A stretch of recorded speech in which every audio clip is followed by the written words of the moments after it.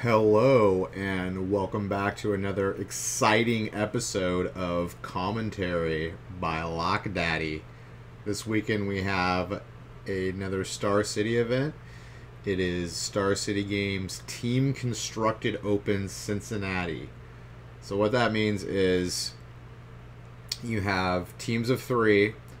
One player is playing Standard, one player is playing Modern, and one player is playing Legacy.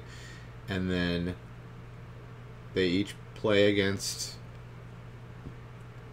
another team of three, and they play best of three games, and then it's best of three matches. So, like, if the Modern player wins a match on one team and the Standard player wins a match on one team, they win. And because of this, sometimes you get games that you don't get to finish because the match is decided before all the games finish. So it can be upsetting sometimes. You're watching a game and you don't get to finish it, but it's kind of the nature of the beast when you're doing team constructed or any kind of team events like this. But let's get into it. I'm ready. Let's go. Looks like we got looks like we're going with Legacy first. It's Dimir Ninjas versus Cephalids. Okay, I'm unfamiliar with both of these decks. Oh, wait. Dimir Ninjas is the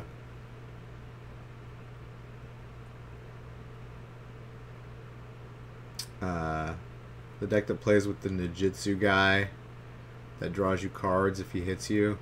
I can't remember. Ninja of the Forgotten Mists. But, like, he can come into play. He has ninjutsu, so he can, like, come into play. He can flash into play during the attack step, like before blocks. I think before blocks you have to flash him in. And then if he deals combat damage, you get to draw a card. So he's pretty sweet. So basically this deck wants to leverage, just getting a bunch of card advantage off of the ninja.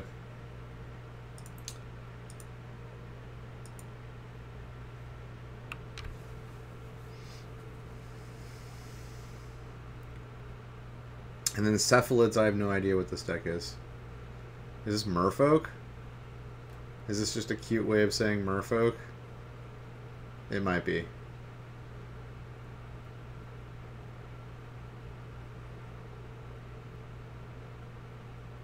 Which, to tell you the truth, I have not seen Merfolk in Legacy in forever.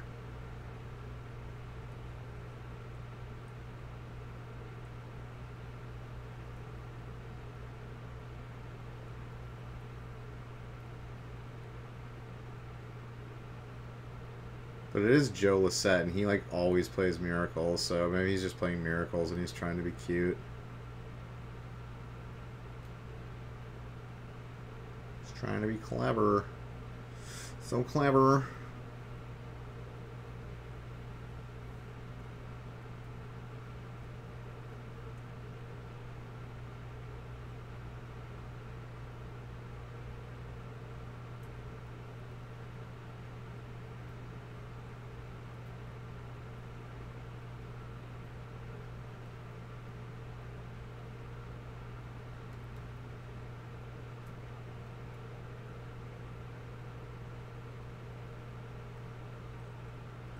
Good old Hymn to Torak.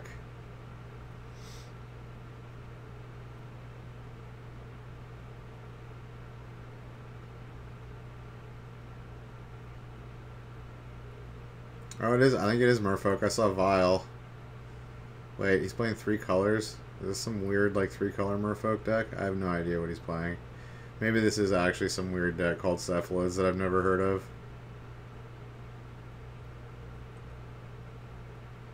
Brainstorming in responses to protect the cards in his hand. So he's going to put the cards he doesn't want to lose back on top. Yeah, he's definitely rocking Ether Vials. Yeah. I only know of Merfolk and Death and Taxes that play Ether Vials. Maybe this is some funky deck I've never heard of. It very well could be.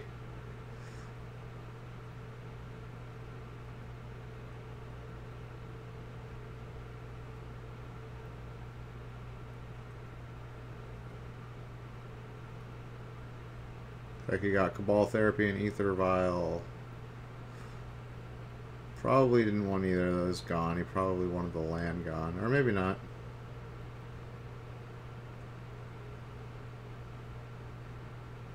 We shall see. We shall see the point of this deck here. I mean, it's playing Cabal Therapy. Maybe it's a control deck. Maybe it's just some like Esper control deck. But it plays Ether Vial, so I'm not really sure what's going on in this deck. Dude, Baleful Strix is so good. I do not want to see Baleful Strix reprinted in Modern Horizons. No. No, no, no, no, no. That card would severely affect Modern, I think.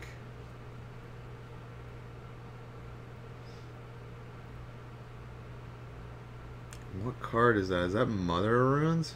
No.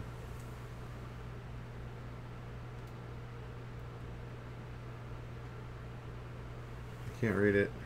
I cannot read what card that is. Their cameras do not look great today. Maybe the camera on the Legacy match is just lower quality. Okay, that's another card. I have no idea what that's. It must be a cephalid. They got a little written on Legacy tag.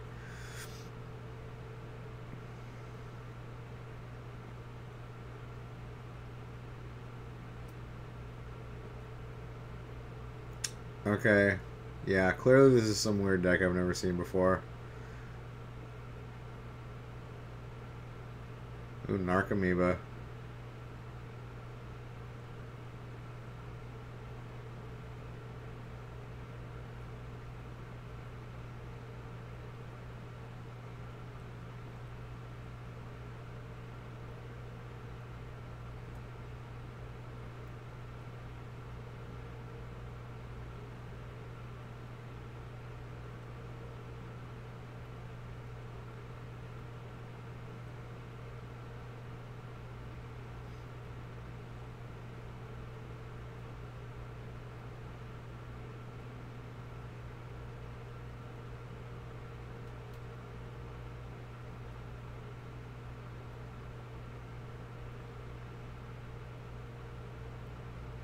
Is this like every time you cast a spell, like you keep...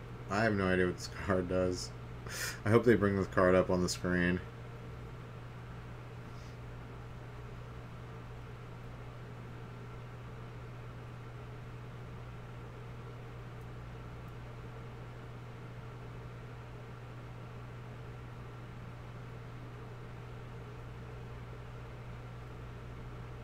Okay, he's doing all kinds of stuff. So obviously this is a combo deck.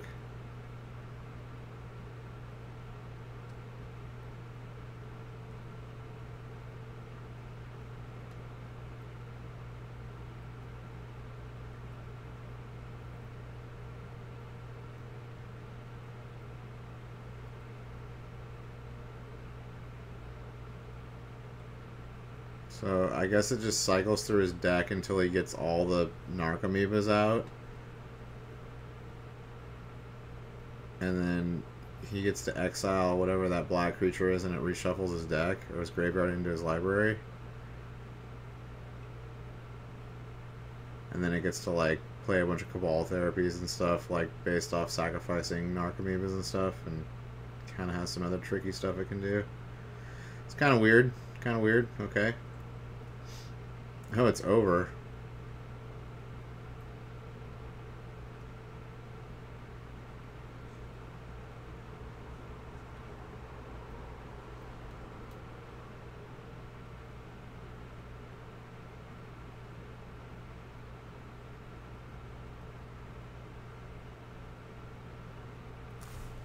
Okay, I'm gonna look up the Cephalids deck real quick.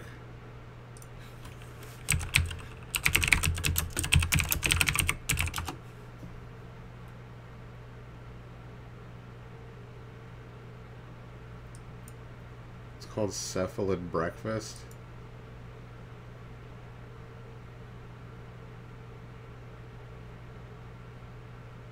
Okay, let's look at the Javier Dominguez. Okay.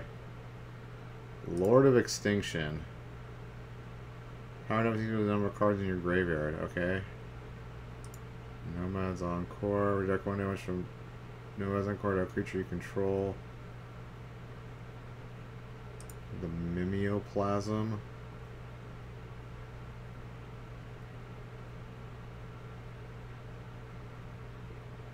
Okay, Cephalid Illusionist. Okay, this is the guy that... Whenever Cephalid Illusionist becomes the target of a spell or ability, put the top 3 cards of your library into the graveyard. This turn prevent all combat damage that would be dealt to and dealt by target creature you control. Okay, so he just redirects.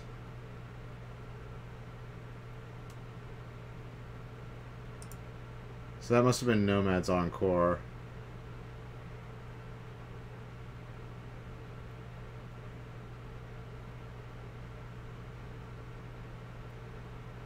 So, can this, like, just redirect forever? I don't get it. He must be able to target him with that ability, like, regardless of it, a damage being dealt.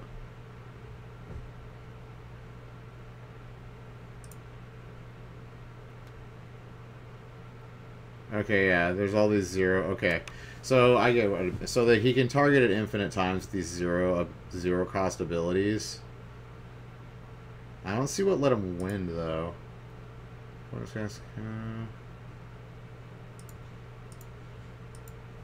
Oh, Dread Return.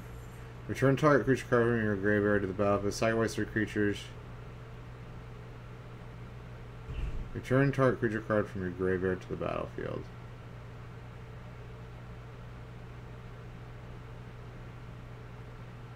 Oh, so basically he just loops and Dread returns.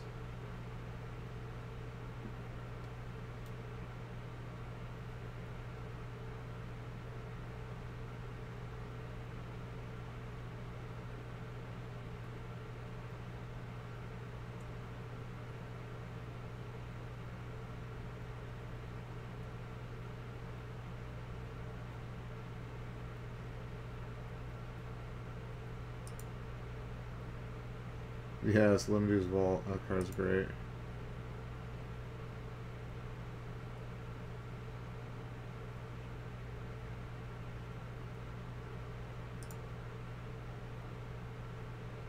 Oh, it must be Murderous Redcap does it?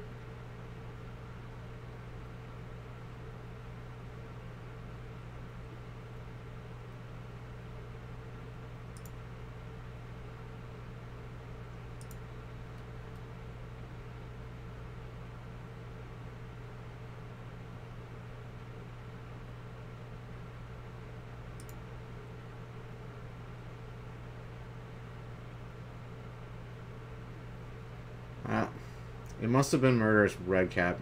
Must be the infinite combo. Okay. Alright, sideboard. Let's go back to the sideboard real quick.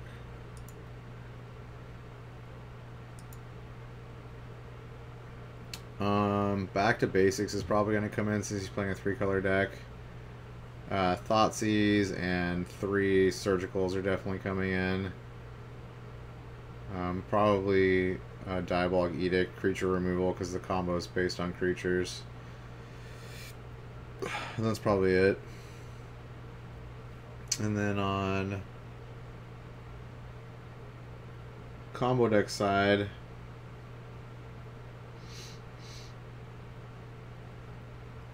Jite is probably coming in. Maybe another Stoneforge.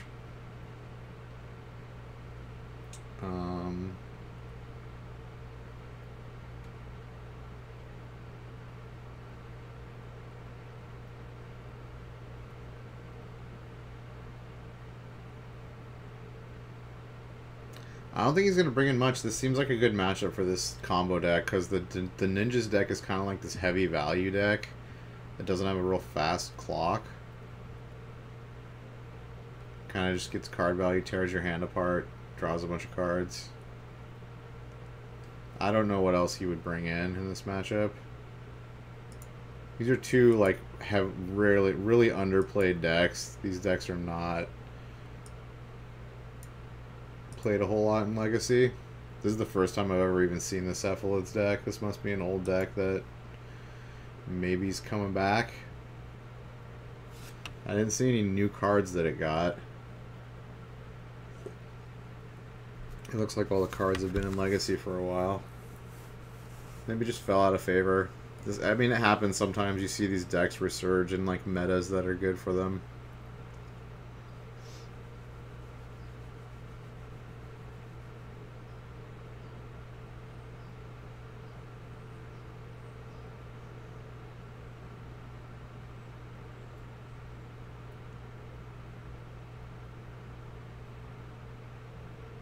Turn one either while, always good.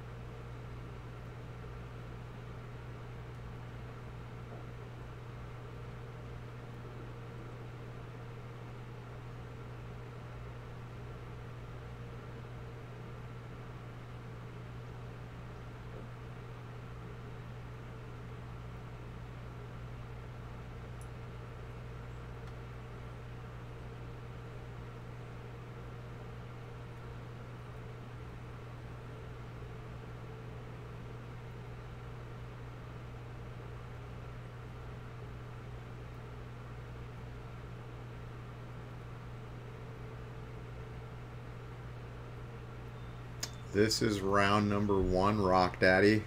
What's going on?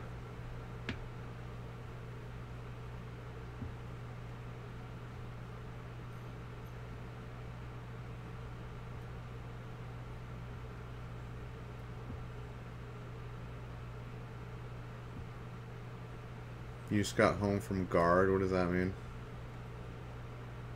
Oh, Guardian. 2/2 with that shadow. I've been practicing with it a little bit. I think I'm getting better at playing it. Takes a little getting used to.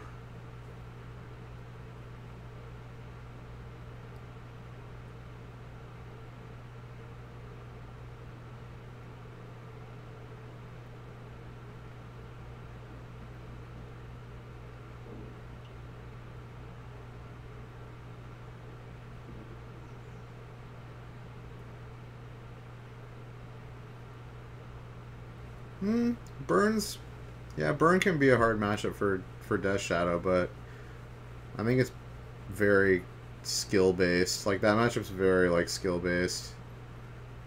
Like I think either player can win that matchup.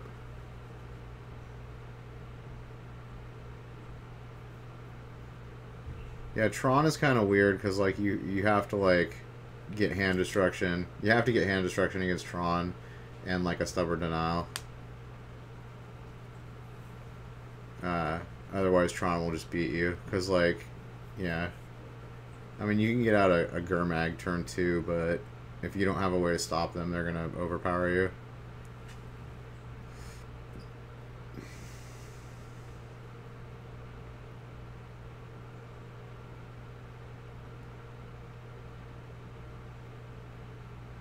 Have you seen this deck before, Rock Daddy, for Legacy? The Cephalids deck? I've never seen this deck before. I was just looking at the list of the deck, and it's like it's a combo deck.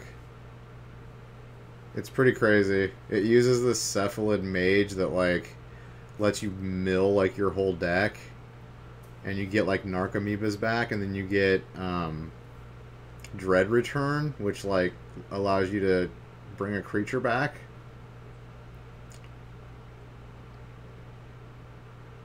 If you sacrifice 3 creatures, it's got a flashback. And then it brings back the creature that if you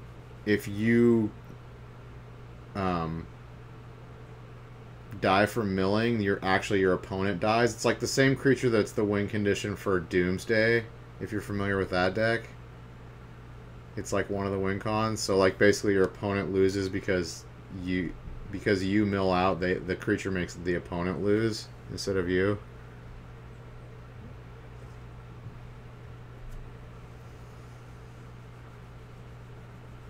But then it's got like other win conditions, like it's got Murderous Redcap, because like you can like there's like other versions of the deck that can win with like Murderous Redcap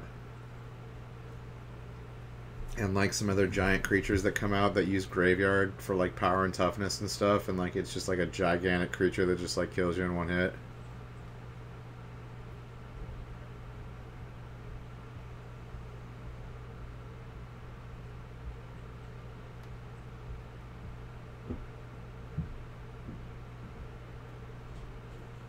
It's pretty interesting.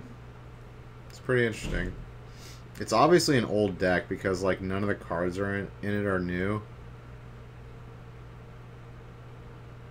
But I've just never seen it before.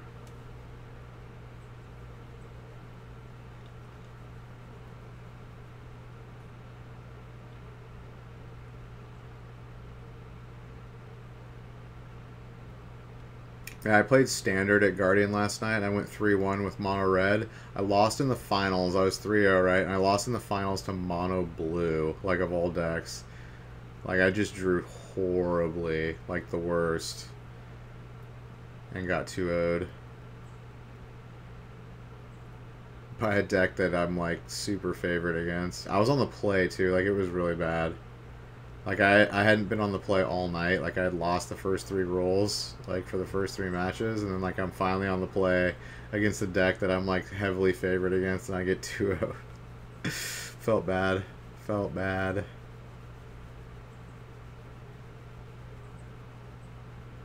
Yeah, my deck basically beat me, not the opponent.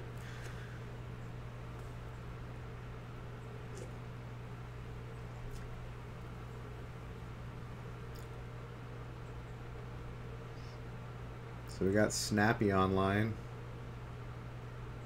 Oh, he just played a card. I don't even know what that card is either.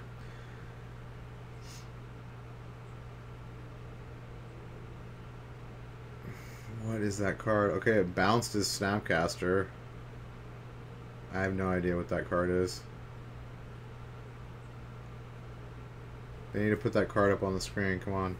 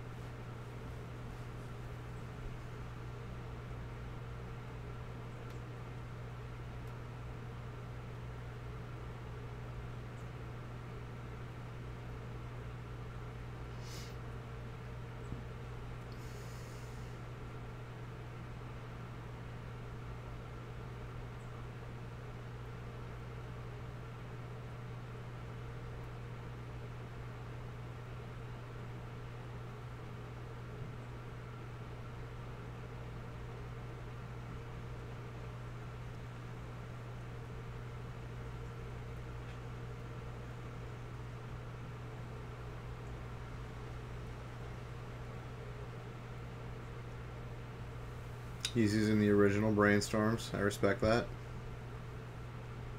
You rarely see people use the original Brainstorms.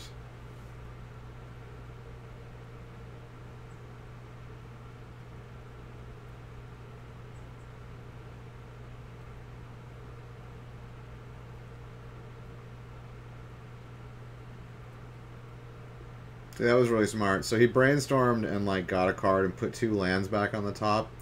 Then he put out Stoneforge Mystic so he could shuffle his deck after getting an equipment. Like, this is one of the powerful things about Legacy is Brainstorm is just a exceptionally good cantrip that lets you either use fetch lands or like Stoneforge or like other reshuffle effects to like get rid of the 2 cards that you put back on the top that you have no interest in.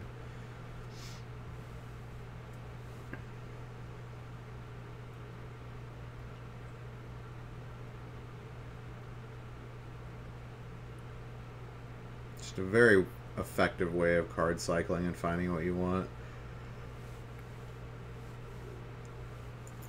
And again, Brainstorm has no place in Modern. They best not be reprinting that card.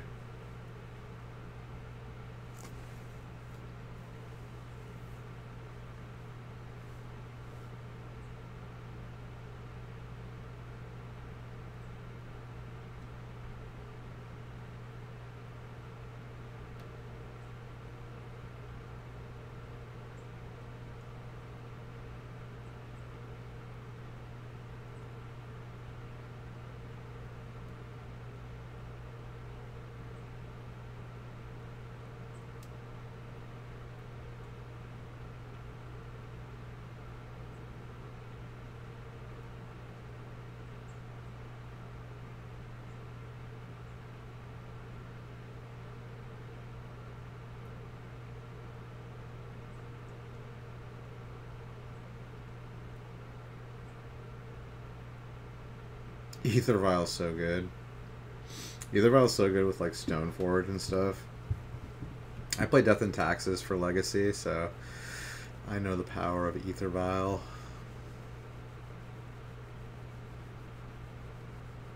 And these like 2-for-1 cards.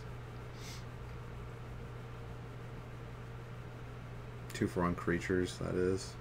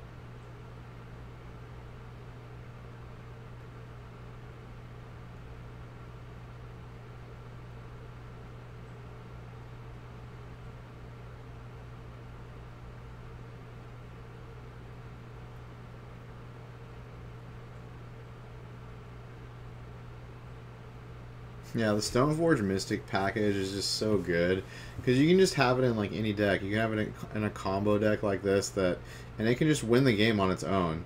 Like Stoneforge can, with the 3 equipment that you put in the deck with Stoneforge, 2 or 3 equipment, can just win the game, like by itself. Like, look, he's gonna put out a Batterskull, which is a 4/4 lifelink vigilance creature that, you know, can bounce back to your hand and just keep coming back. There's Umezawa's Jite, which can easily take over a game. And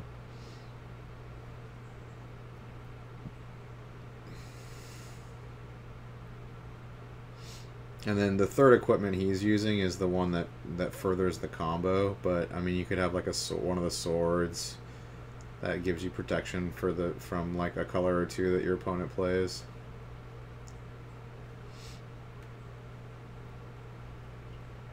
Just super powerful. Like, Stoneforge is a super powerful card. That's another card I don't want to see in Modern.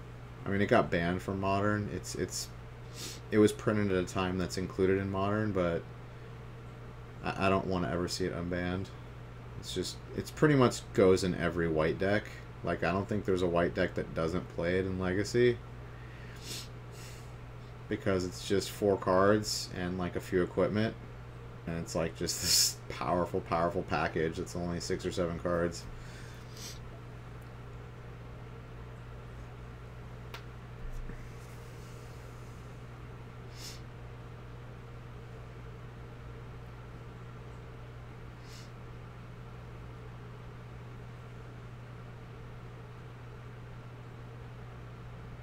Looks like on the standard side, Tom Ross 2-0'd with mono white aggro against the Simic Nexus deck.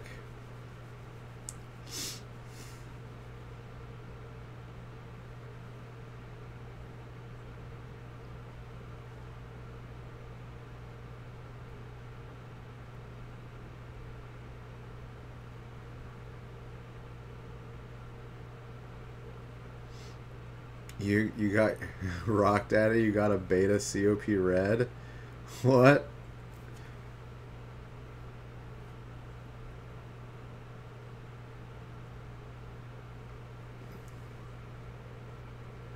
Oh, is that... Oh yeah, COPs are in Modern, aren't they? It's for blue-white control in Modern. Yeah, that's cool. Dude, beta all the way, man. I love beta. I would have beta everything if I could. Like beta lands, I'd have beta lands, I'd have beta, you know. Ooh, I picked up one of those new full art lightning bolts, the GP promos, or the Magic Fest promos. I got one of the non-foiled ones. Yeah, I traded for it. They're worth like $20 or something. The non-foil ones, and the foil ones are worth like 50. Yeah, I want the non-foils are awesome. They're total gas. I love them. You get them from the side events. You get the non-foil ones from the side events, and you get the foil ones for the main event.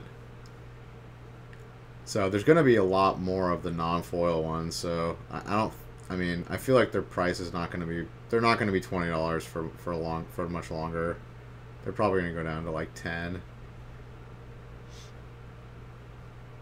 And probably stay at 10 forever. Yes, GP Seattle. Are you going with anyone? I was thinking about going to GP Seattle.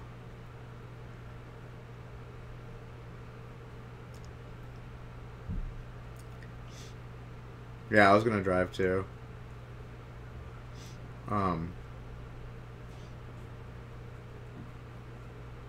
But do you know if it's just the Modern Horizon main event, or are they having 2 events? Like last year? Are they doing like a Constructed and a Modern Horizons?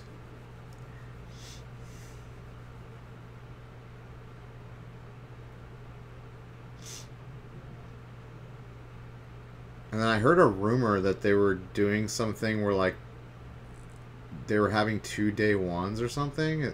Like, they were doing a day one on Friday and a day one on Saturday. And it makes it so you could sign up for the same tournament twice. So I guess if they're doing that, they're not going to have 2 different GPs. But that's totally weird. They've never done that before.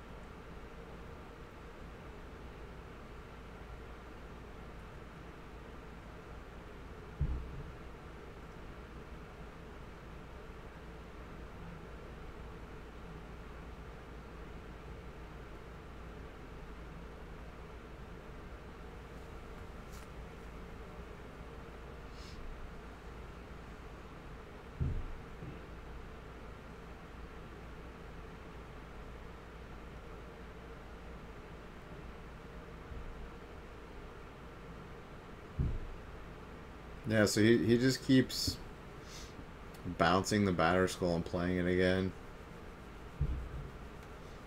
Which he can do all in one turn because he has 5 mana and the Stoneforge out. And he's netting 4 life every turn, so...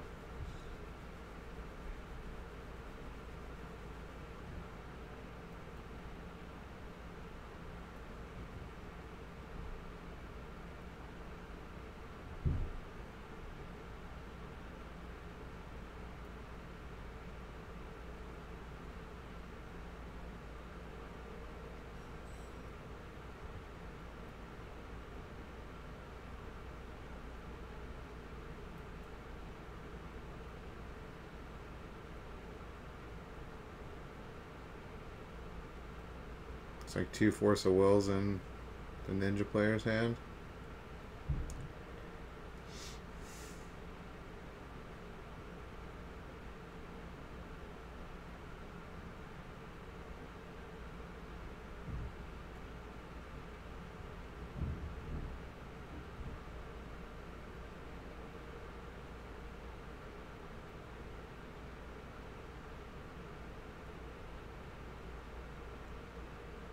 I have no idea what that card is either.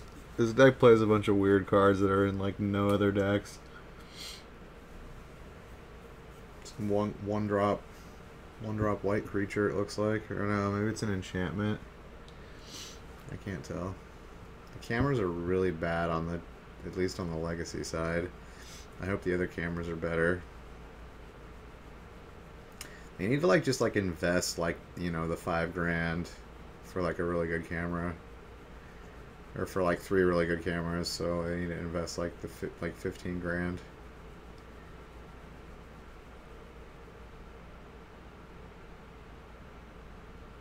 Because really, with a $5,000 camera is like very, very good. Like you can shoot movies on a $5,000, like a $5,000 camera now, digital camera.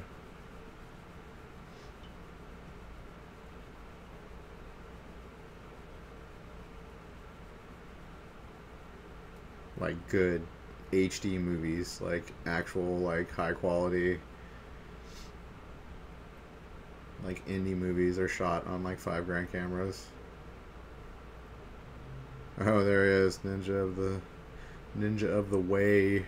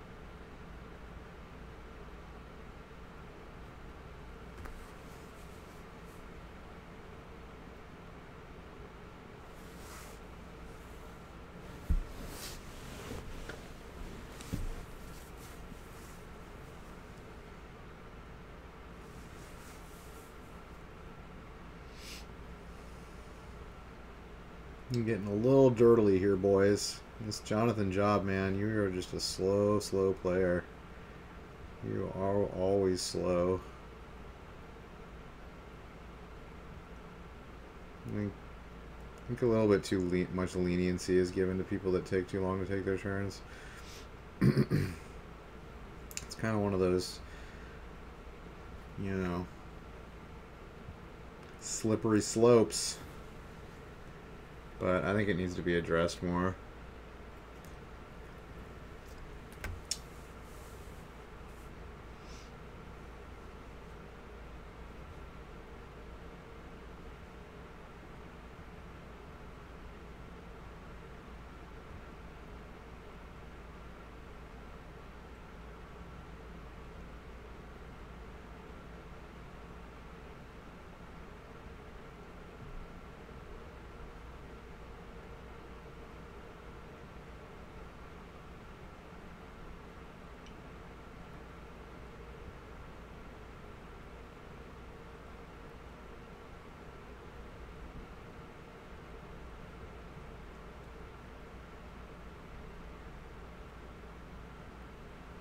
Okay, I guess it's like an enchantment that you can sack for like protection from a color or something. It's like a Mother of Rune's Light. Maybe regeneration.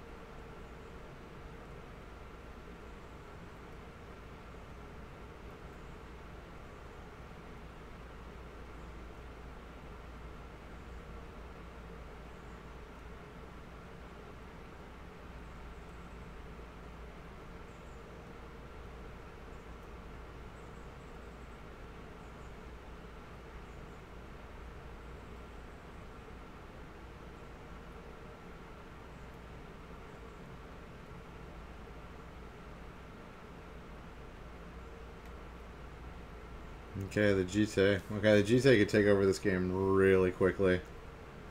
Look at all those 1 toughness guys on his side. Pink, pink, pink, pink. Like a machine gun. Take them all down.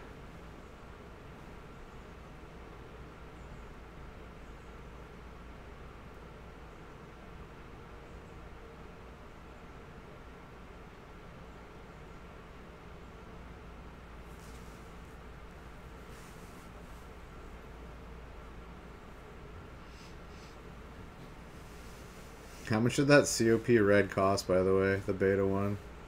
Like 10 bucks, 12 bucks, something like that?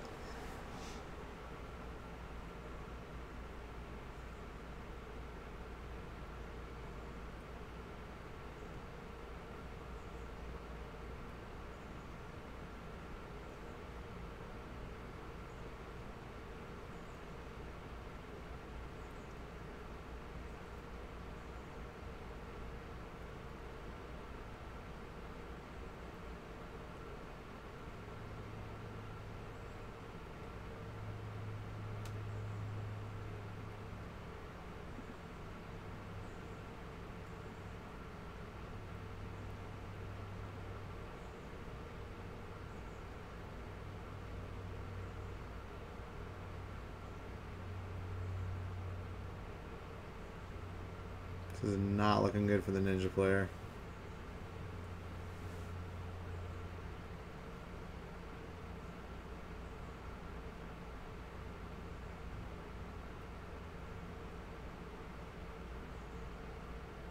Dude, just pick a card. It's probably not going to matter very much. I think you're dead.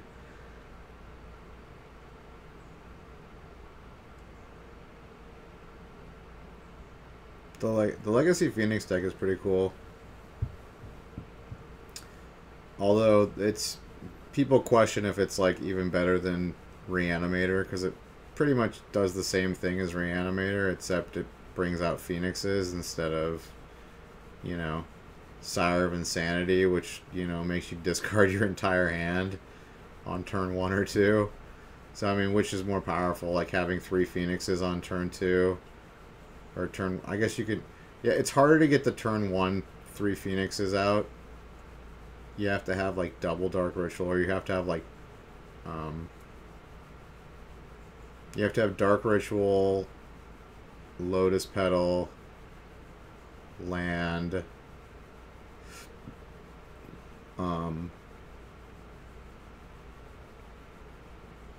well, I guess you could just do it with land, no, you gotta have land, Dark Ritual, Lotus Petal, Buried Alive, and like a cantrip to do it turn 1. So you have to have a pretty specific hand, but, I mean, it can be done. But, I mean, is that better? Is getting 3 Phoenixes out turn 1 better than getting out Sire of Insanity turn 1? Because Sire of Insanity makes it so your opponent has 0 cards in their hand, so... like, which one is better?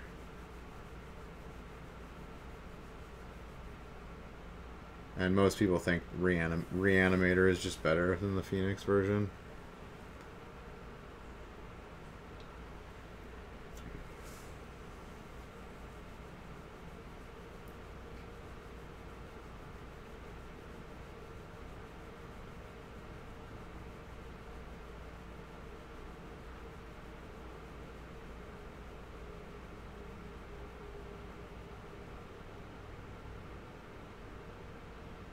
Because pretty much you need Force of Will to stop either of the decks. Like, I suppose, like, if you're on the play and you have a Daze, you can stop it too, but... knowing that both decks get stopped in the same manner, like, which outcome is better? You know, Sire of Insanity turn 1 or 3 Phoenixes, and I think Sire is better.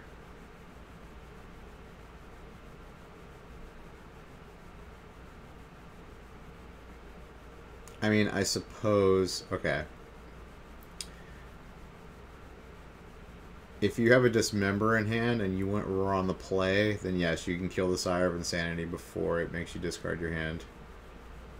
So I suppose in those situations, it's better to have the 3 Phoenixes because they have more, like, resilience to removal.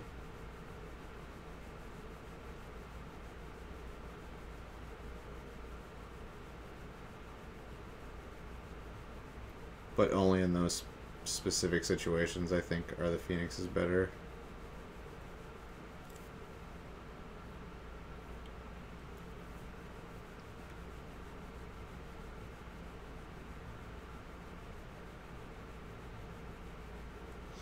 Then again, I think the Phoenix decks are not, like, completely all in on the reanimating like the Reanimator deck is.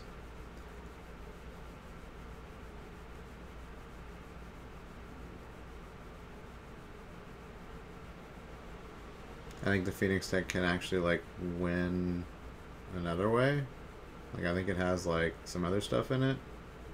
So, it's... I guess you're trading off for slightly more resilient, like, mid-game.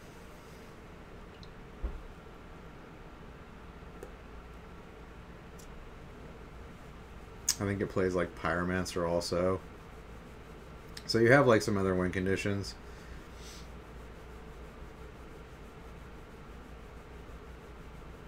But, like, raw power, I think Reanimator is just better.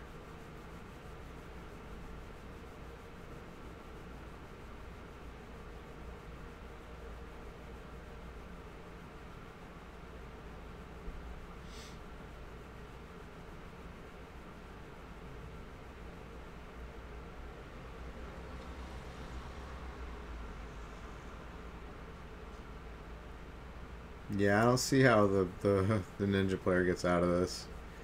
That GT's got 3 counters on it. Yeah, he's just swinging with everything. This is just a desperation move right here.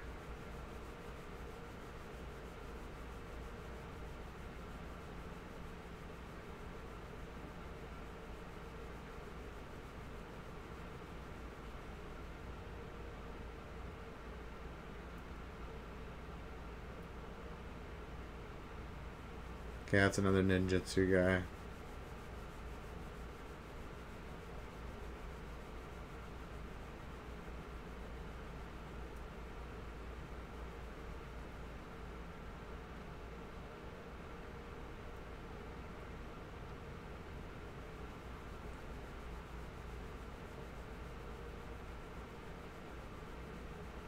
Yeah, it's extremely hard to beat GT with a creature deck after it's online.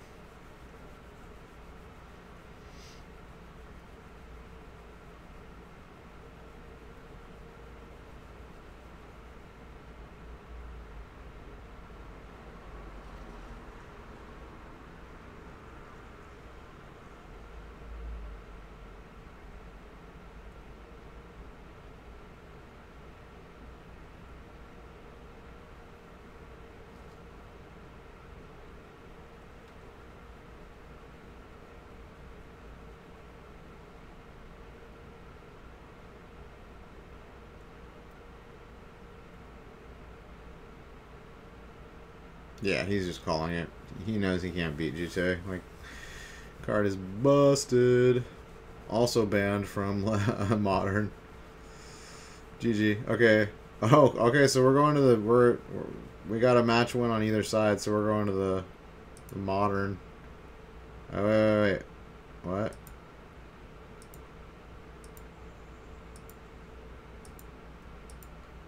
What's going on? Okay, I guess I guess the Phoenix player must have won. Or the Humans player? I don't know. I don't know what happened there.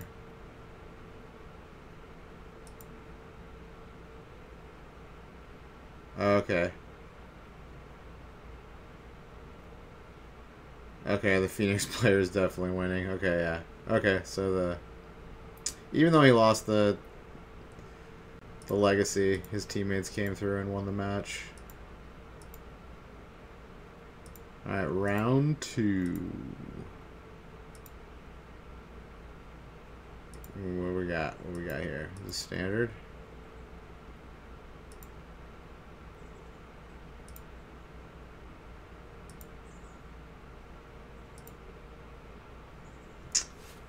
Mono white versus Esper Control.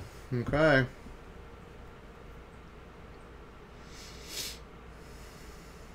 Ooh, Thought Erasure.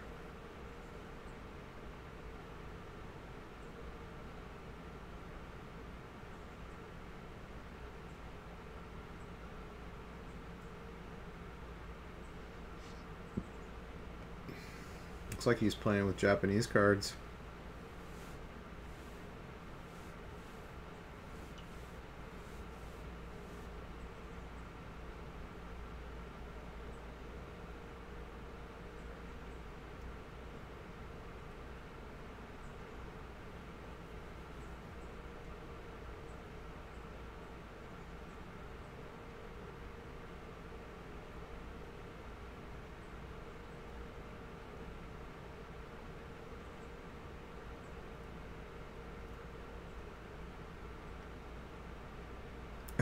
Ripping that hand apart.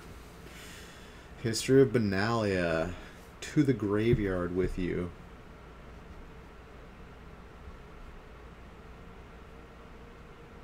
There's so many strong cards in Standard right now.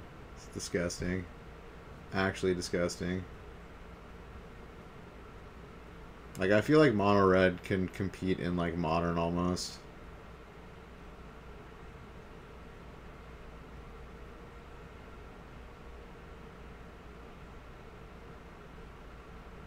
Because it doesn't have to play fetch lands, it's just a mono color, so like, I mean, yeah, you don't get Lightning Bolt and you don't get, you know, Goblin Guide and Swift Spear, but like, you got these like cards that are like very equivalent and like they're very synergetic, so like if you get the right cards, it's pretty much like you're playing Modern Burn.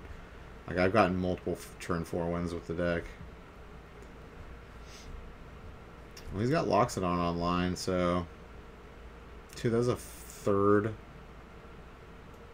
Thought Erasure? Jeez. Oh, Kai's Wrath. Okay, it's over now, probably.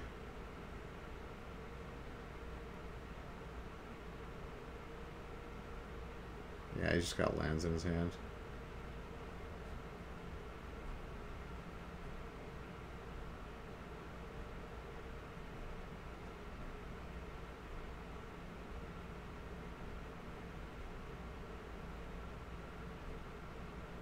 Yeah, once Teferi comes out, this game's over. If he draws a 5th land here.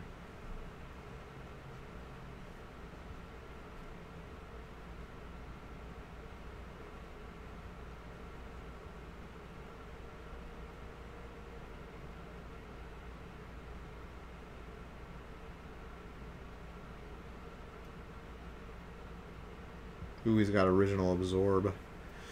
Absorb. Yeah, I don't think Absorb's going to be seeing much Modern play. At least I haven't seen anyone play with it yet. Hey, Ro, what's up, buddy? How you doing?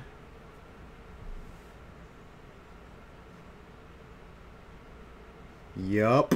Doing a little Magic commentary. I do this on the weekends, typically, for the first half of the stream, and then the second half of the stream is like, you know, one of the games I stream. Either Let It Die or... I do Arena sometimes. Dead by Daylight. Apex Legends. Devil May Cry 5. I have that. I haven't beaten that yet. Oh, he's still not drawing his 5th land. Wow, is he gonna win? Is Mono White gonna win this? He's got him to 2.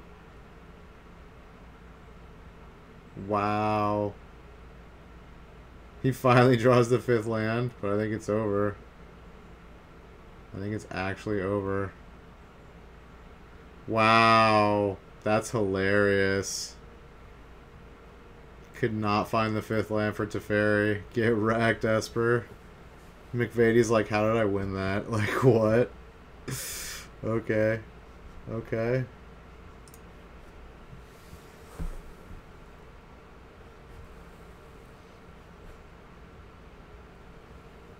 Let's go to sideboard.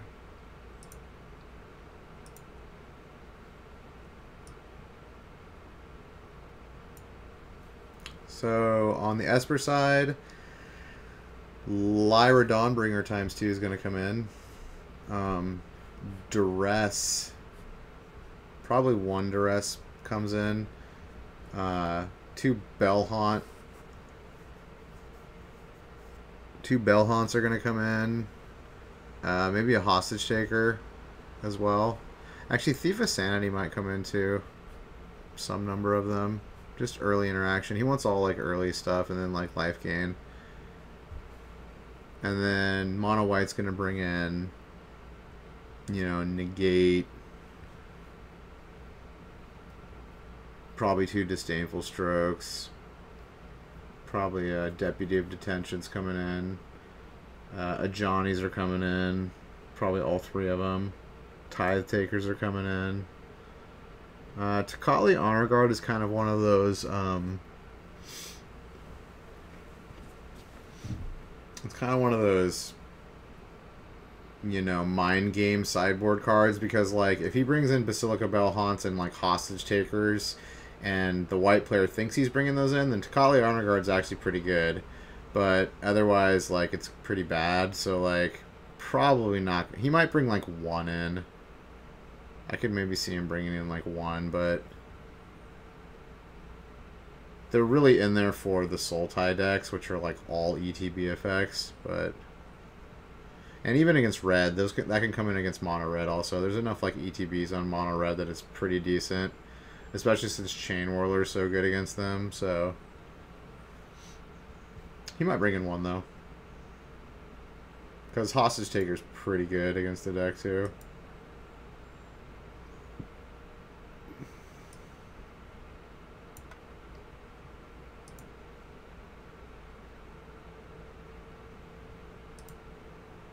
Alright, game 2.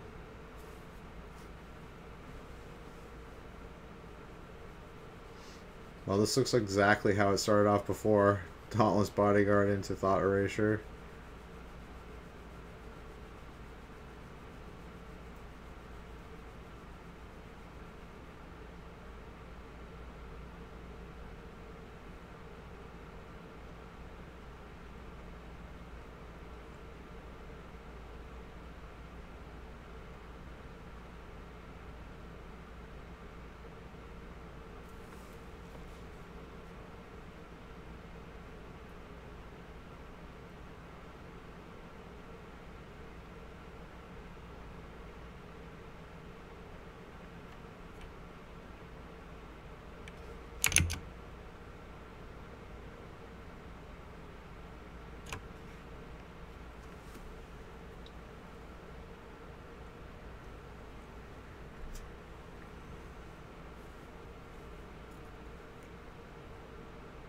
So I took the Vanguard. Vanguard's very good against removal decks.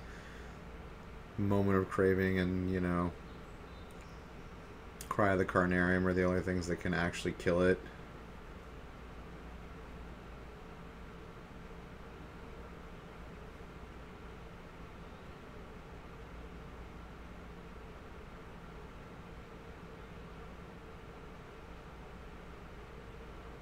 Yep, Tithe Taker.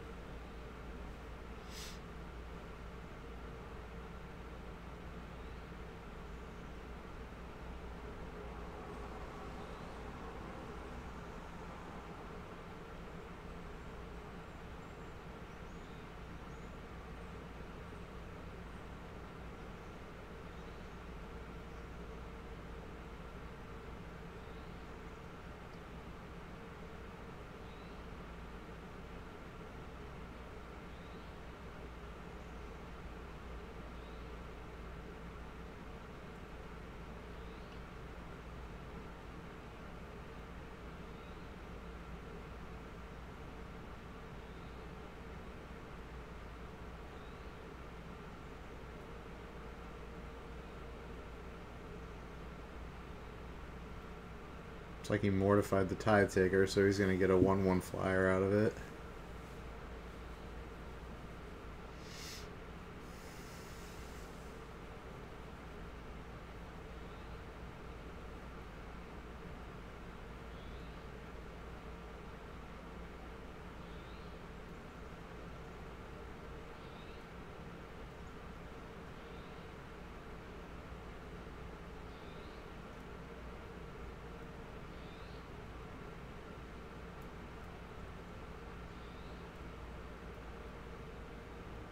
Alright, he really needs a board wipe here. Board wipe and we're still got a game on our hands, but if he doesn't have a board wipe here, it's gonna be very, very hard to come back.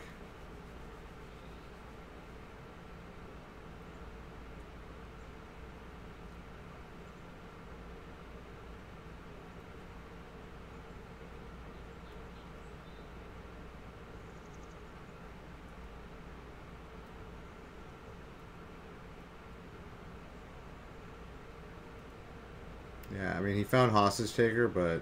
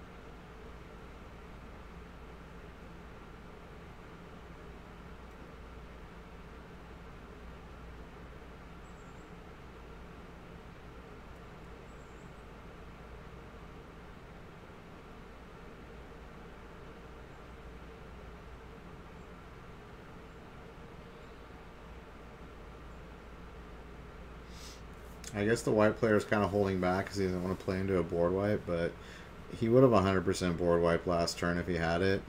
I don't know. Okay, he's going to play into it. I guess because Vanguard doesn't die to a board wipe. Taco Bell Slayer, what's up, buddy? How you doing?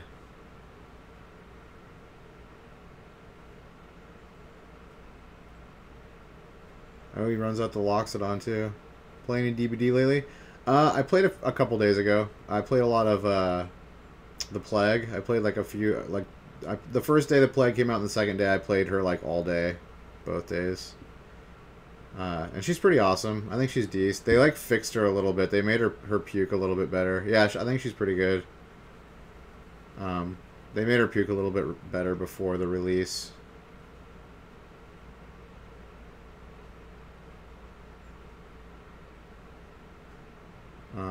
She's definitely better with the add-ons that make her, you know,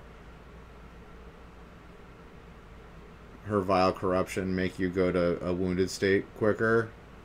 Like without those add-ons, it's a lot harder to like 4-kill with her, but I think she's decent, you know. She's good like mid-tier, I'd say. Yeah, she's pretty cool. I picked up her chapter, and then I picked up the Leatherface chapter too, so I'm going to be playing some Leatherface soon, so I can get barbecue and chili. Alright, so he's going to Hostage Taker here. I mean, he's going to take Loxodon, okay. That's the biggest creature over there, but yeah, this is just over. He's got way too many creatures on the board. Yeah, he needed a board wipe. Like, you can't expect to beat these mono white decks without a board wipe. Like, as a control deck, you just can't. Can't be done. So that was quick. Let's see what other matches are going on. We're going to the, oh, looks like the Legacy. Yeah, the Legacy camera is terrible. This is obviously their worst camera, and they have it on the Legacy. You can't make out the cards hardly at all. It's kind of shoddy. So we got the Is It Delver deck versus Eldrazi Post. I really like this Is It Delver deck. This is the one that just won the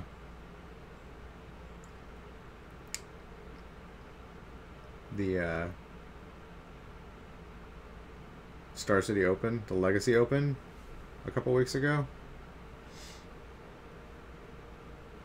Playing like a Vapor Snag or two main deck, Terramanders, light up. This one might not have light up the stage, but the guy who won was playing light up the stage, like 3 of them, I think. It was pretty sexy. I liked his list a lot. I'd love to play that list.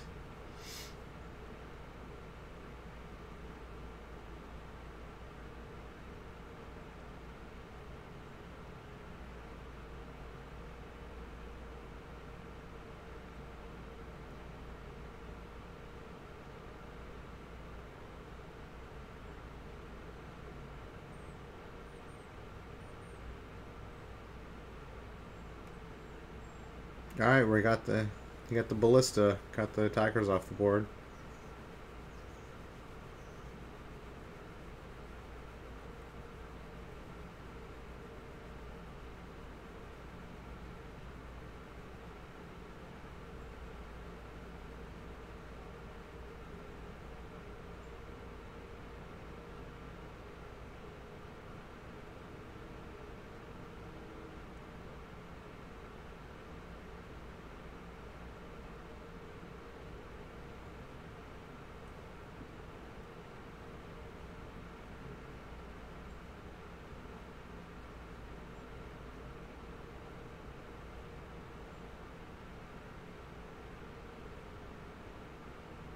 Ooh, Delver.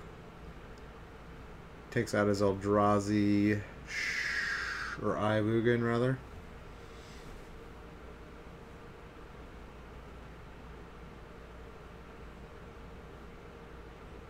Mr. Thoughtnot.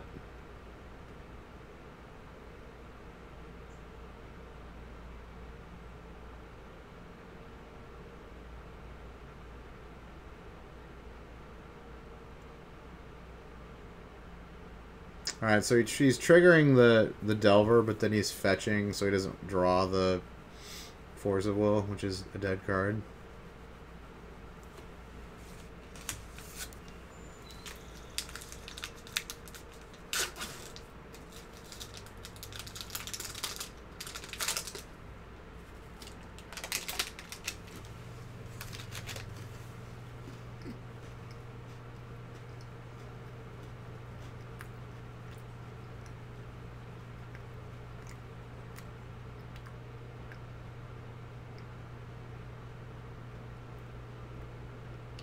Alright. One more attack and he's dead.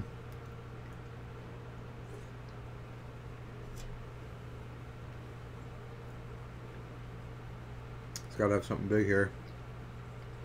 Yeah, Endbringer's not going to do it.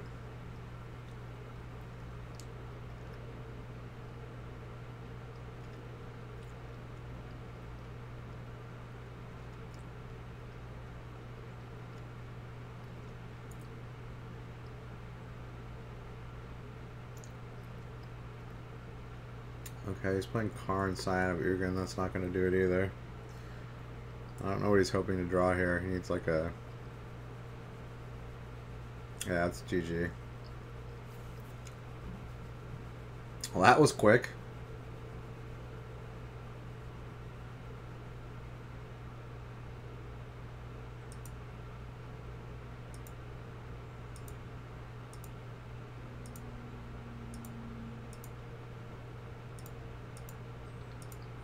Round 3 coming up. Yes, Jerry Thompson's commentating. And Brian, I don't know who Brian Gottlieb is. Probably another Magic player, I'm guessing. Okay. Dude, this is standard again. Merfolk versus Team of Reclamation. Okay, Merfolk deck. Alright, let's go. I'm down for a little Merfolk. A little standard Merfolk. Yeah, Silvergill. Draw that card.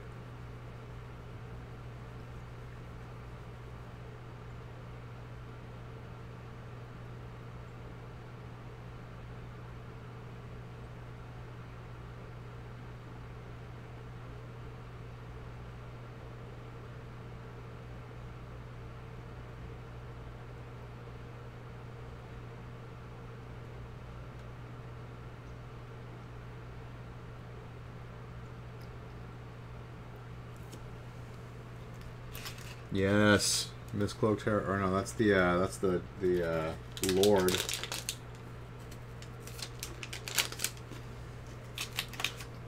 Merfolk Mistbinder. I played this deck a lot on Arena. It's not terrible.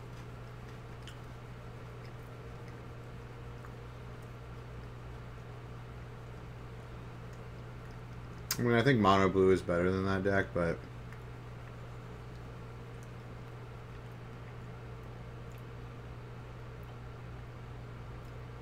it kind of has to build up a creature base to be good.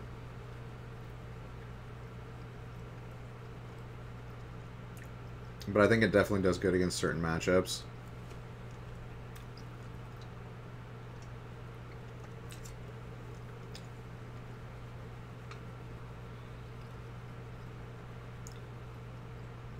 Was that the rare guy that gets counters? Okay. Oh, wait, no. Oh, he's playing the one that puts counters. Okay. So he's playing a bunch of the low drop ones. Okay. So this is way more low to the ground Merfolk. Like, I played Branch Walkers and Jade Lights in mine, so the curve was a little bit higher.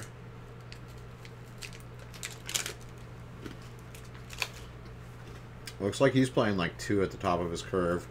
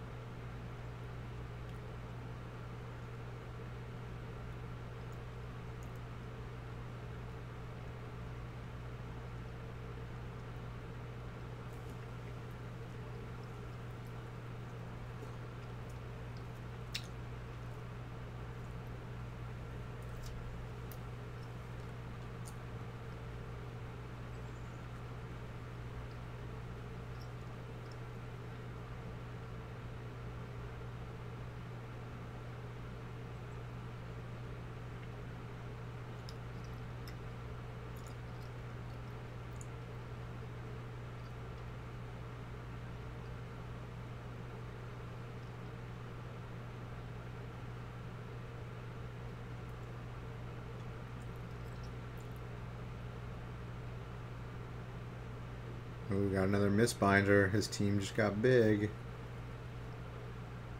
Oh, counter magic.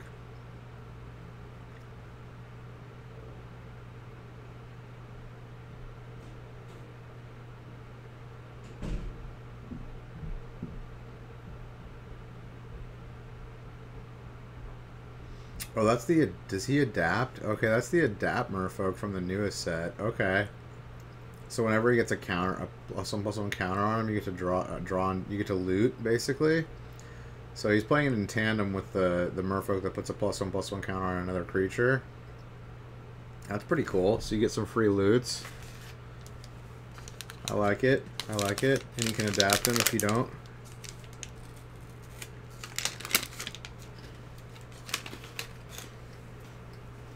Let you kind of filter through your cards and just like get rid of lands.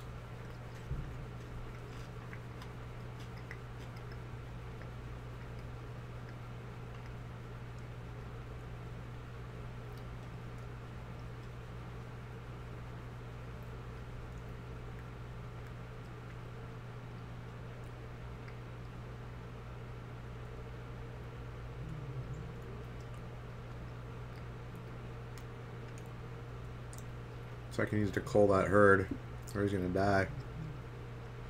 So he explosioned that Merfolk.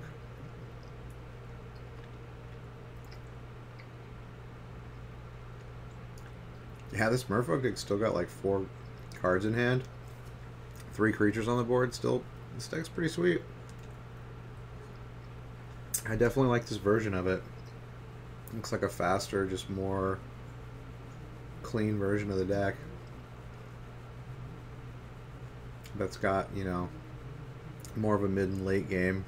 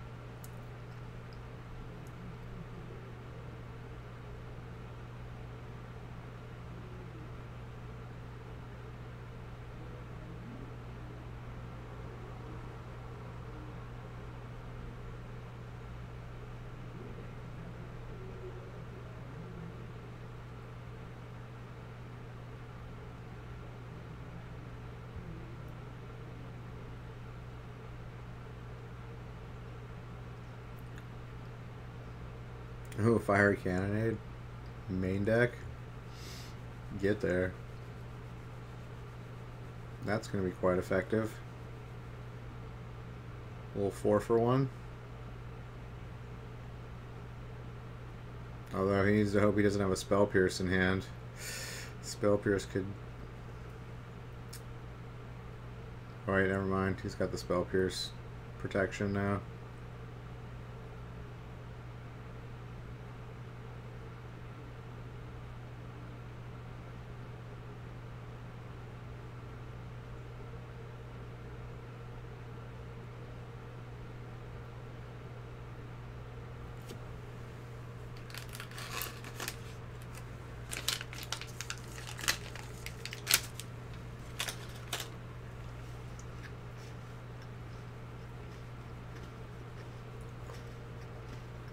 Alright, we found the board wipe last second. He's still in it with 4 life.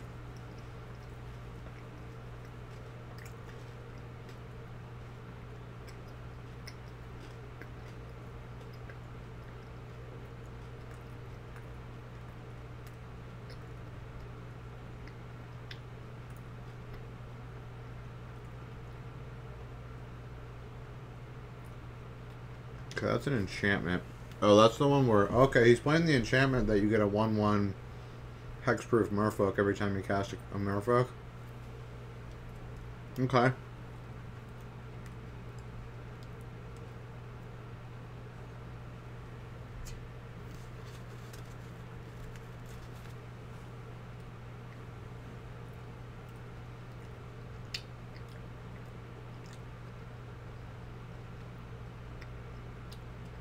I mean, this card was pretty good and limited.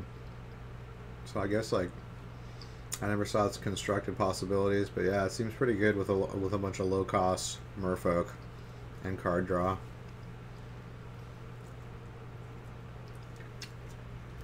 I wonder if he's playing Chart a Course. I would guess he's playing Chart a Course also.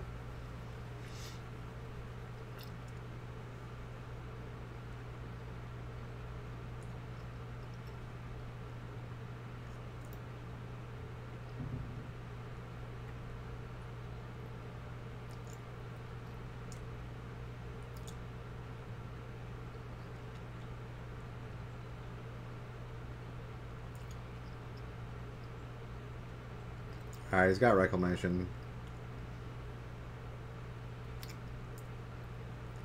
He might have stabilized and got this game. Stolen this game.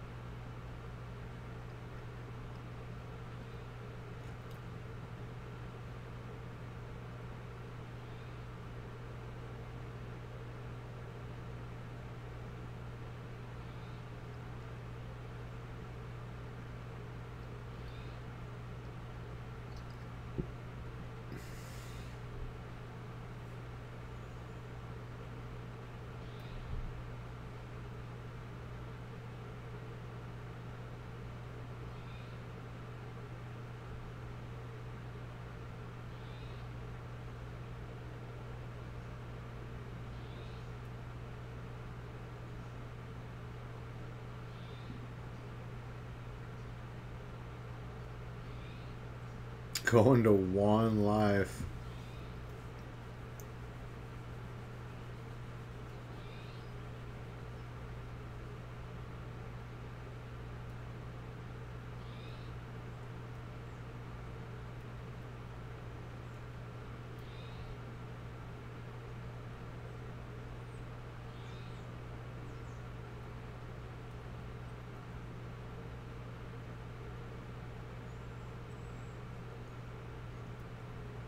Alright, so Ross needs to, like, win right now. Or have another board wipe.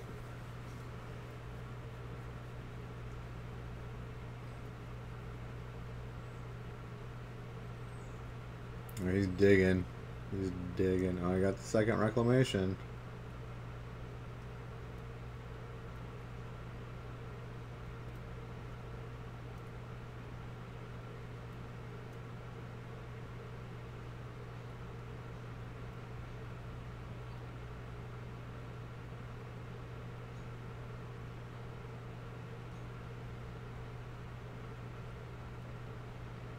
Shivan Fire, that's not going to do it. Sinister Sabotage, that's not going to do it. These guys are little hexproof guys too. Hexproof is pretty good.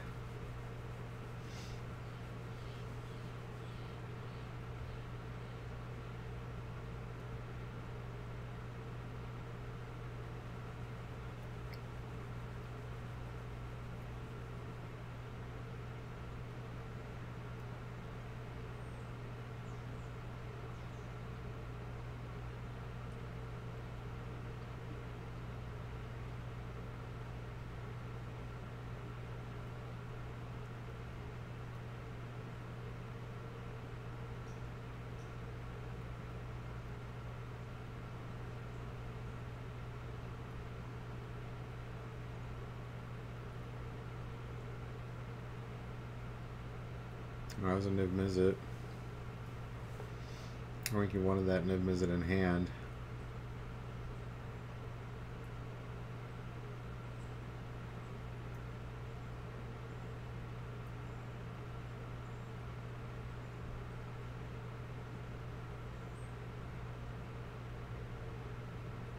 Do you draw another fire cannonade?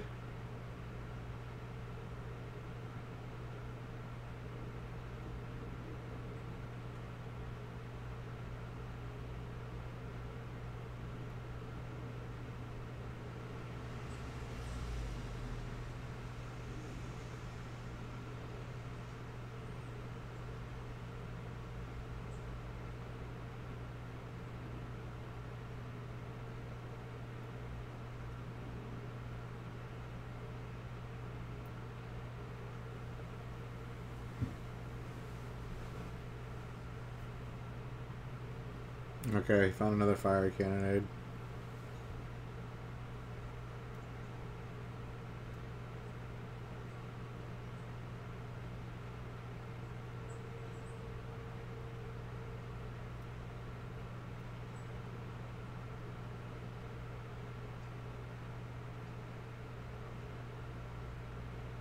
That's unfortunate.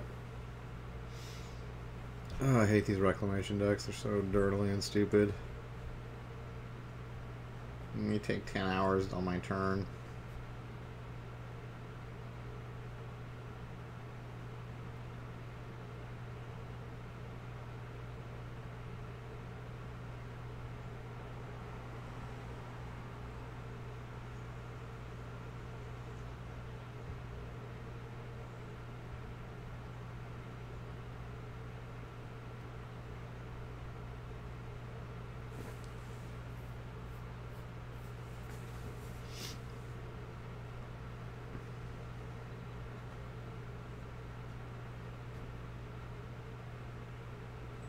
Yeah, I didn't either.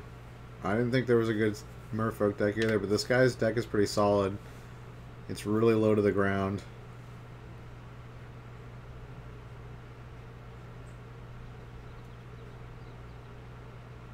And he's playing the enchantment that makes the 1/1 hexproof Merfolk. I think that's really good.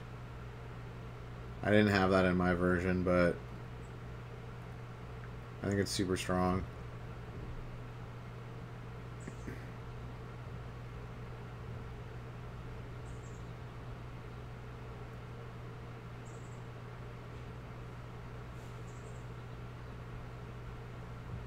I found Explosion, of course.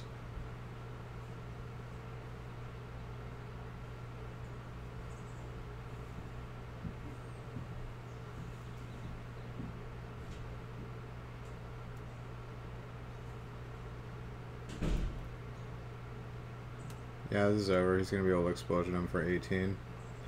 That 9 plus 13 plus 13 plus 13. Yeah, he can do a shitload of damage.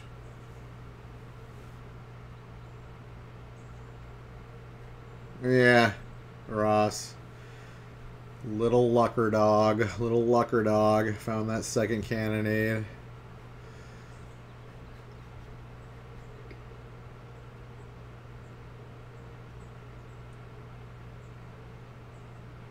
I wonder how many it plays main deck.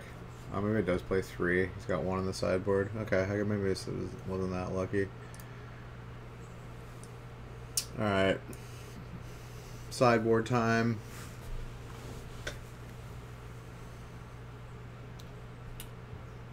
We got probably Gift of Paradise coming in, Entrancing Melodies coming in on Reclamation side, Star of Extinction's coming in, probably ×2.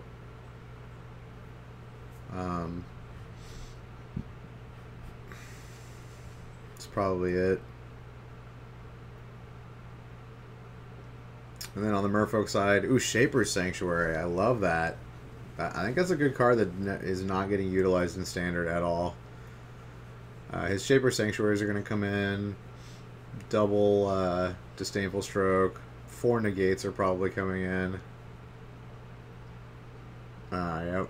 And that's it. I like the double Sleep sideboard too. That card's good.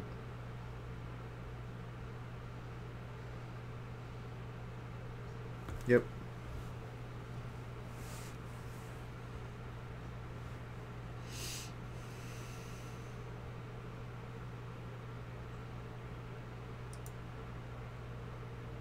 Alright, game 2.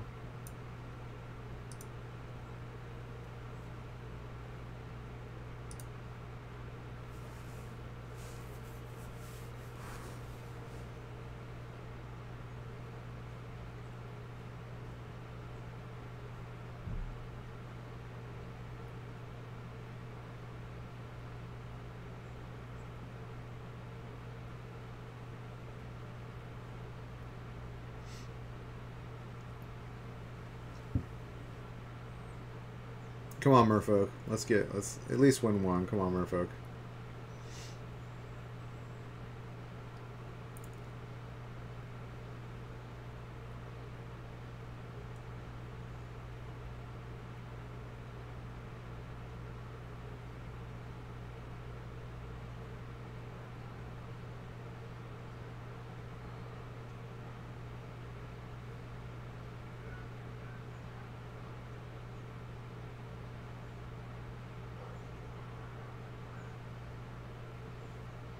Alright, game 2.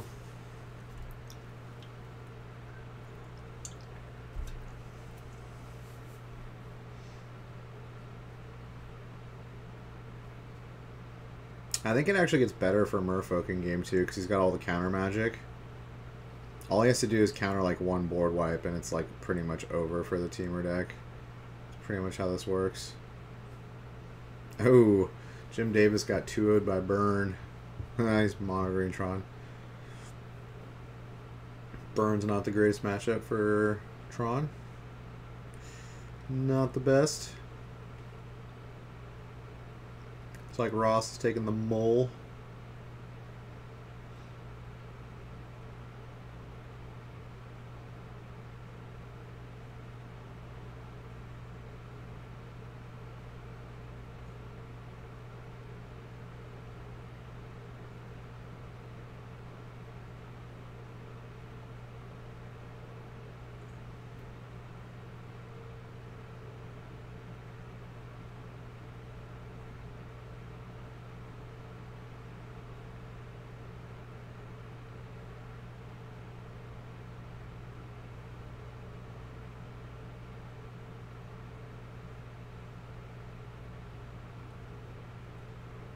Alright, here we go. Here we go. Cronenberger.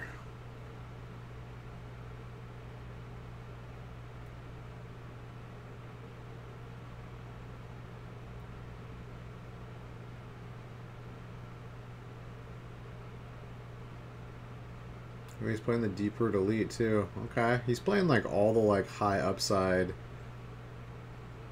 Merfolks.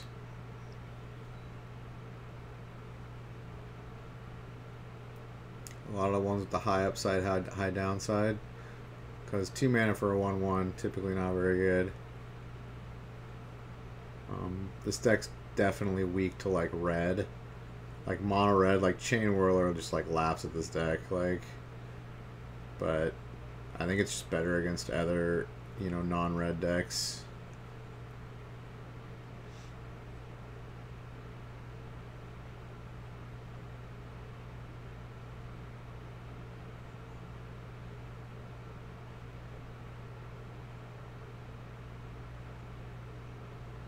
Get in there for one.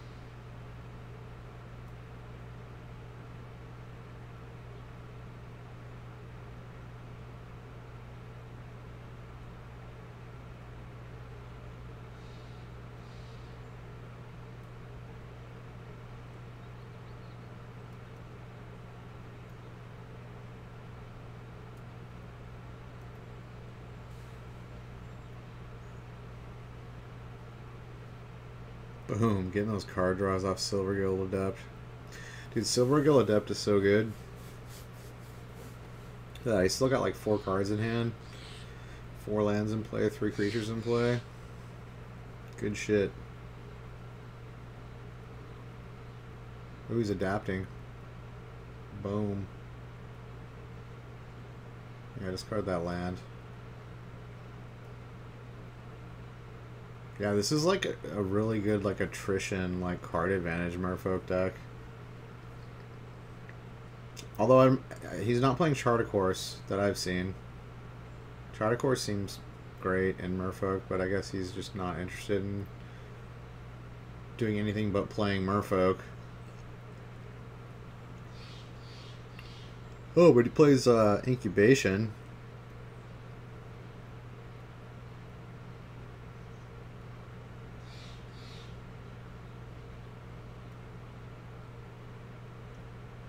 And he plays Kamina. Yeah, so I guess this is all about just like drawing cards and stuff. I mean, Kamina can also obviously put counters on all his little baby Merfolk and make them bigger Merfolk. I like it. I like this Merfolk deck a lot.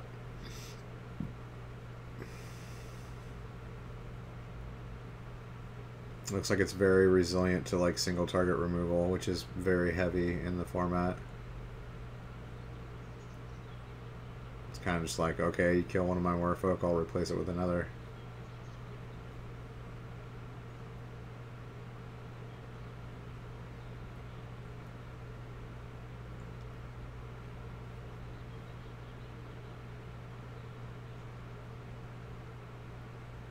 Oh, Niv Mizzet. Gross. Alright, if he has no way to deal with this Niv Mizzet, it's going to be bad times. It's going to be bad times. Yeah, he can only do 6 damage to him. So if he has a Lord right here, he wins. If he just slams Lord and alphas, he wins. But I don't think he has a Lord in his hand, unfortunately. But fortunately, like, his hand is all like creatures, so like I don't know, he could still win this. He's at 20 life. I mean, I think Ross only has like a card or 2 in his hand, so he could still win this.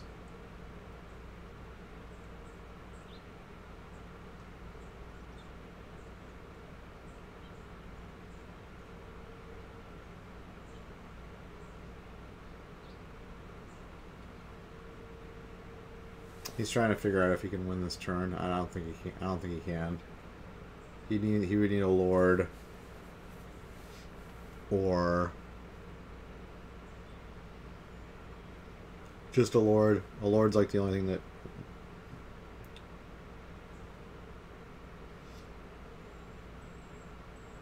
He's drawing a card. What? Why wouldn't you just attack?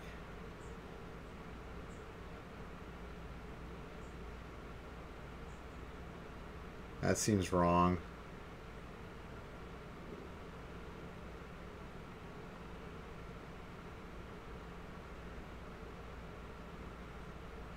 Oh, he's gonna swing unblockable. Okay. Guess it's not a terrible idea.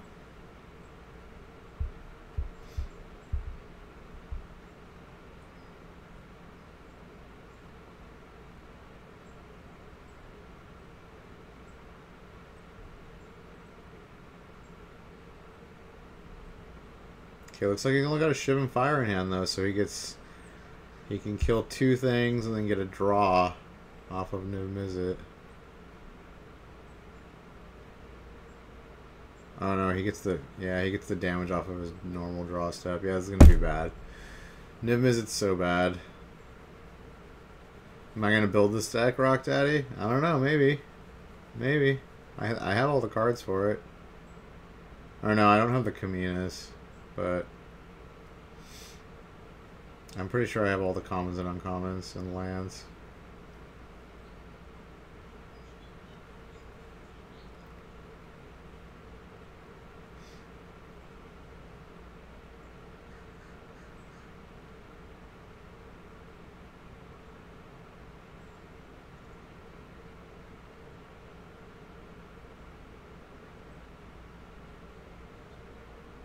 Oh, and he draws another Shivan Fire. Gross. Fucking gross. Yeah, his board's gone.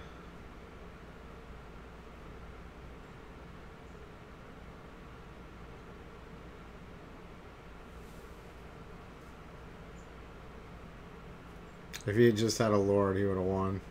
Well, he's probably dead now.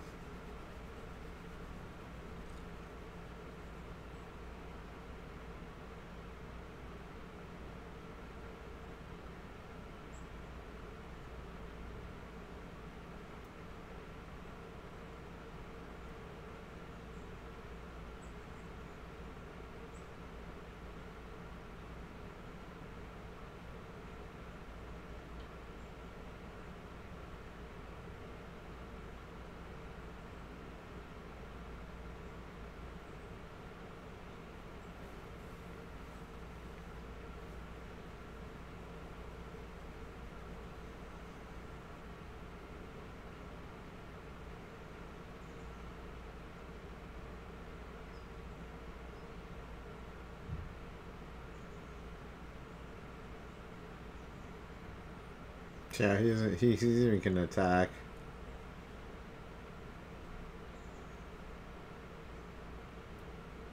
Or not.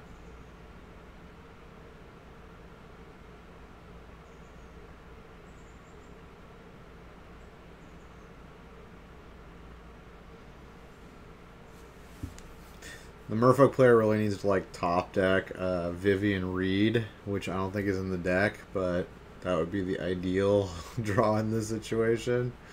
Slam Vivian Reed, -3, kill Niv Mizzet, win the game.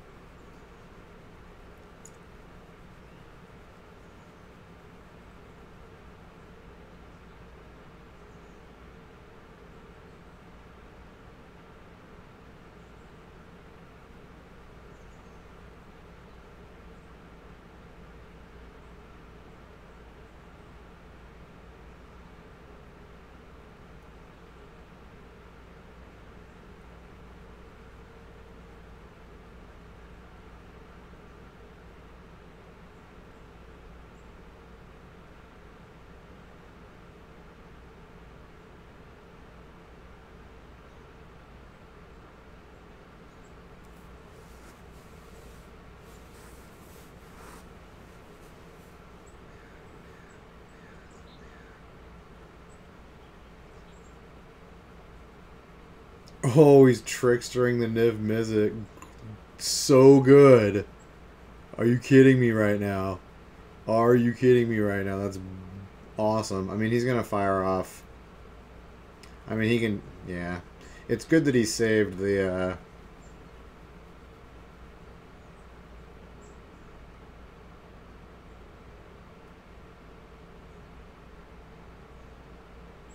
Shivan Fire.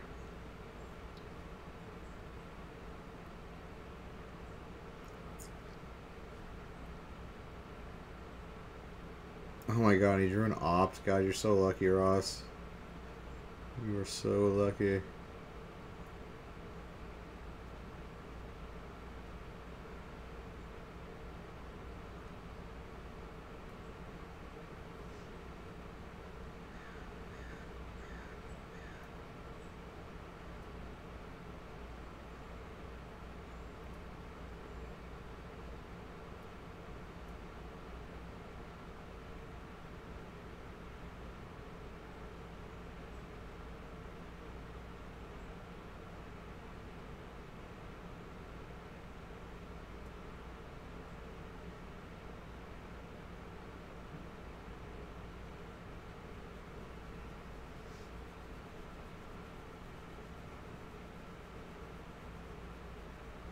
I mean, like, come on, Ross. You're not even dead if he... I mean...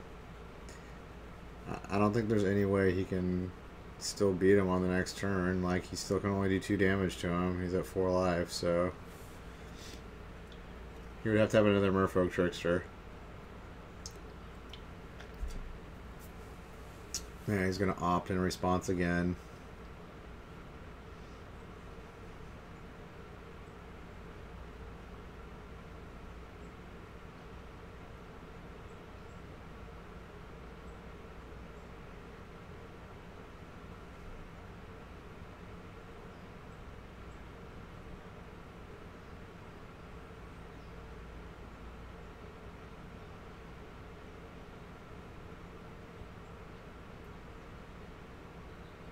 Ross, dude, you're slow. You're slow, buddy. Seriously, this is game 2, and you guys have already been playing for 36 minutes.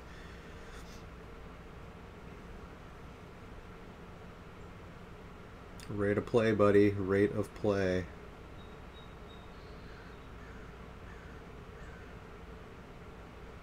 And he draws explosion. God, you're so freaking lucky.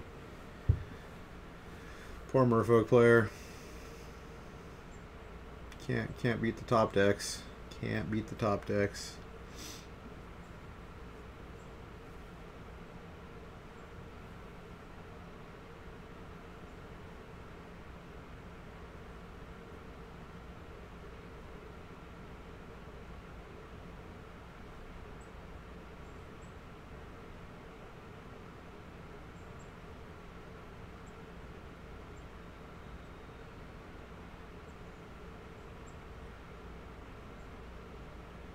Oh, and then he draws 2 lands. If he'd drawn any of those lands before, he would not have been able to kill the Kamina.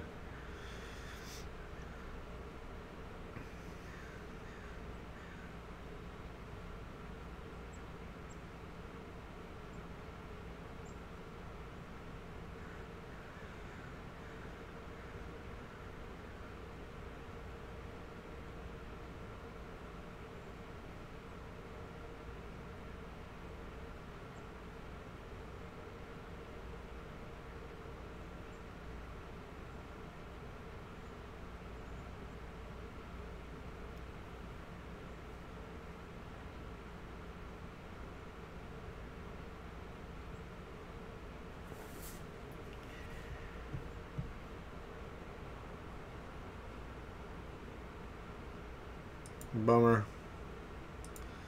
Bummer. Stole that game away from Merfolk. Stole it away with the top decks.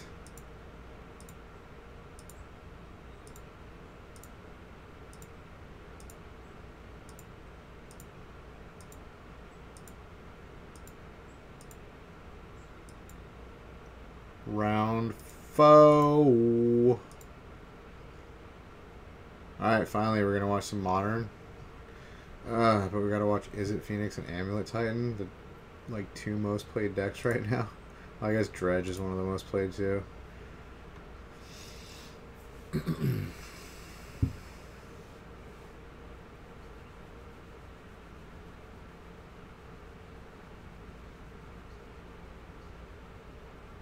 I'm getting a little sick of both of these decks.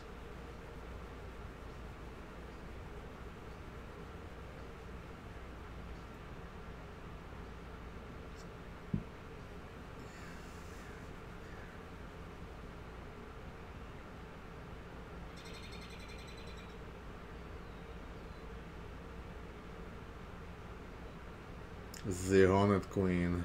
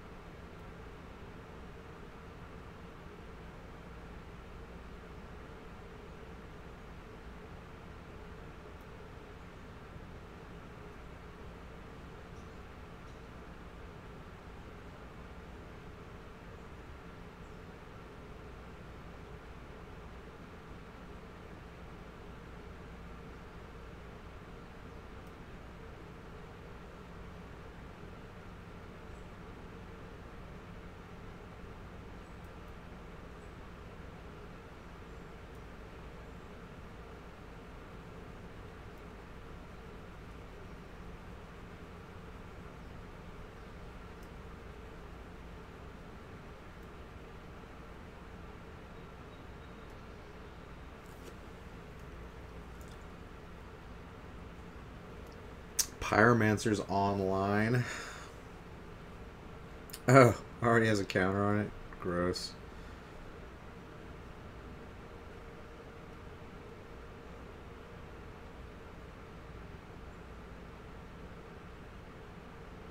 I don't know if I like the version that has Pyromancer's Ascension. I mean, it does give them another win condition. So I guess it's better against, like, you know, severe graveyard hate, but the deck is so resilient already. I don't know if it needs it.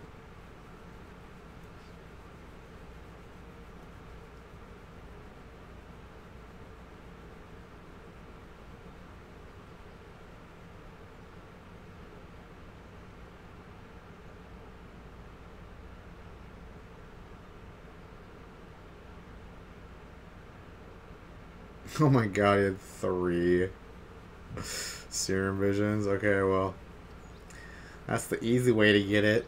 Turn 3, Pyromancer Ascension online.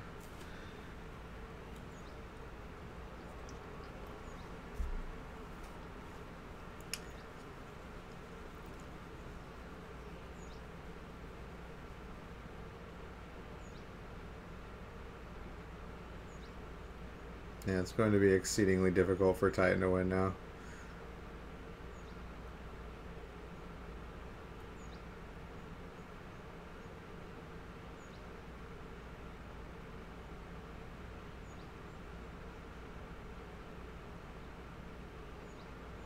Yeah, he's going for the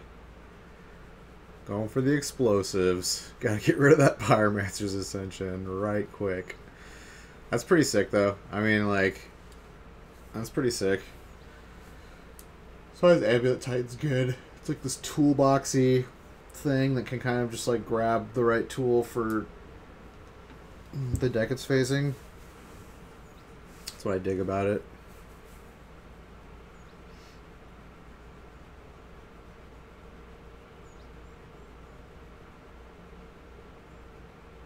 I hope he's gonna get the double Morphos off and God knows what else now. Yeah, even one turn with Pyromancer's Ascension, if you have like a Manamorphose in hand, is just disgusting. Yeah, he might just win right now. Or he's playing Snappy, huh? A little Snapcaster. A little extra value.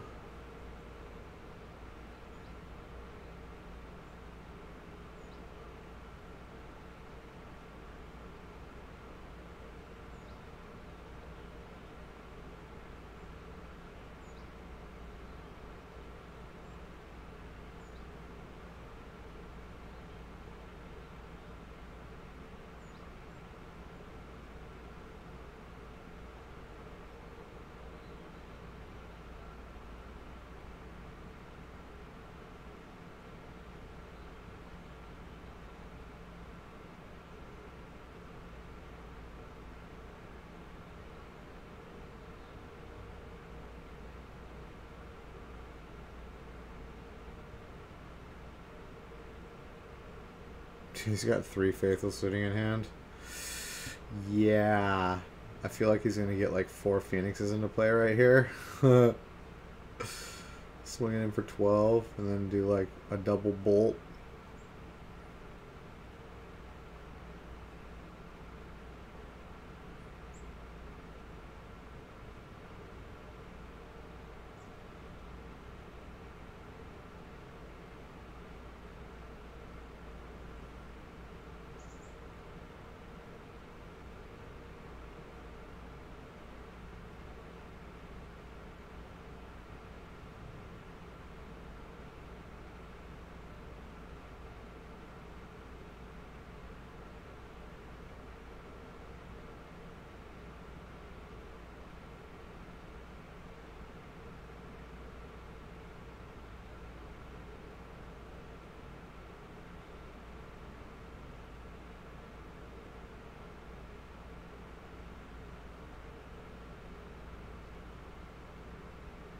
Does he want to play the thing in the ice first? I guess not.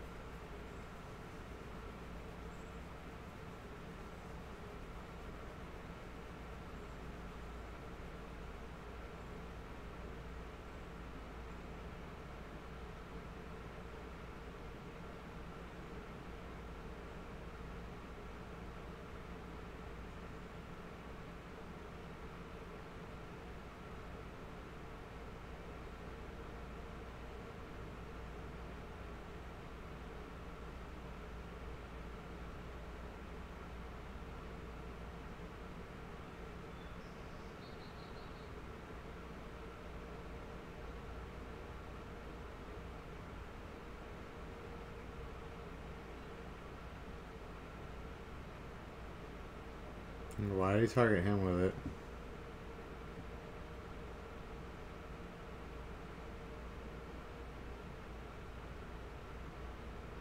It's bizarre. Still got 2 Phoenixes in the deck.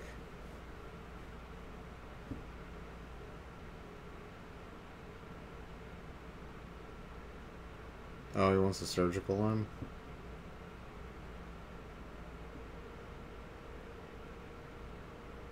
Oh, he's gonna get the explosives.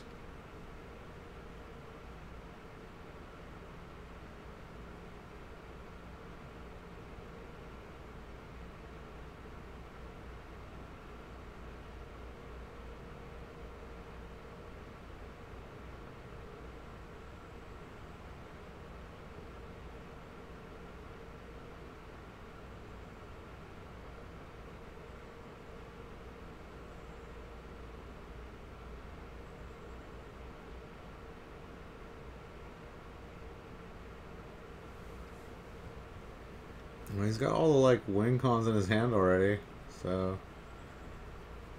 I don't know, he can't get rid of Pyromancers now though. It's probably just over. Ugh, so dirtily.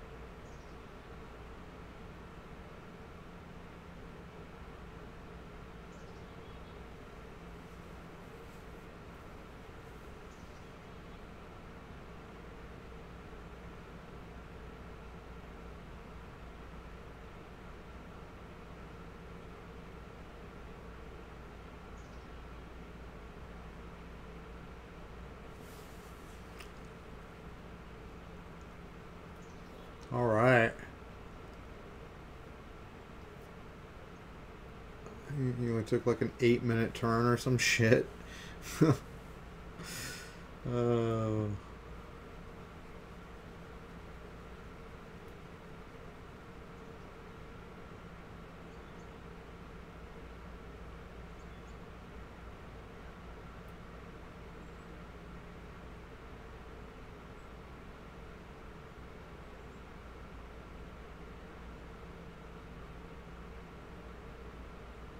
Did he forget to take bring the Arclight Phoenixes back? Apparently, smooth move, X-Lax.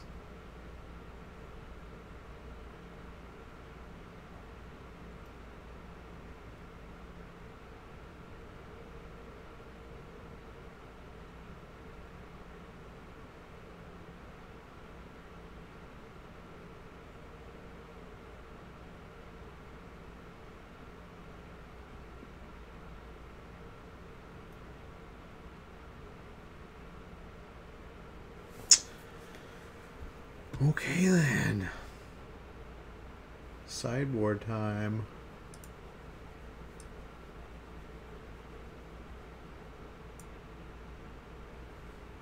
We got Blood Moons. 2 Blood Moons. Those are coming in. Dispel. Dispel to take out. Well, I think Spell Pierce comes in. Dispel can counter Summoner's Pact though. Maybe like 2 Dispels or 2 Spell Pierce and 1 Dispel. The Abrade's coming in. Maybe Snapcaster.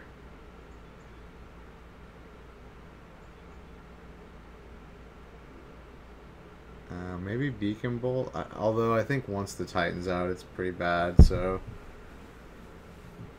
he might not bring that in. And then for the Amulet Titan side, probably 1 more Explosives comes in. 4 Path to Exile come in. Maybe a Negate or 2.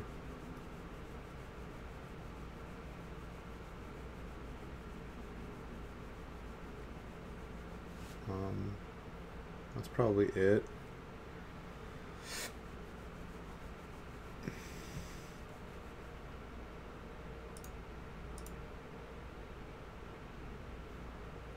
All right, game 2.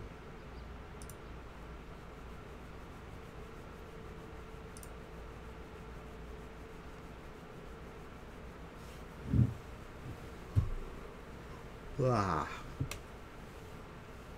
Hipsters of the coast. Stretch the legs out a little bit. Stretch the legs. Ugh.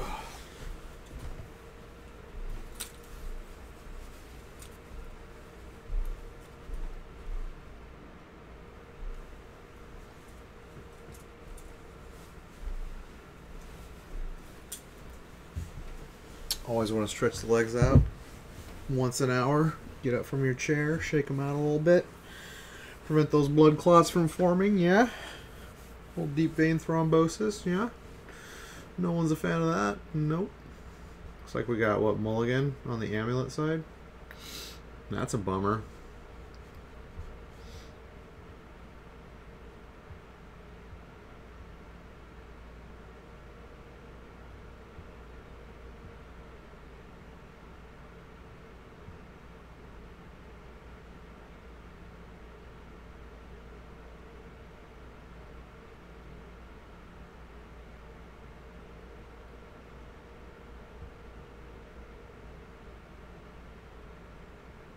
Hey, silly dead clown, how you doing? What's going on?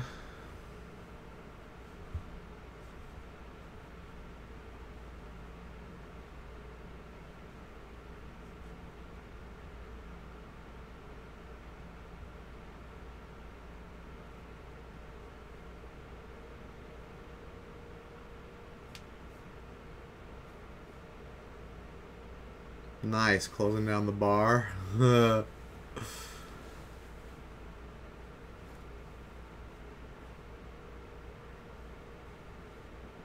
You're in Belgium, right? So was it 3 a.m.? Dude, your guys' bars stay open until 3 a.m.? I guess like New York, like places stay open until like 5 or like, you know. Yeah, all the bars close here at like 2:30, I think, is the latest they stay open.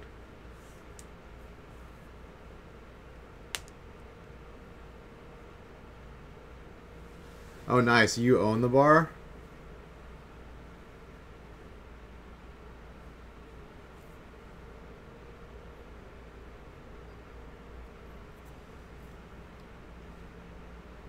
You know, there's a term in America when you close down the bar.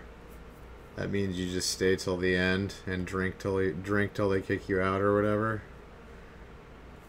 But you actually literally are closing your bar that you own. That's funny.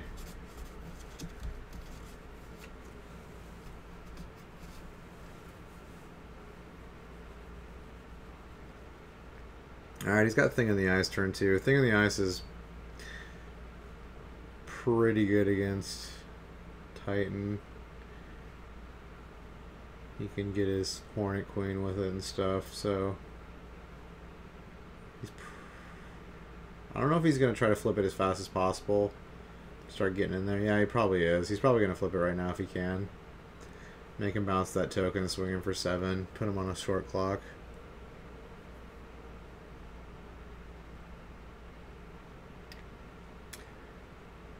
It's a bar for young people run by volunteers.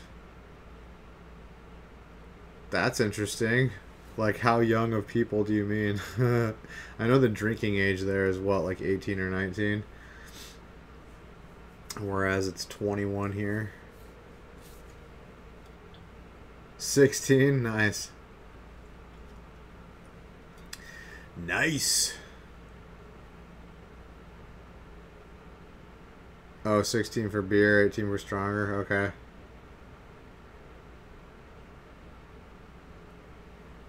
I think 18 is fine. I think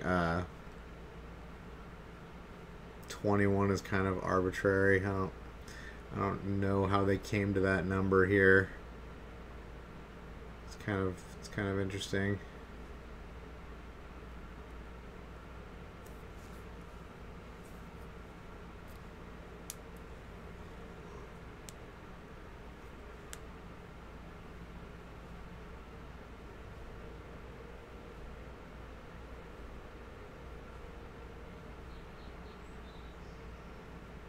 $14. That is a little bit young. I don't know if I agree with that.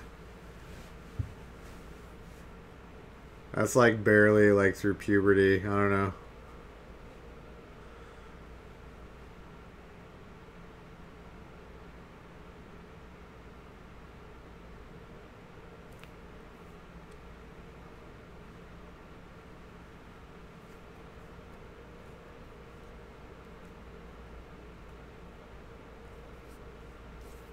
Oh, so you like let younger people in? They just can't get alcohol?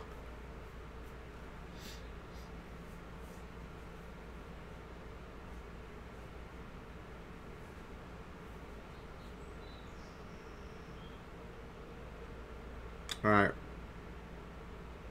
Well, he pathed the thing in the ice, but two phoenixes are coming in hot. Coming in hot.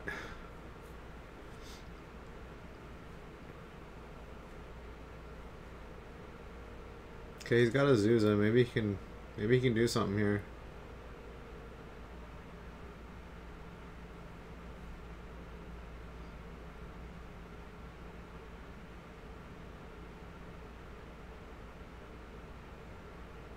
Okay, I guess he has no more land in his hand, so his Zeus is not really anything. Not looking good. No, the Titan player just didn't get really that good of hands both games. Kind of just mediocre, kind of fair hands.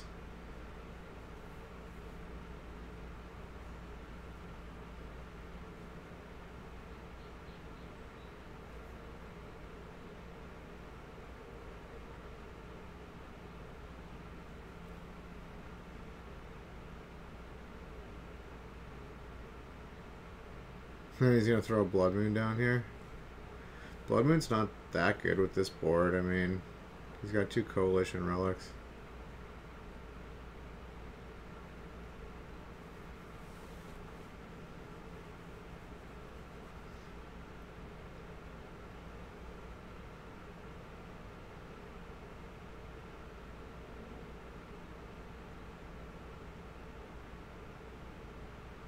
Okay, he's Blood Mooning. And so he can't like combo off. And another thing in the ice.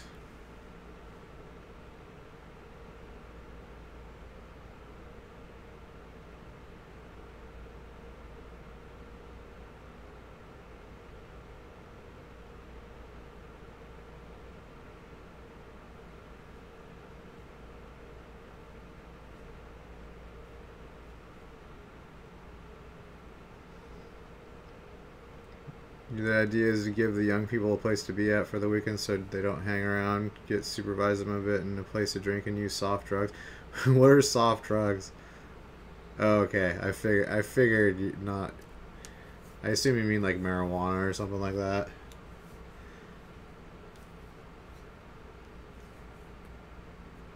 Is it still illegal? It's still illegal there? We have a bunch of state. It's legal where I live. Yeah, it's legal. I live in Oregon, and it's legal here, and it's legal in Washington and California, which are like north and south of Oregon. Yeah.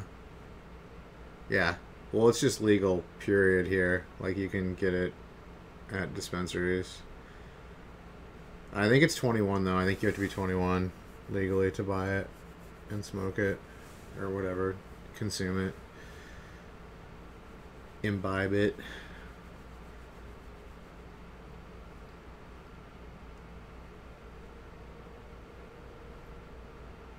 Yeah, I personally think marijuana is less harmful than alcohol. Like, I mean, alcohol causes way more, like, tons of deaths a year from, like, drunk driving and stuff. Alright, he's got Hornet Queen out. He's totally hoping he can't flip this thing in the ice because Hornet Queen's like his lifeline right here. If he flips thing in the ice, it's over. Oh, he's got a Manamorphose too. And a Pyromancer's Ascension. And it looks like he has a Manamorphose in his graveyard as well, so...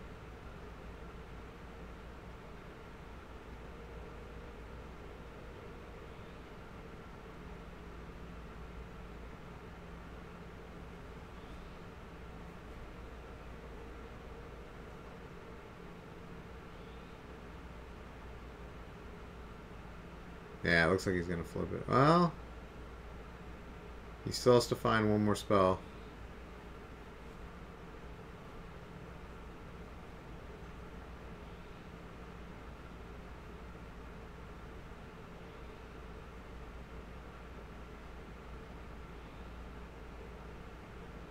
Oh, yeah. You don't have a strong opinion about it. A stepping stone? Yeah, it's a gateway drug, as it's called. Marijuana is called a gateway drug. I don't agree with that though. I don't think people that like, you know, try marijuana are gonna like do harder drugs. Like, I mean, alcohol's a drug too. It's just always been legal, so like people don't think of it as a drug, but it's a mind altering substance, so it is a drug. And it's addictive, so. And marijuana's not addictive. Marijuana's like mentally addictive, but it's not physically addictive. Like alcohol is like physically addicted, yeah.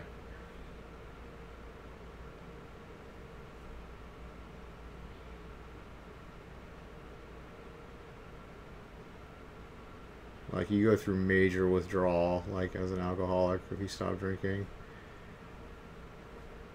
Like if you stop smoking marijuana, there's like 0 symptoms. Except for like maybe some irritability because you're, you know, you have like a mental dependence on it, but there's no physical component to it.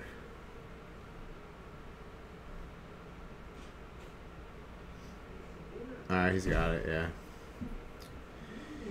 He's got it. Yeah, that he just couldn't put anything together. That Amulet Titan deck, he just didn't have Amulet, didn't have a 1-drop, you know. Just super slow, like really just kind of fair draws. Katana sleeves. They're all like totally like pushing for katana sleeves because they're made by Ultimate Guard. I personally haven't used katana sleeves, but they're trying to cut into the like.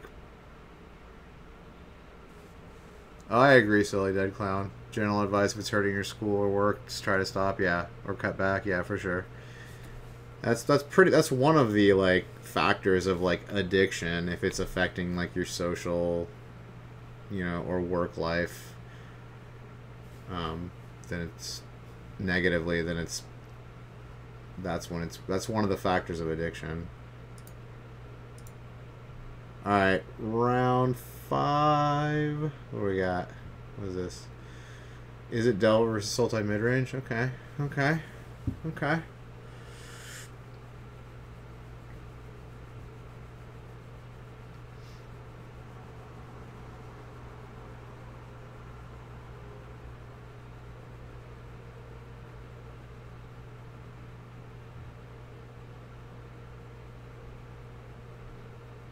Yes. Is it Delver?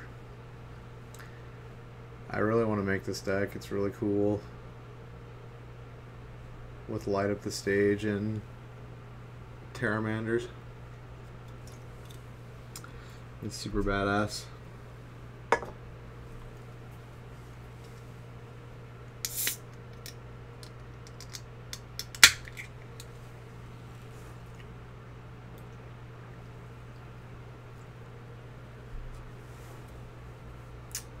Nice, Volcanic and 3 Force Wills away, cool.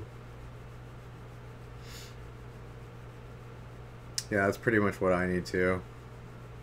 Like 2 Volcanics and like 4 Force Wills. The rest of it's pretty easy. I mean, the land, you know, Scaldings are pretty expensive, but I have those, and I have the Wastelands, and I have, you know, all the other cards. There might be a sideboarder card or two I don't have. Like, it might play Back to Basics. I don't own any Back to Basics. I don't know how much that card costs. You're going to finish your burn first. What's POP?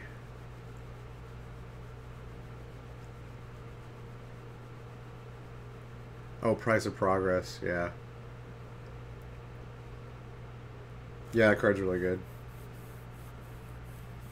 Doing like 6 damage to the face with one card feels pretty strong. Feels pretty strong. For 2 mana. At instant speed.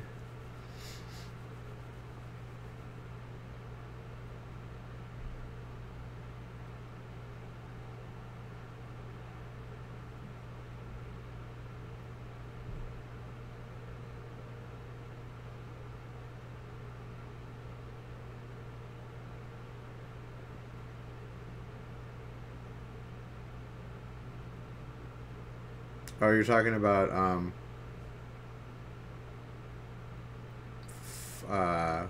fiery invocation. I know the one you're talking about. If you have two instants or sorcerers in the graveyard, it's uncounterable. Convocation. Oh, Exquisite Firecraft. Yeah, that's what it's called.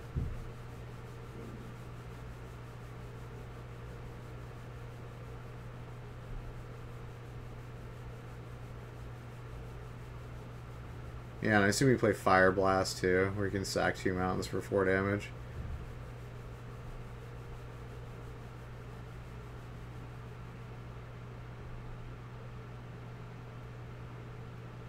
Dude, this guy's playing Sultai mid-range. That's pretty cool.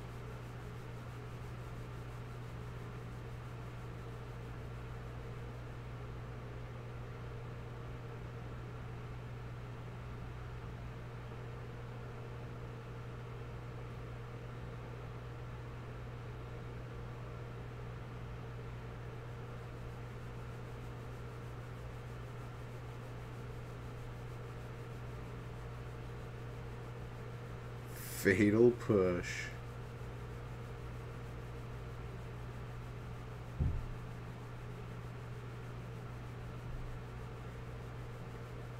You used to running fast. Standstill. Yeah, that card's funny.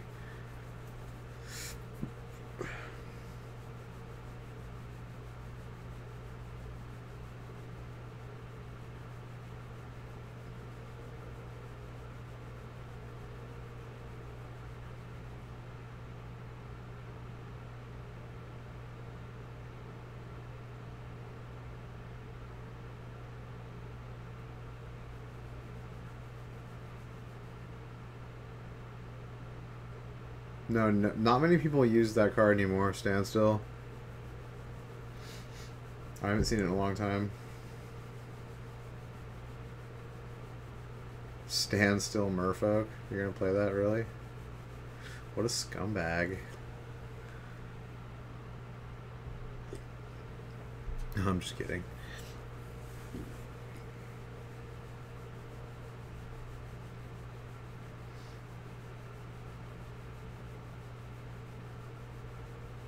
Okay, so he's going to Force Will this Fatal Push. I don't think he has any more creatures in his hand at the moment, which is why he's protecting this Delver.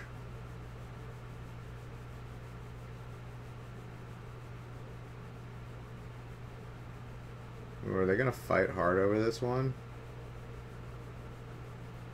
Fight. Okay, he's going to let it go.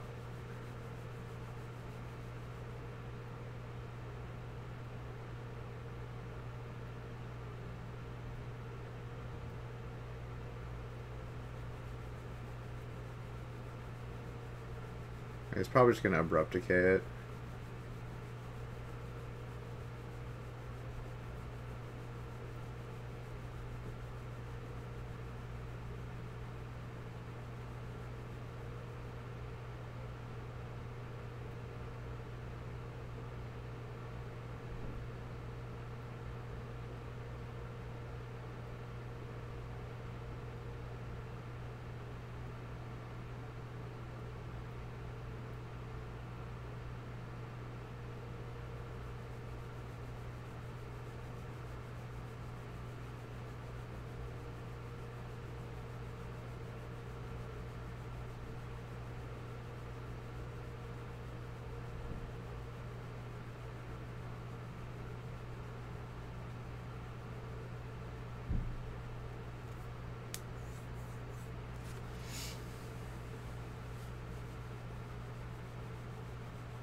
The worst thing about tomorrow is there was no soccer this weekend for international games.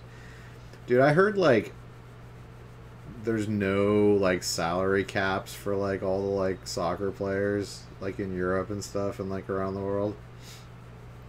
That's insane. They just make, like, you know, tens of millions of dollars. Like, who's the highest paid soccer player? Like, how much does he make? Like 100 million? Like, what's the contracts looking like here?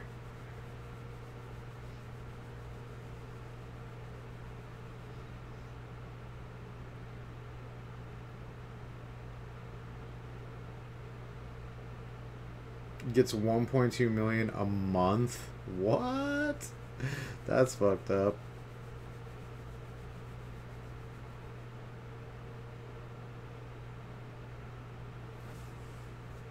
That's a shitload of money. That's like way too much money. That's like way more money than a freaking athlete should be making. Like, come on. Come on now. I'm sorry, the person who's curing cancer should make that, not a fucking athlete. I'm sorry.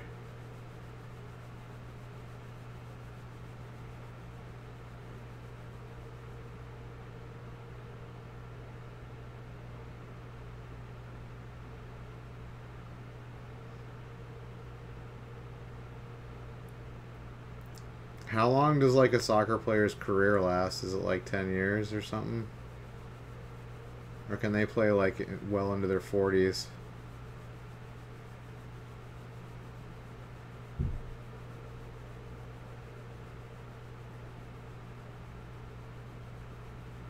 I know football players are only, like, they only play for, like, unless they usually play until, like, their early 30s. Okay, that's what I thought. Yeah, football players only play for, like, unless you're, like, the very, very, very, very best football player, like, they only play for, like, yeah, like 6 to 10 years or something. So they just destroy their bodies. Their bodies get fucking destroyed. American football players do not earn a lot more, man. They have salary caps in America. You can only pay them a certain amount.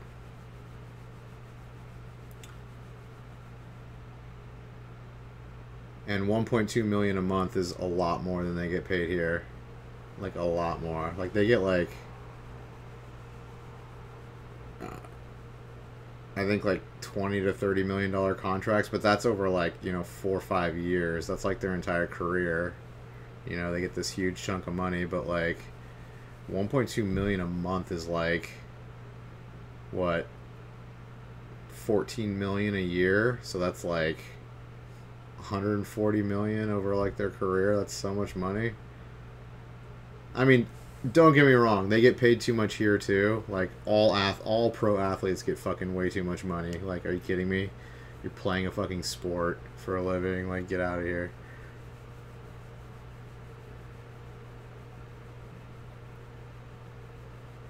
Oh, okay. I heard that there was no cap on how much teams can spend on their players.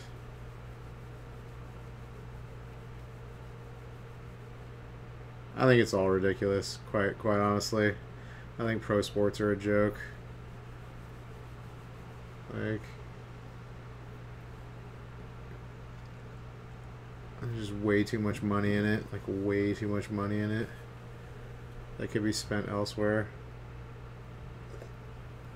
Way more important places that money can go.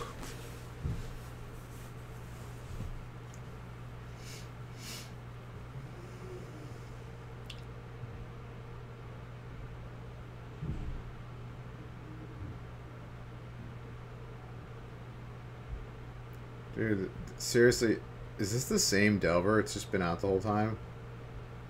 They're just, like, fighting over... Oh, okay, maybe it's another Delver. They've just been jockeying over this Delver forever.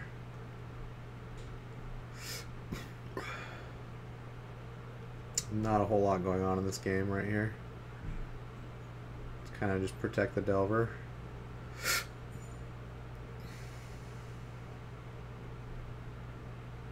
You're counting your money at the moment.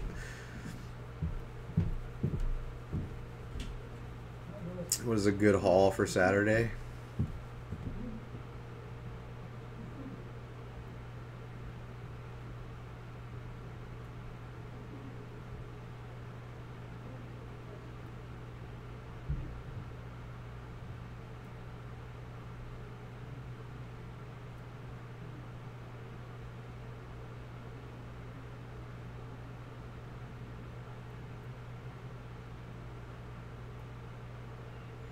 Ooh, Liliana, the last hope. The San Diego Comic-Con version. That card is very, very good.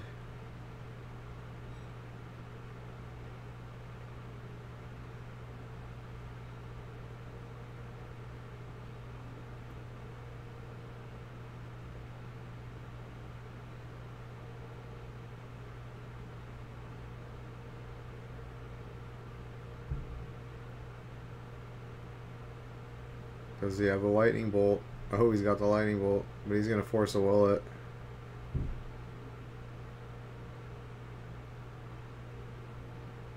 Alright, hanging on at 2 life.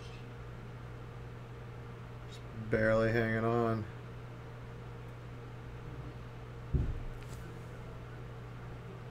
You only charge 1.1 euro for a beer. That's pretty cheap. That's like $1.50 or two. That's like $1.50 or something American, isn't it? It's a pretty good price. That's really cheap.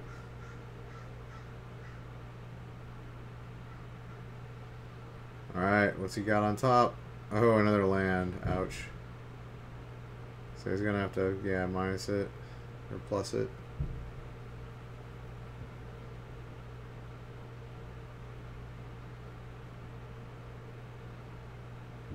Going to 1.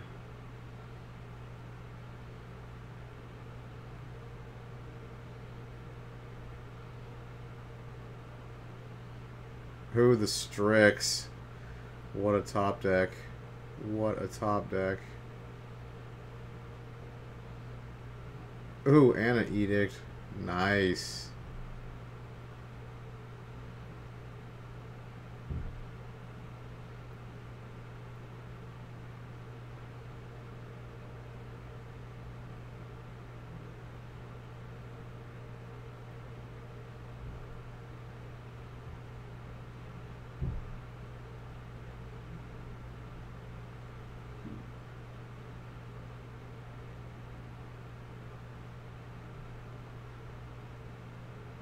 Alright, I don't know why. He's just dead. He vapor snagged the Baleful Strix.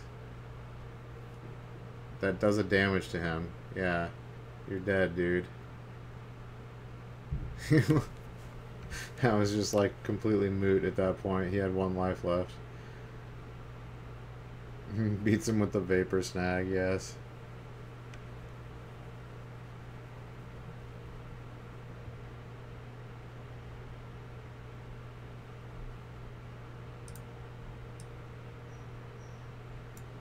Alright. Sideboard time. 3 Fire Blasts are coming in, probably. Yes. A Flusterstorm or 2 is coming in, yeah. Blood Moon. Although he did fish out a bunch of basics that game, but I think Blood Moon still comes in against him, right? 3-color deck. Maybe Price of Progress also. And then the Sultai deck's gonna bring in another Abrupt Decay.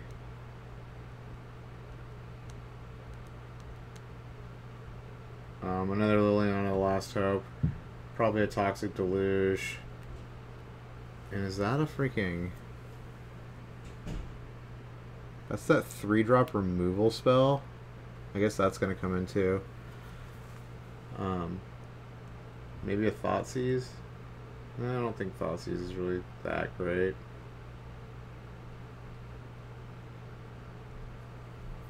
Maybe a Spell Pierce too. Or a Flusterstorm.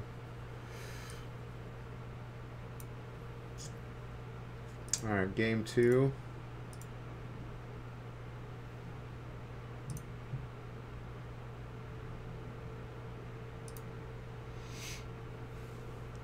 Let's go. We be pondering. We be pondering.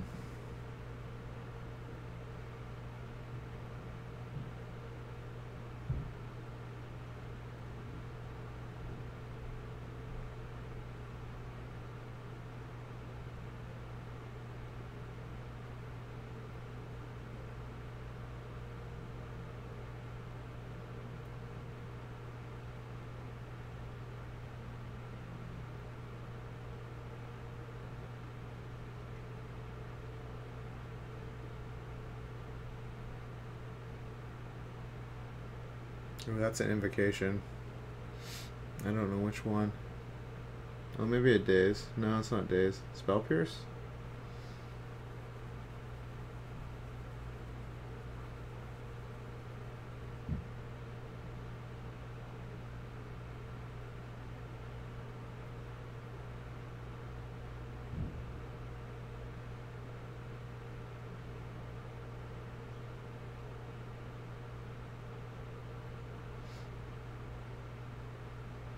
Spell Piercing the Ponder, okay.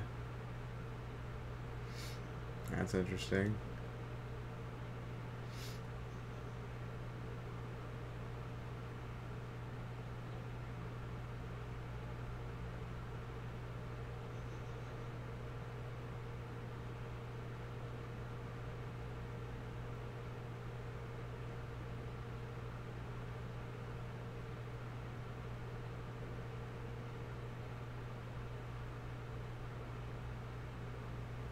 I think Spell Piercing the Ponder is just wrong. I don't think you ever counter cantrips unless you know they like are missing land drops or something like that.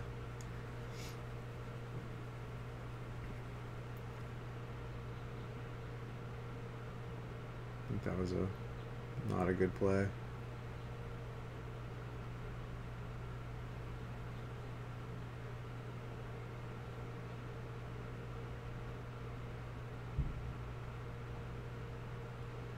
Good haul, 330 euros. Nice. What do you close Sunday?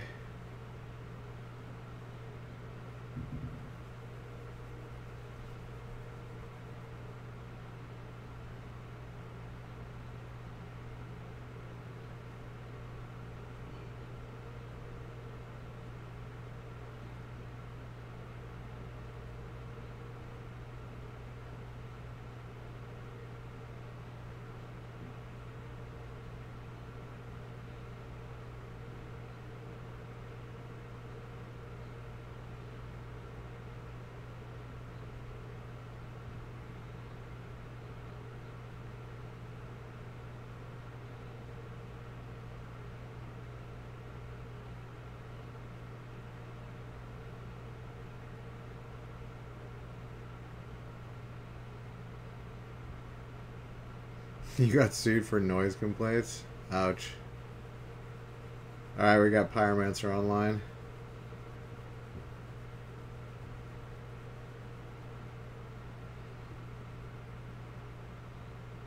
Okay, I guess he is missing land drops. I don't know how he could have known that he was missing land drops, but okay.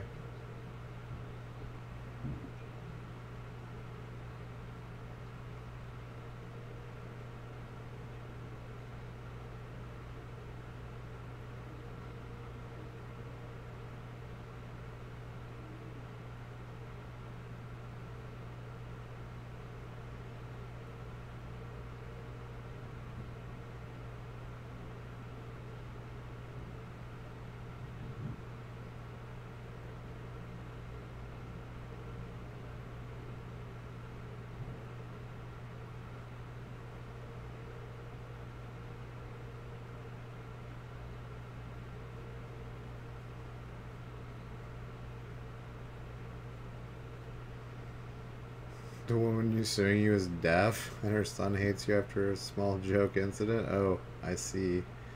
So we've got a personal vendetta going on.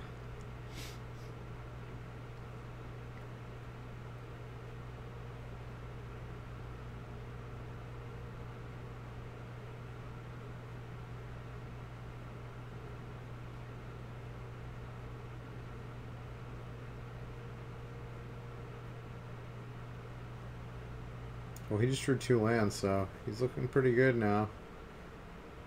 Looking pretty good now. Gonna kill that little Pyromancer. Get him off the board. Probably with an Abrupt Decay.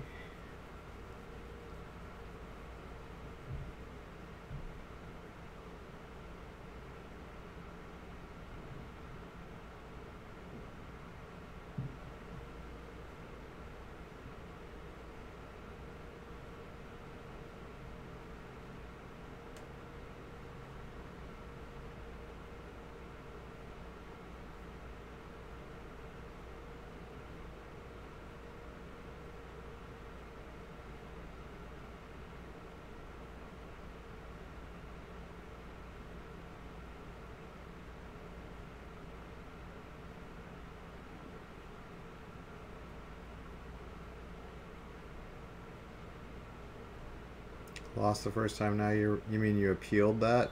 The word is appealed. Got bad luck with the judge. That sucks.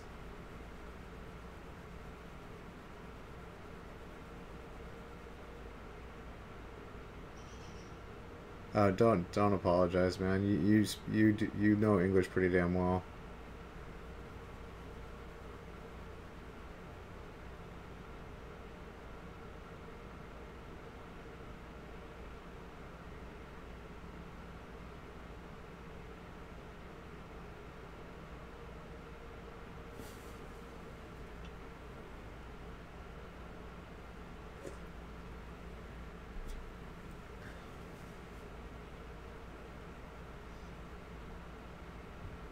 Well, it's probably better that you're better at English than French, right?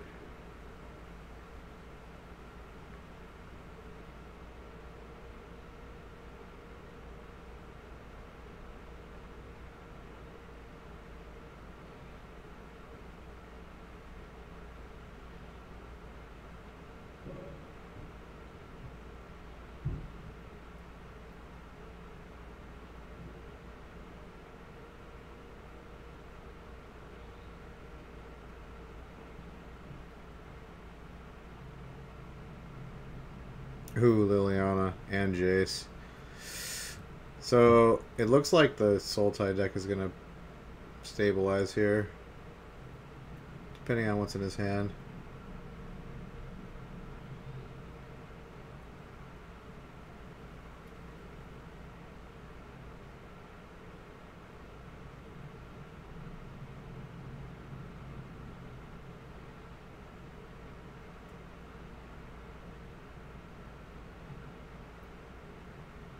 I took German when I was really young.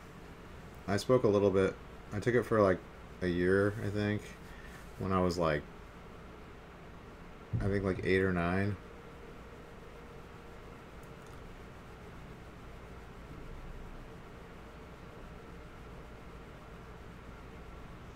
And then I took French in junior high for 2 years. Don't remember very much of that. And then I took Japanese like my junior and senior year, and then I took it in college too. So I know Japanese the best.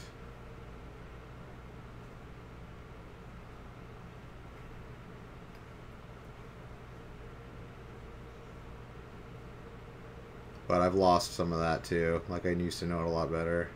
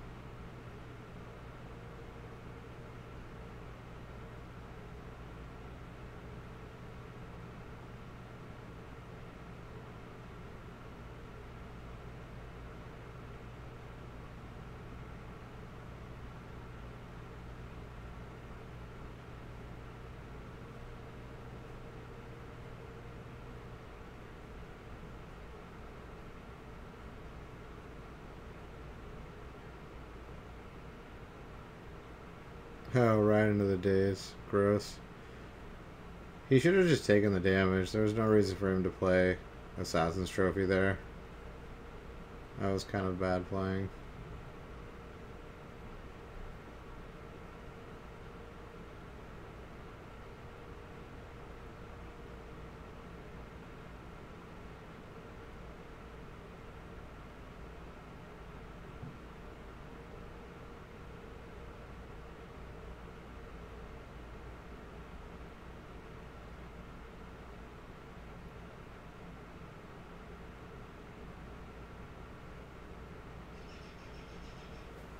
Everyone you know speaks 2 languages, some 3, yeah.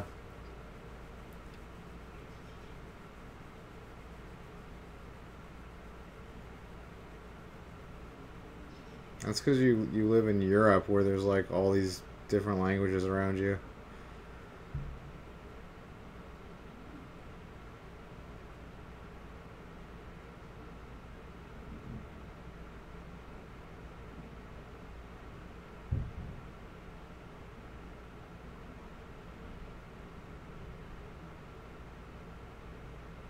He's playing... Okay, I guess he's gonna bounce the Pteramander. I'm not sure why he's playing Jace here instead of Liliana. I guess he's trying to get a removal for the Pteramander.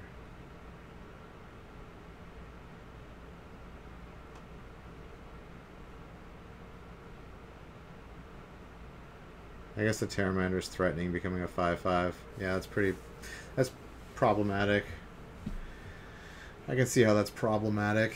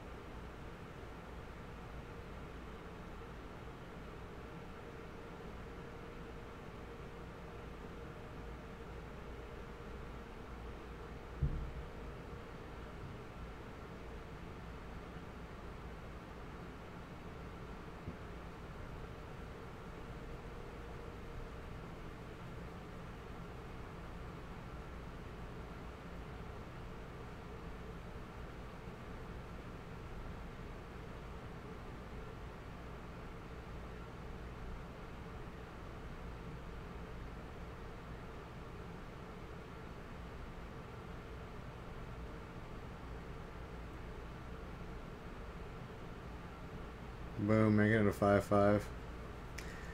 Gross. Yeah, this is why you should have waited on the Assassin's Trophy. Should have waited. He kind of played right into that daze. That was not a good choice.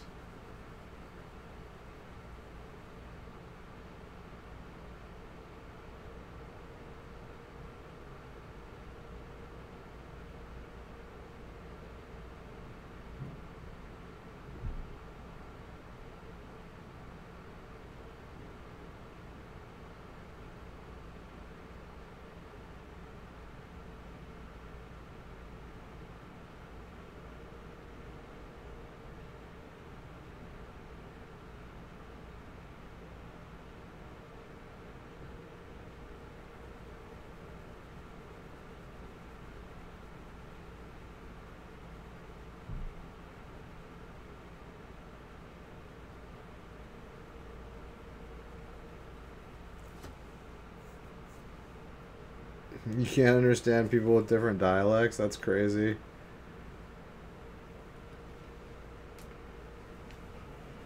I guess that's one good thing about America. You can go anywhere here and everyone can understand each other.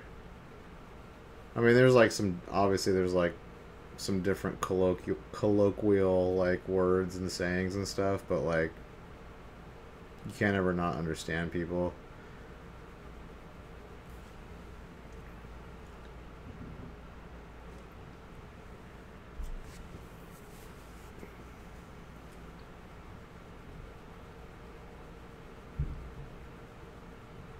Oh, True name coming out. Yeah, I think this is over. The Sultai player was looking good until he ran that trophy into a counterspell.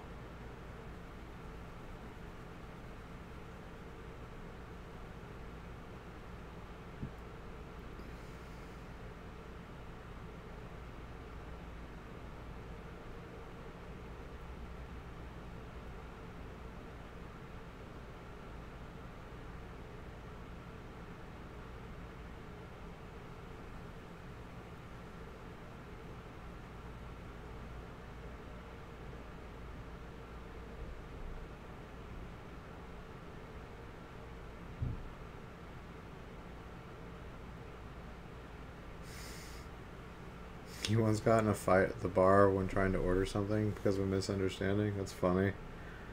Well, it's probably not funny. I don't think it was funny at the time.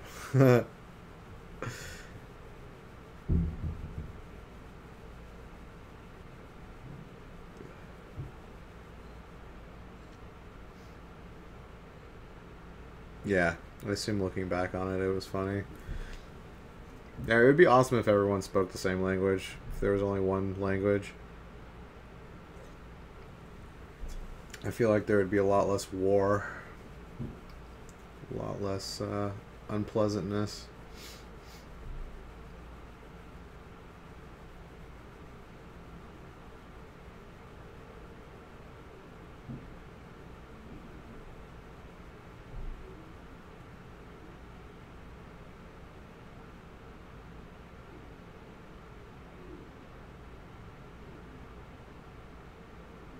Yeah, the Tower of Babel, yeah. We tried to build a tower to God, to heaven, and God got pissed off and like knocked it down and like made it so we couldn't communicate with each other. Yeah, that's a lot of nonsense is what that is.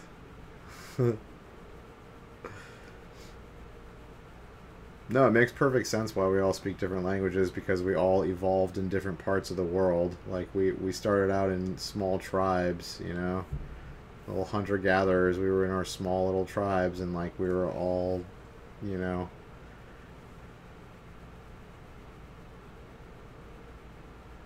Yeah, that's GG. I think the Sultai player didn't navigate that game very well. He, got a little too ahead of himself, tried to throw down removals when he didn't need to. Ended up not working out. Alright, we're going to standard, I guess. Selesnya tokens versus Grixis. Wow, Grixis, huh? I haven't seen Grixis in standard in a while.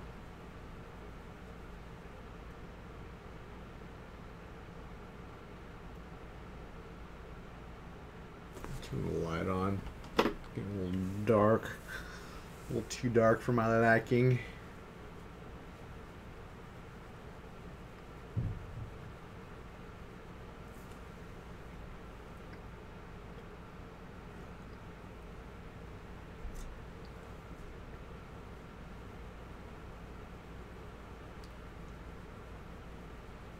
Nice, you met a dude from Morocco.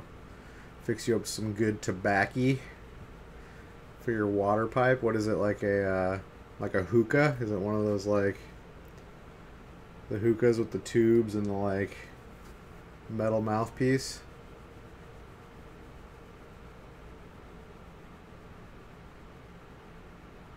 Hookah. Yeah, I've smoked from a hookah before. Like flavored tobacco.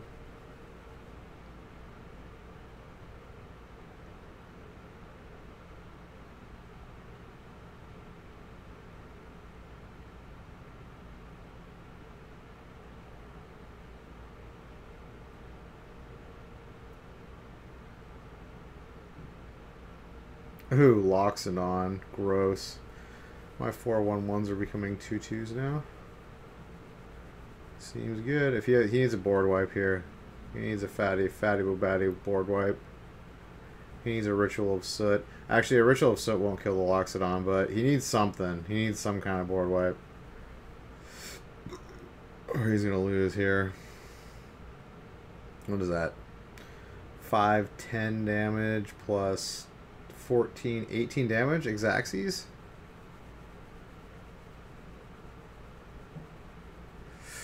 You recently bought a pipe, loving it better than cigars. Ugh, cigars are gross. Gross. You shouldn't smoke. Tobacco's bad. I used to smoke. I quit cigarettes like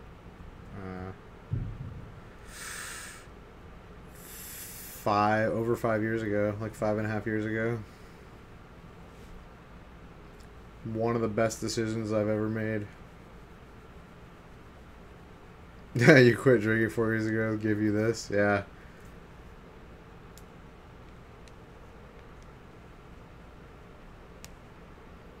Smoking's like the #1 like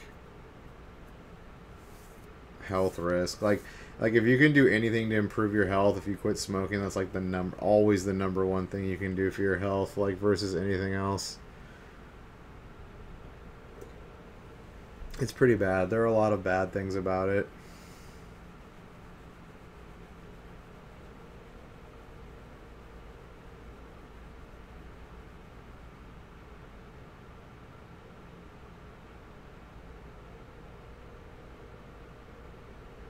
Yes, he has a hat that says Cowabunga. Hell yeah, it's a Ninja Turtles hat. Cowabunga. Your pipe does nothing wrong.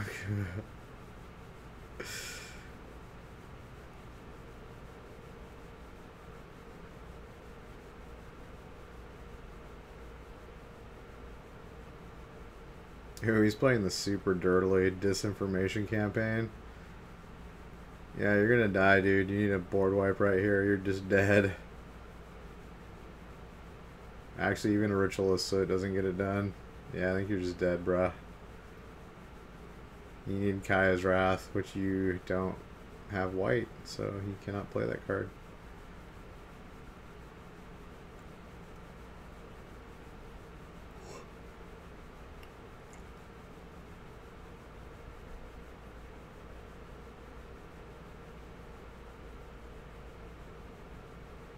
Yeah, he had fungal infection. Yeah. That's not going to do it. GG. The Carpenter. The Carpenter. Why do they have that Supreme hat? They all like trade that hat around. You crazy boys. Crazy boys.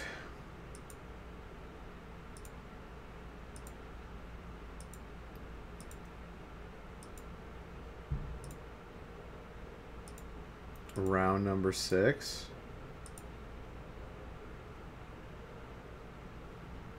Is it Phoenix versus Mono Green Tron? Okay, I want to see this matchup. I'm not exactly sure how this matchup plays out. I feel like Tron, if they get turn 3 Tron, they're pretty favored to win. But if they don't, they're probably not favored to win. So they need to get pretty good draws against Phoenix, I think.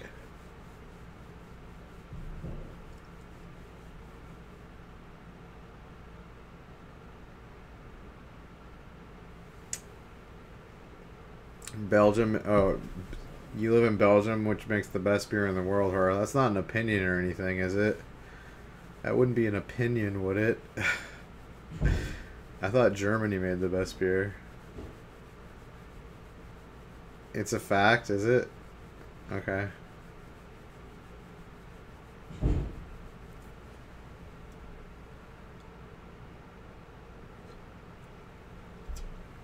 I really don't... I used to drink beer, but it's got a lot of carbs in it, so I stopped drinking beer.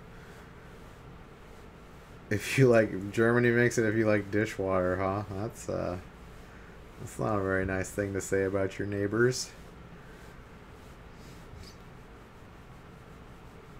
I personally don't like real heavy beers. Like, I don't like, you know, stout and, like, crap like that.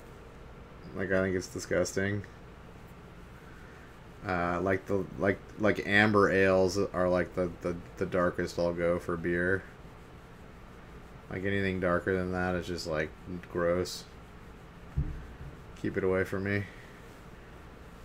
I'm really like a lager and like an amber fan. I don't really like the like super strong beers. I really like Mexican beer, actually. Like, just Mexican lagers, like, you know, Corona style. They're real light. They're really awesome to have on, like, a hot day. Like, yeah. Refreshing.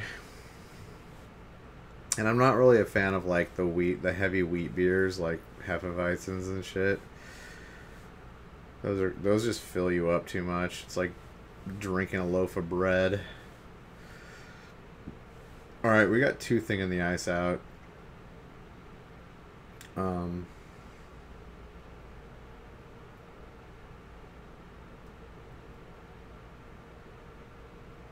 he's got Tron and he's got Karn. Question is, what does he get rid of with Karn?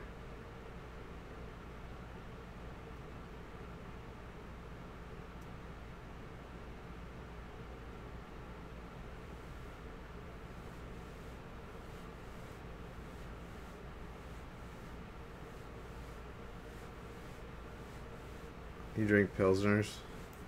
Yeah, Pilsners are alright. Yeah, I don't like IPAs or like stouts or anything like IPA or stronger. I don't like.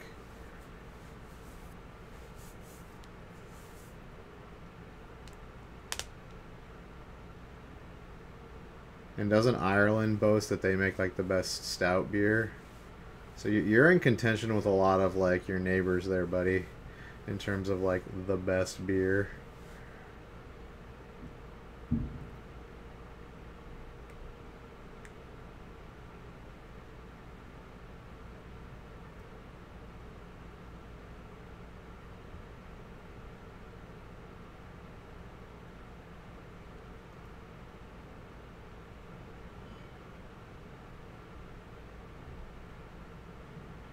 Well, stout isn't coffee. Stout is just beer. It's just like the super dark, gross beer. Bitter. No, I don't drink coffee either.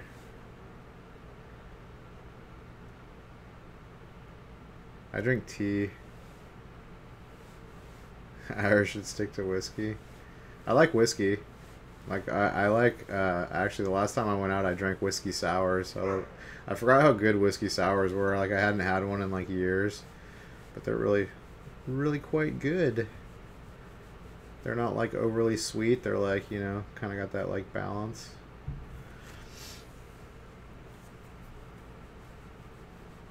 They're horrible at making beer but good at marketing it. Okay. Honestly, like I think beer is like I think almost anyone can make decent beer as long as it's not like the super cheap like, you know, like mass marketed brands. Those are all terrible. But you know, Oregon, where I live, the state of Oregon, we have more microbreweries here than like anywhere else in America. So like Oregon is actually like considered one of the best places for beer in America.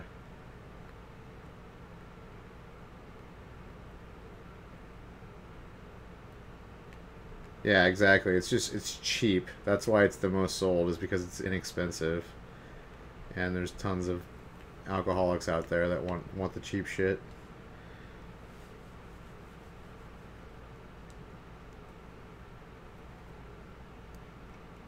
Alright, he flipped thing on the ice. But there's an O-Stone in the battlefield, and he's got the mana to use it, so I think the Tron player is kind of in control right now. Yeah, he's going to pop it. Yeah, he's got not much going on in his hand now. And he's got an Ugin coming out. Yeah, I think, oh no, he's got Worm Coil and Ugin. Okay. Yeah, I don't see Tron losing this battle. Don't see Tron losing this battle against some Phoenixes. It looks like he's just going to hardcast a Phoenix here, and it's like, okay. Alright. I know he's going to flashback Faithless Living, okay.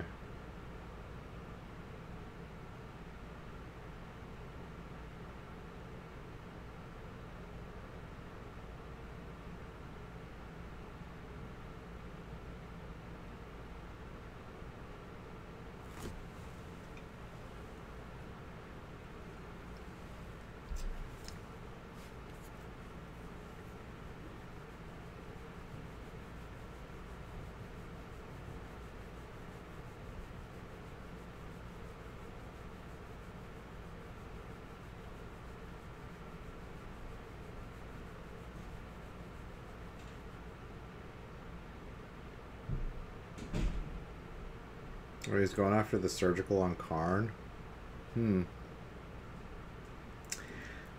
Yeah. Dude, after seeing that hand, are you kidding me? I'd concede right now. There's no way he's beating Ugin.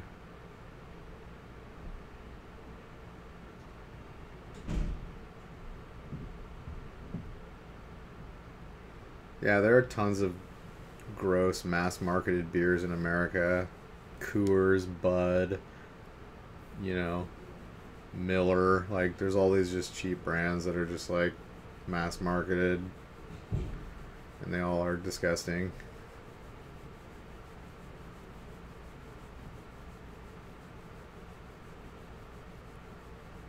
Although, like, I can drink, like, like Corona. Like, Corona I like. Corona's decent. Yeah, they all have low alcohol. They're all like, 4% or something. 3 to 4%, something like that. Maybe 5%. They're pretty low. I like Corona, though. Corona's one of the mass marketed ones that I can drink. It's one of the only ones. Yeah, maybe it's 5. I don't know exactly what it is. It's probably around 5%.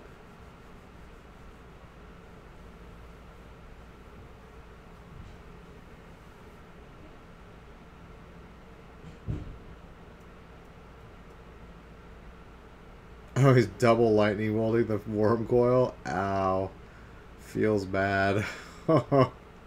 You know you're not winning when you're double lightning bolting the fucking worm coil.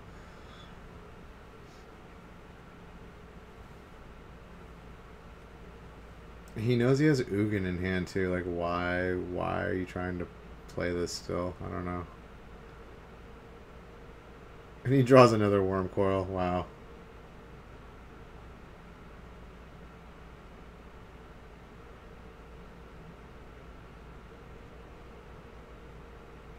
Yeah, not only that, he exiles them. He says you're exiled, like you're never coming back, Phoenixes.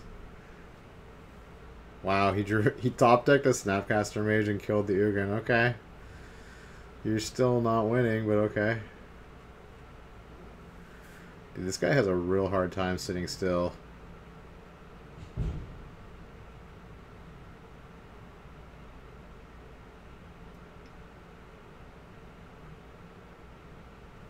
You've had Corona, didn't hate it. You like Desperado? I've never heard of Desperado. Maybe it's only in Europe. No, he played another worm coil. He's like, okay, fine. I'll scoop now. Alright, sideboard. What do we got going on here? We got Blood Moons. Blood Moons are good. Those are coming in. Disdainful Stroke ×2. Those are coming in.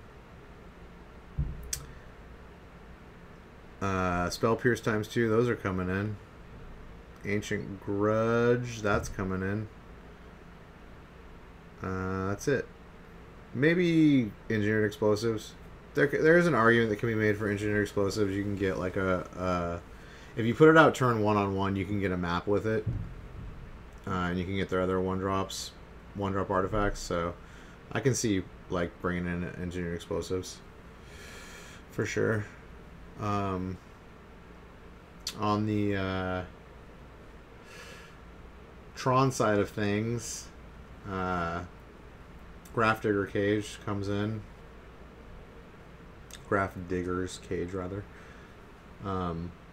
Thought Knots, I think, come in. I think Thought Knots are good. Even though he's on the draw. Thought Knots are not very good on the draw. They're better on the play. But,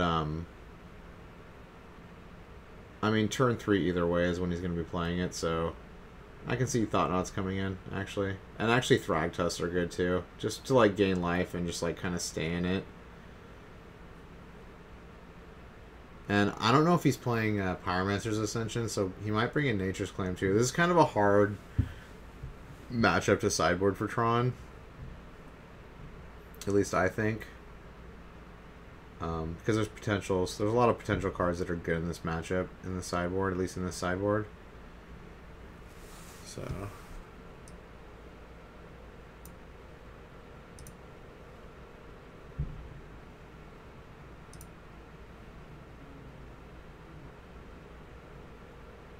Alright, let's go to game 2.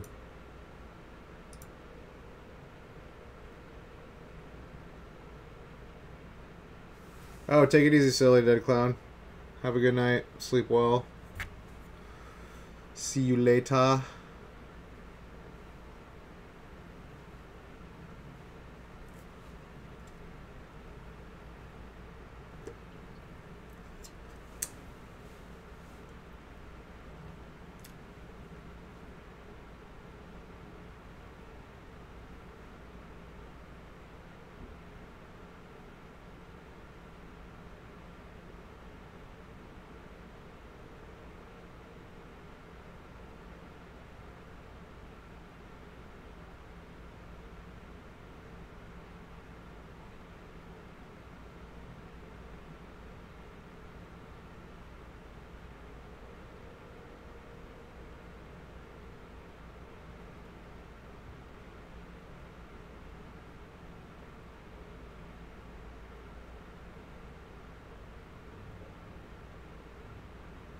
Looks like Tron did a mold of 6 and they're keeping.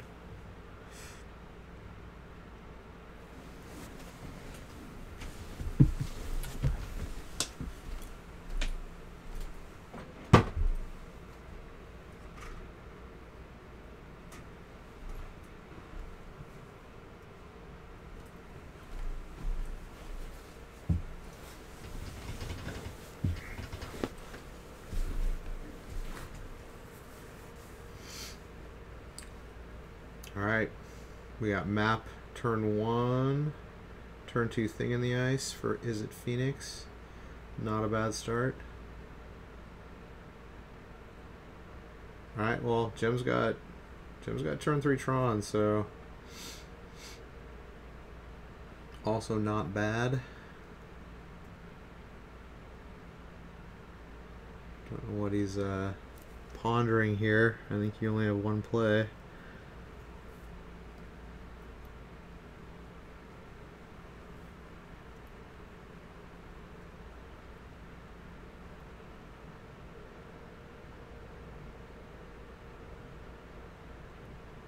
Seems like a bluff to me. It's kind of bluffy behavior right there. Dude, I tried to bluff something last night. I attacked with a chain whirler with 2 cards in hand. He blocked with his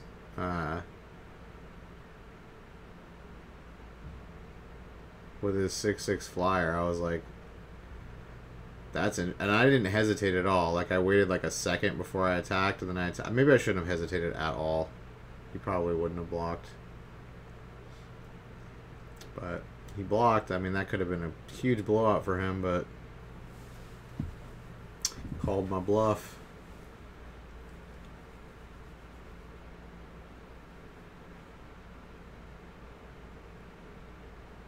Doom Whisperer is what he blocked with.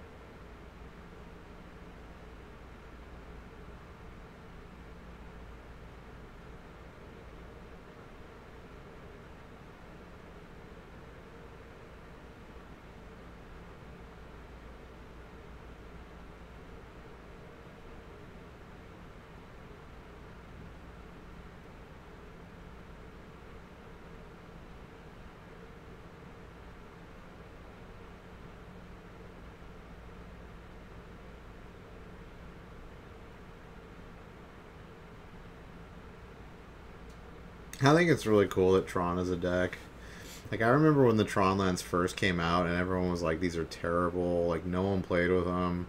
They were kind of just like, you know, you're never going to get them out. You're never going to get all 3 of the different ones out. Like, it's never worth it. But But over time, like, there's been, expedition map being the main one to assemble it in a quick manner. That Sylvan Scrying and Ancient Stirrings makes the deck possible.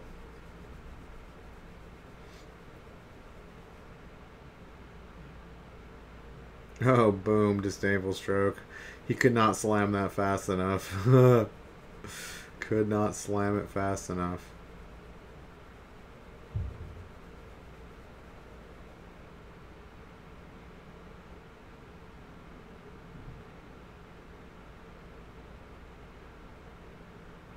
Although, was that a misplay? Does he really want to counter the Worm Coil? Or just bounce it? I don't know. I guess he wants the permanent. The permanent answer. Oh, lots of Izzet Delver players. Look at all these Izzet Delver players. Oh wait, Tan and Grace? No, he's on Grixis Delver, I think. I think they just have it wrong.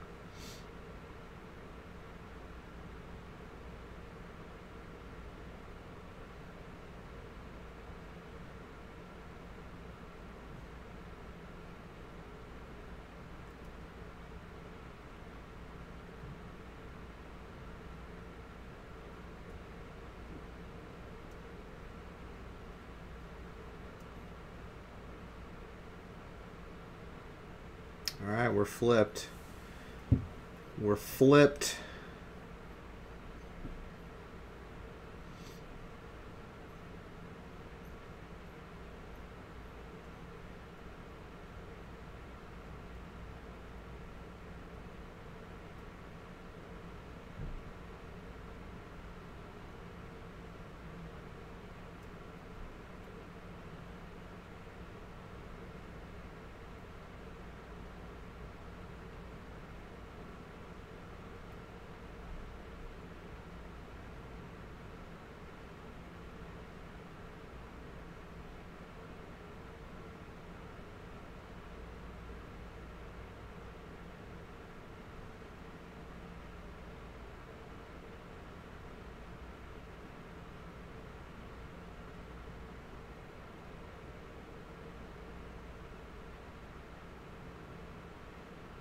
Oh, he drew a forest. That was a good draw.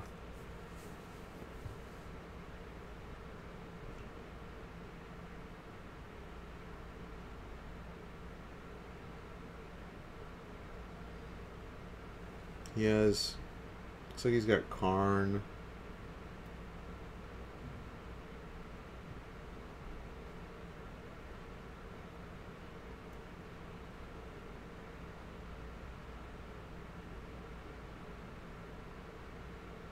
Yeah, he's going to Sylvan Scrying for another tower and then play Karn.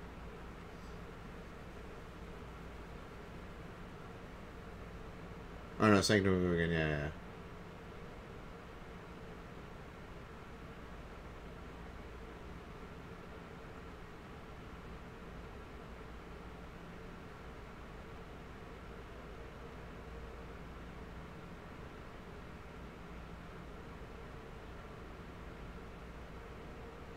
Oh, I know, he had a Worm Coil. Okay, yeah. Okay, that makes sense. Yeah. Duh. Because he played a land this turn already, yeah. So he's going to play it next turn, and then he's going to Karn, and then he's going to go get Ulamog, I assume. Or Ugin.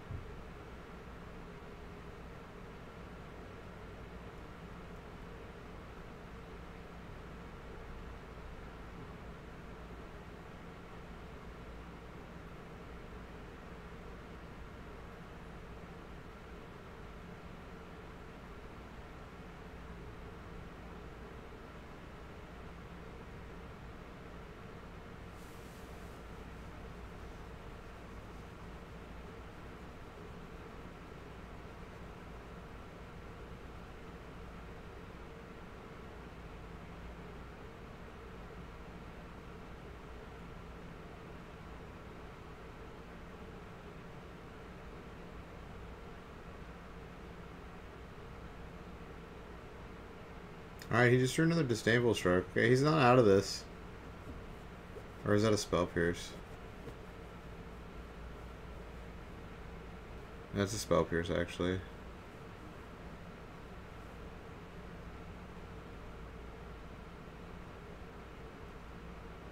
Which is a bummer because he's going to have exactly 2 mana to spare after playing Karn.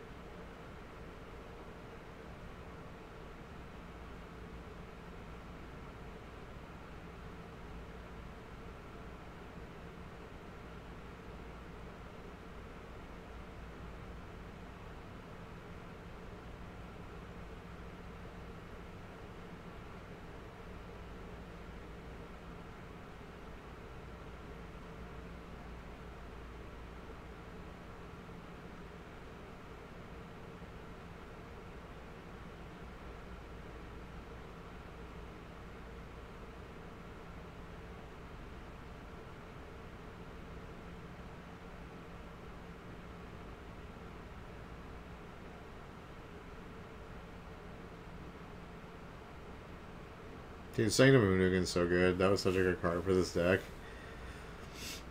Really good addition to this deck. Toronto's gotten a lot of good cards like in the last few years.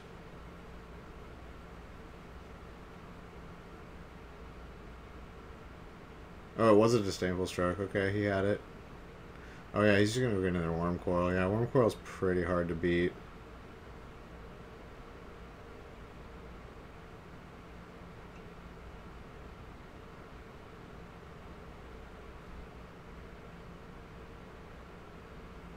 Worm Coil is a fucking sweet creature. Like, it is super cool. Like, when I first saw that creature when it came out, I was like, dude, this creature is fucking bonkers. Like that was right, like, after Zendikar, too. Like, Zendikar, they came out with the Titans, which everyone was like, dude, creatures with ETBs and, like, 6/6 and, like, abilities for 6 mana. Just, like, that was, like, the start of, like, the uber creatures. Like, people didn't realize, like, they had never made creatures that, like, you know, all in one before. And then Worm Coil came out next set. And it was like, dude, this is the time of creatures. And, like, Abyssal Persecutor came out, which was just, like, nuts. And, like, yeah. I mean, creatures got better and better.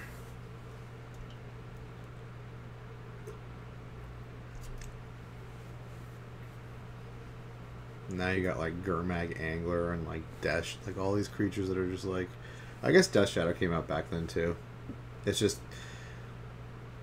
people didn't see the power of Death Shadow. Or Modern didn't exist when Death Shadow first came out, so yeah.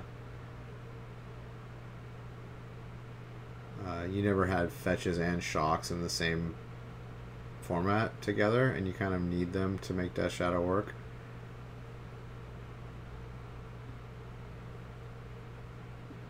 Otherwise, you just can't do enough damage to yourself to, like, play it in any kind of timely manner.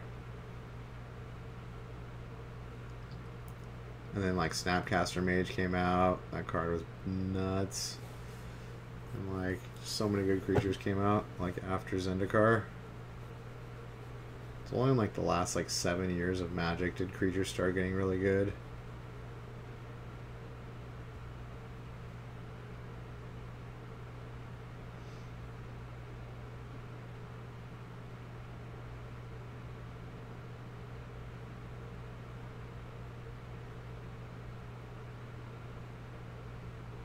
I mean, I guess Tarmogoyf came out, like, a little bit before in Future Sight. But, again, Tarmogoyfs were not very good until Fetch Lands came out, because, like, that just pretty much made Tarmogoyfs 4/5s when they came out because of Fetch Lands. Like, if Fetch Lands didn't exist, they'd pretty much be 3/4s a lot of the time. Because getting a land in the graveyard is very difficult to do without Fetch Lands. So, Tarmogoyfs pretty much became good after Zendikar also. Zendikar was a huge, huge change in Magic.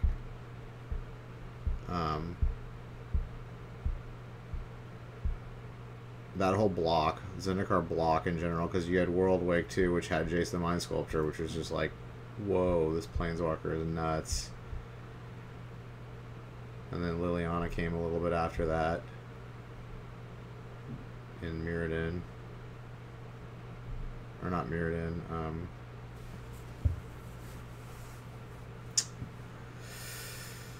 The name is escaping me.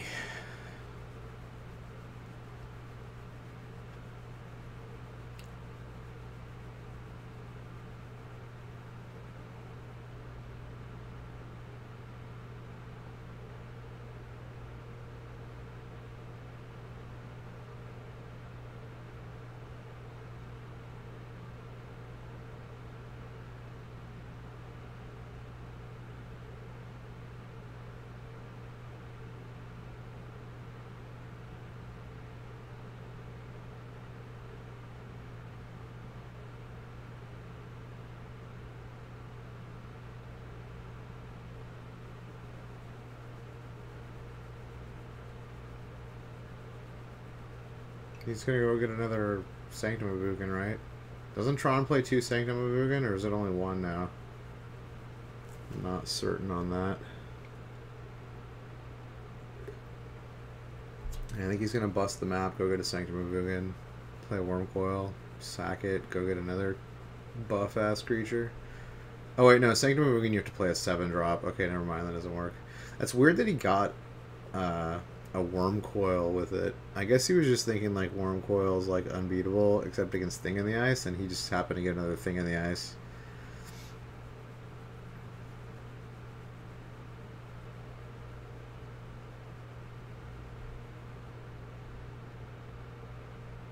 I kind of feel like he should have gotten Ugin with it, and then he could have gotten another Sanctum of Ugin if there's a second one in the deck, and then gotten the Wormcoil. But I could be wrong. There could be only 1 in the deck.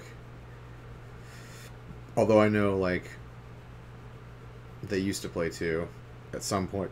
At some point they played 2.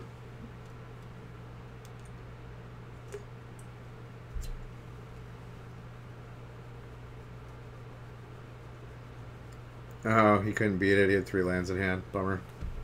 I'm glad Tron won, though, because I don't like Phoenix. Phoenix sucks.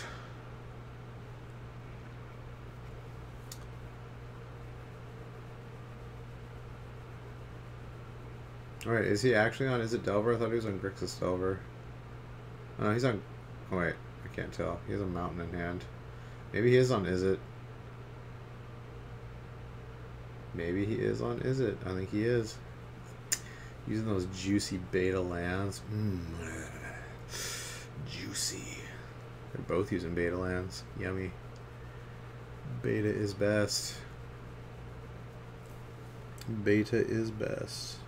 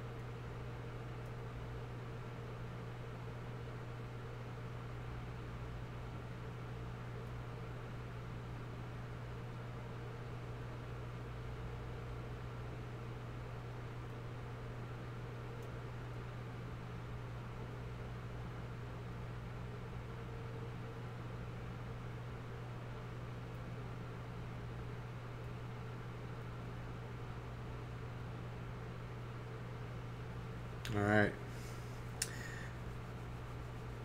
Delver's coming online next turn. I don't know why I was thinking about that for so long. I think that was 100%. You keep that on top, like. But I mean, you're definitely not shuffling that.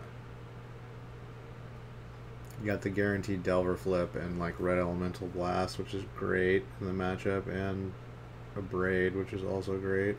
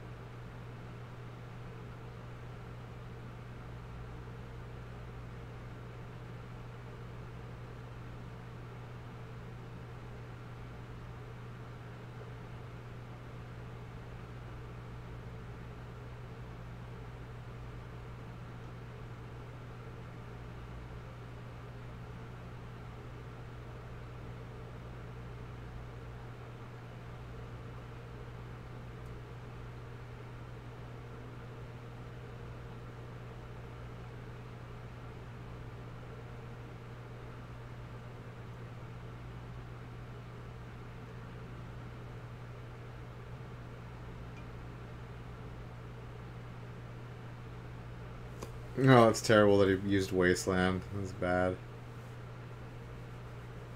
Oh wait, it looks like Spicklemeyer's on Grixis Delver. Okay. It's the Underground Sea, so...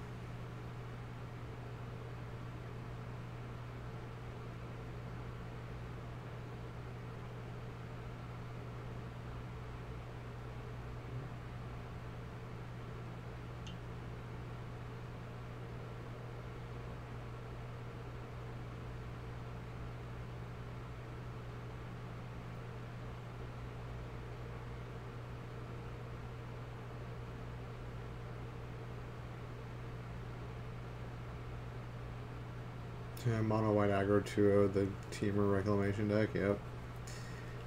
Yep. Where are all the mono blue players? Mono blue like won the last Mythic Invitational. Or Mythic Championship, rather. Pro Tour.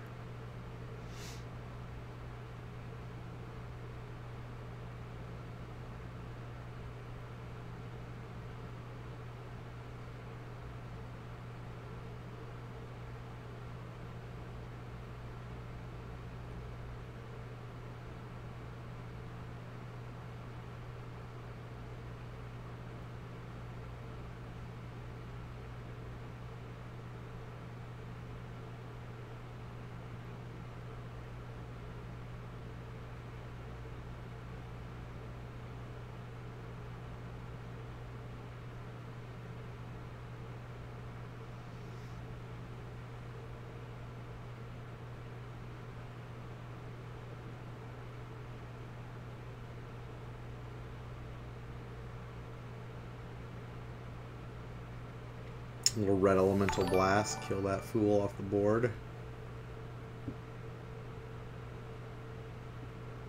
So they're both sitting on full grips of cards. They're kind of just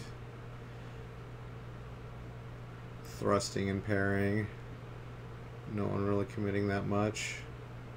Just kind of cantripping a bit. Building up their hands.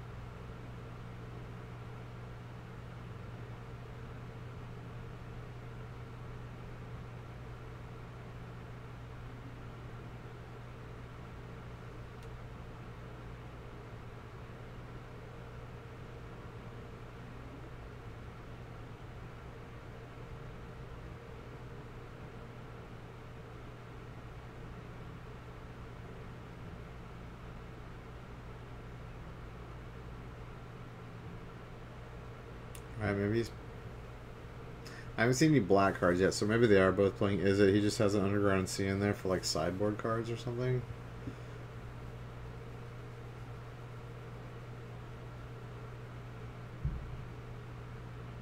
Yeah, I didn't see any black cards in his deck. Okay. Probably just for sideboard cards.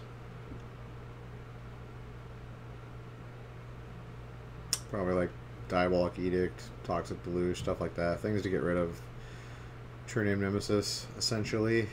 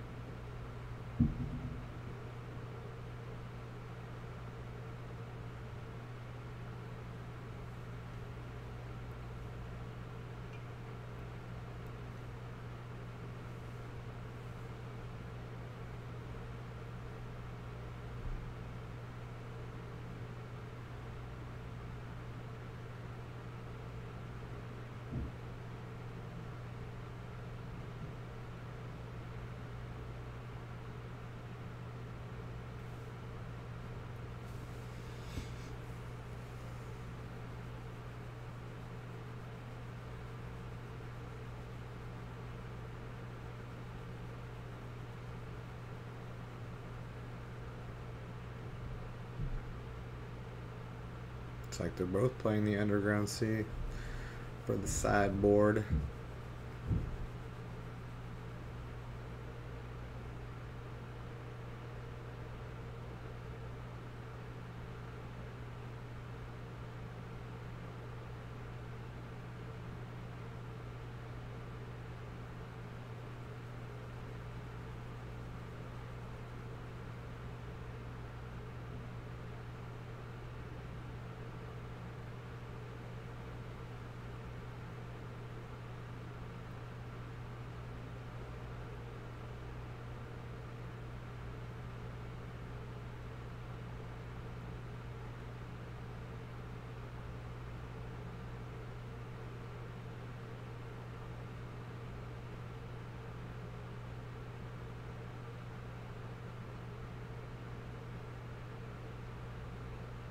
Days Rise.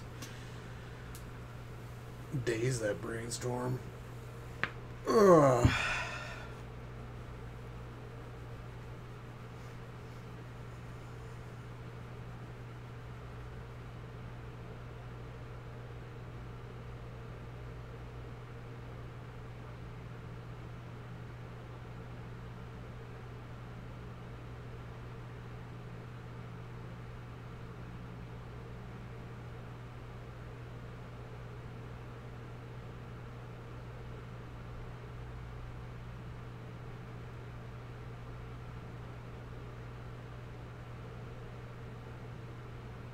Yeah, letting them abrade it.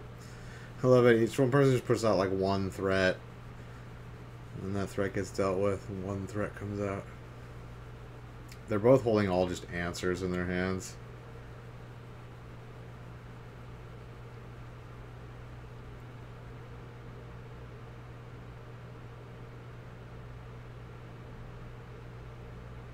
Spell Piercing the Brainstorm. See, here's where that's when you spell, because he knows he's only stuck on 2 lands, so.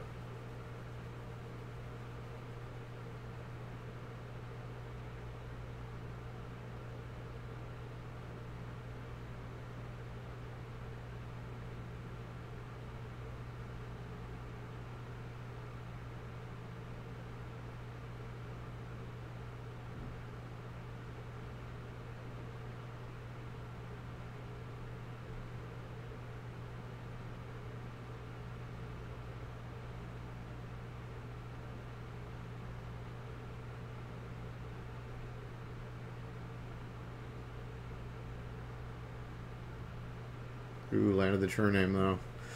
That's bad news. He has to pull a sideboard card to get rid of that bad boy. He's only got, I mean, he has a black mana, but he has no red mana. Ooh, he's discarding. Not good.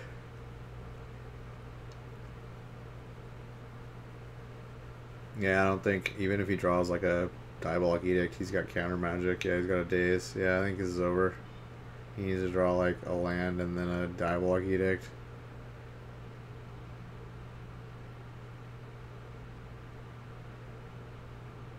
The true name. The true name decides it. GG. Round number 7.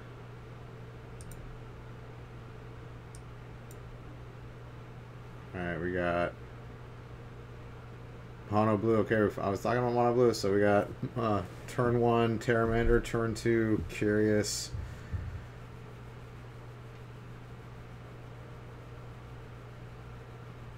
Curious Obsession. Okay, at least he got the removal off on him. He did tap out to play a second creature. He must have not had anything in his hand to protect it, or else he wouldn't have.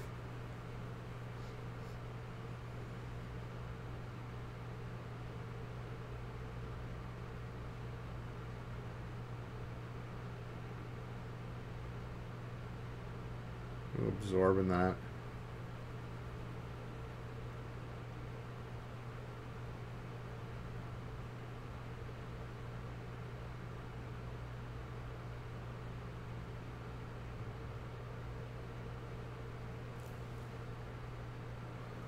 Surge Mare main deck, huh? I don't know how I feel about that one.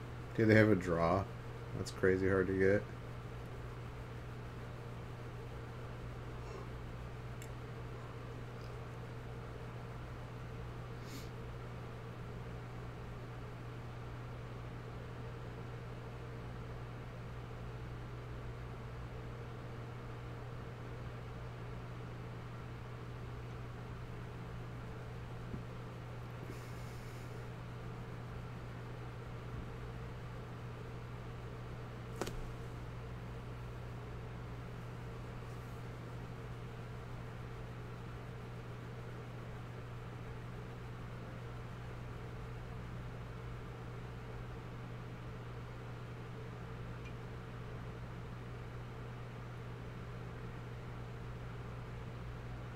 Alright, Esper looks like they're in a pretty good spot now.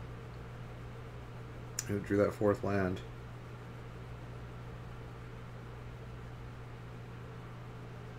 Has a Teferi in hand. He just snaps off Cry of the Carnarium.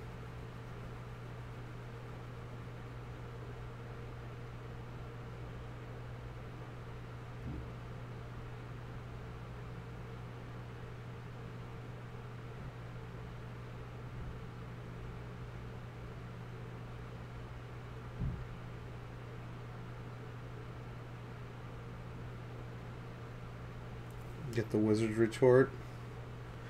Yeah, blue player's got nothing now. Swinging for 5 though. I don't know if he's got another. I think he's got a Chupacabra in hand. Is that a Chupacabra? Which you can't. Oh, Teferi. Boom. Land number 5. That's exactly what I needed. Alright, now he's got Teferi on an empty board. Yeah, that's bad.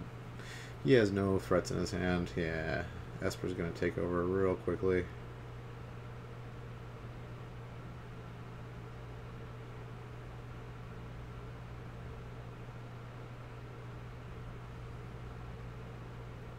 Yeah, he's just like Scoop. Search for Azcontin. Alright, let's look at sideboards real quick here.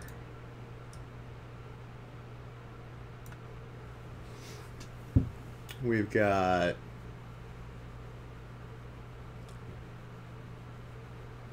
Duresses, those 3 are coming in. 2 Moment of Craving coming in. 1 Lyra probably coming in. Negate coming in. Dude, what is that gold card?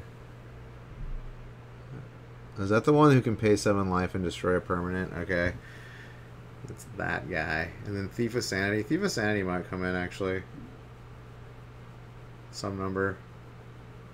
And on the mono blue side, 3 Negate are coming in, 1 Spell Pierce is coming in, 2 Disdainful Strokes are coming in. That's it.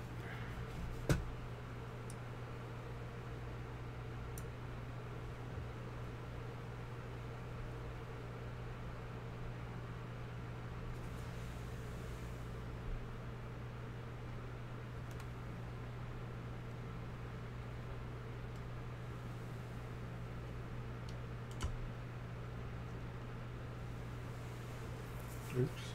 That's a little too angled down.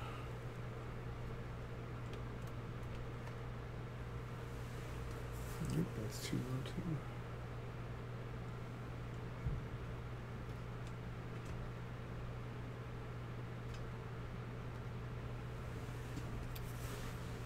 There we go.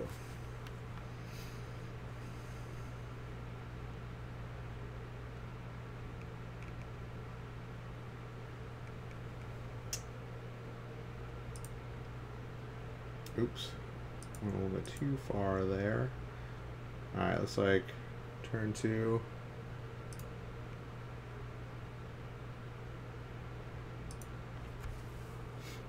Negating the Thought Erasure, okay.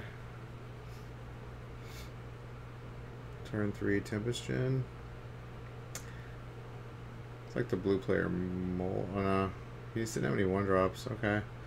Doesn't seem good. This doesn't seem like a good start for the blue player.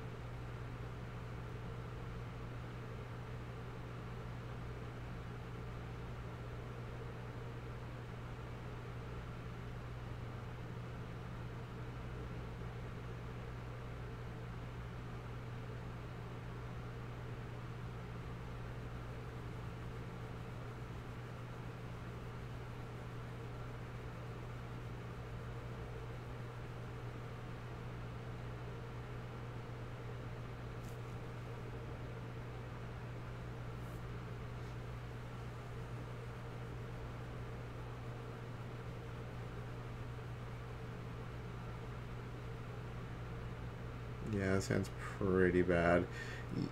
Like, against Esper, like, you have to get out there soon, like, early, and, like, protect your creature and get a Curious Obsession on it. Otherwise, Esper's just gonna grind you out of the game. Like, they just have tons of removal, hand destruction.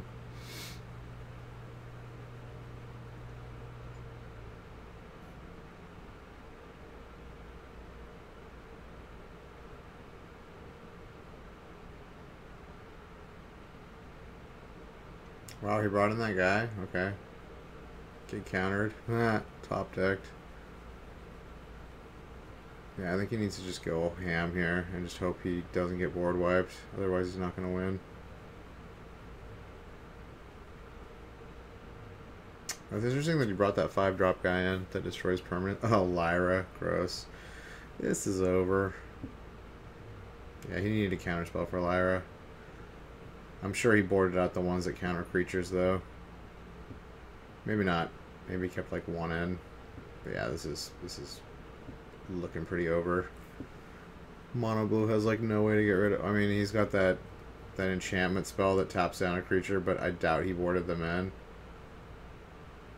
Maybe he did. Esper always boards in creatures after a sideboard against aggro decks, so I mean, if he knew the matchup well, then maybe he should have boarded in some removal.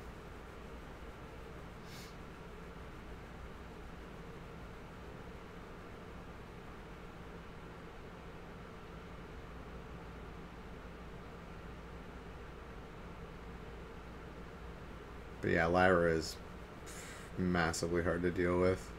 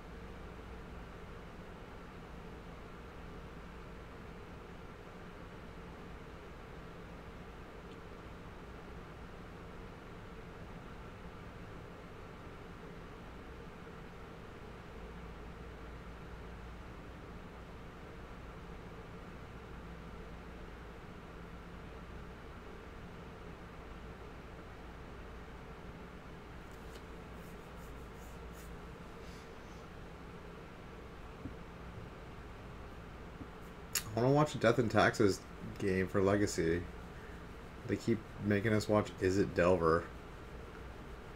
Like that, Death and Taxes and Golgari Depths. That's a good matchup. Well, see, I play Death and Taxes. I haven't seen a Death and Taxes game in so long. Apparently, people are playing the deck again, or at least they're on camera. It better not go to Modern after this. I want to see another Amulet Titan. Is it Phoenix freaking match?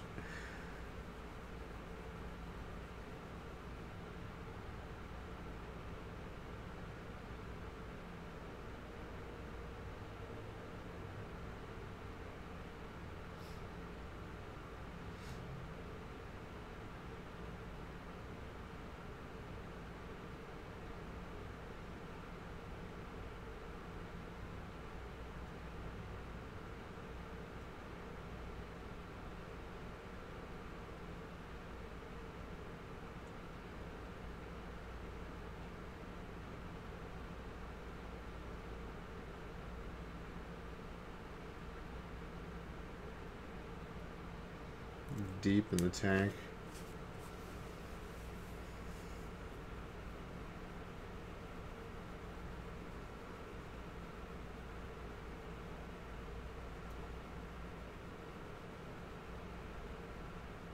I guess he's afraid of Merfolk Trickster because it removes all your abilities and he could just block and kill Lyra, but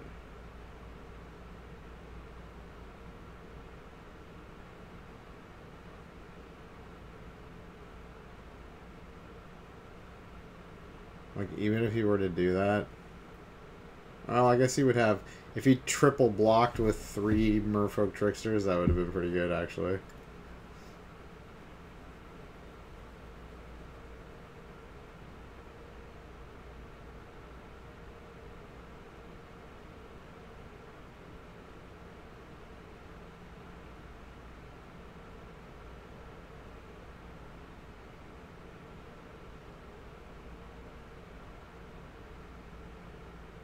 That was a little bit greedy. Because the worst case scenario there was him playing another Merfolk Trickster and then triple blocking it. Maybe he had a removal in his hand. He was deep in the tank for some reason, and I assume it was because he was wondering if he wanted to play Cry the Carnarian before or after combat. So it was... He was stressing over whether to gain 2 more life, or do 2 more damage and gain 2 more life, versus the safer path, which would be killing the 2 beforehand. I don't know. Because if he had a removal, then like there'd be no instant speed removal. There's no chance he doesn't win the interchange at that point.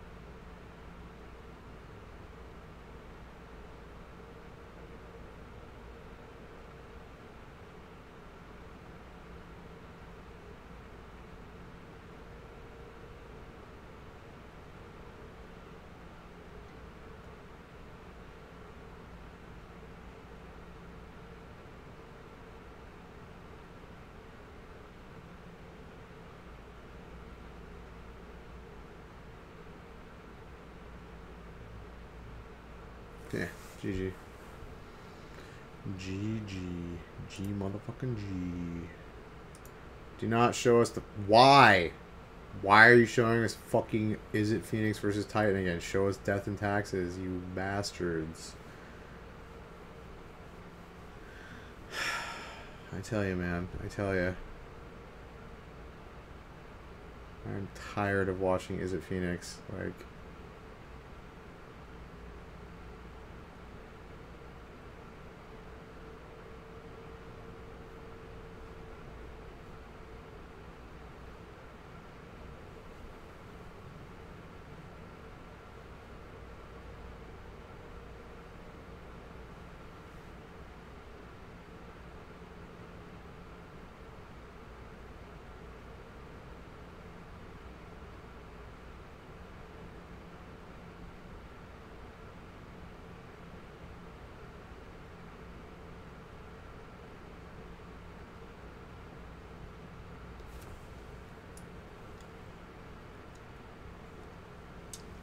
I kind of want to fast forward to the game 3 here.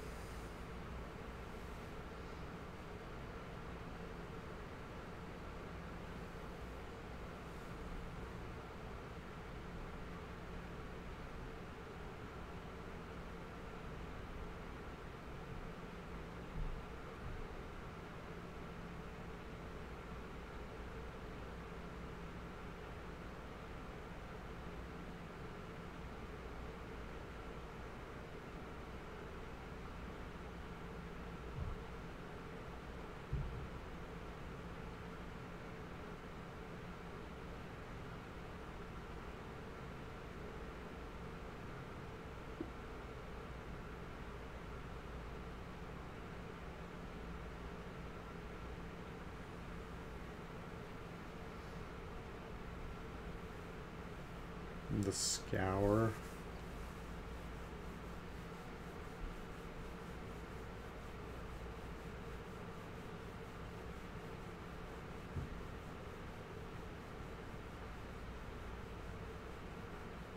Oh, he's getting his Phoenixes back.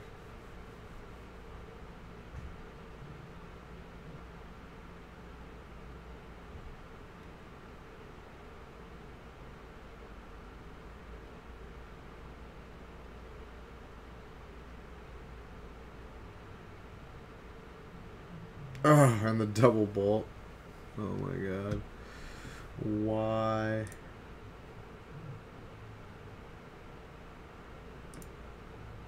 Alright, game 3. Oh, the Death and Taxes player beat him too. I wanted to see Death and Taxes beat down Golgari Depths. Alright, he got Amulet turn 1, so he should be pretty favored to win this. And he's got bounce lines in hand, so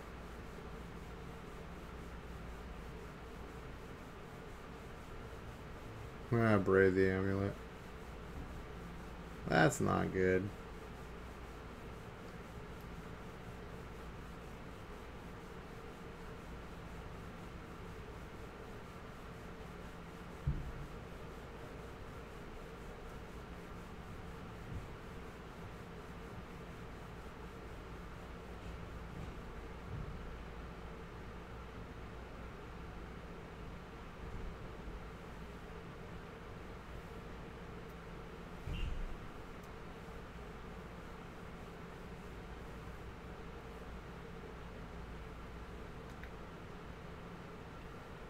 Sleight of Hand's popping up more in this deck.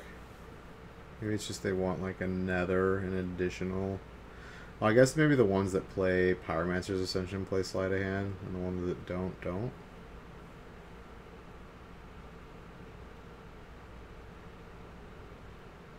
Maybe they're playing those instead of Gut Shot. Okay, that might be what they subbed out, because I haven't seen this guy play a Gut Shot, and I didn't see one in his graveyard. And the previous people we've watched haven't had Gut Shot either. Maybe Gut Shot finally got taken out of the deck for, you know, surgicals and sleight of hand.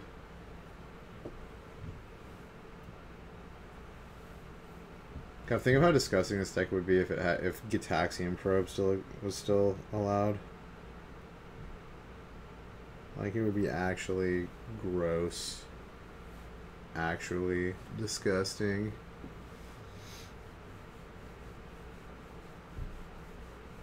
Oh, Ida Cocos, thank you for the follow. I appreciate you.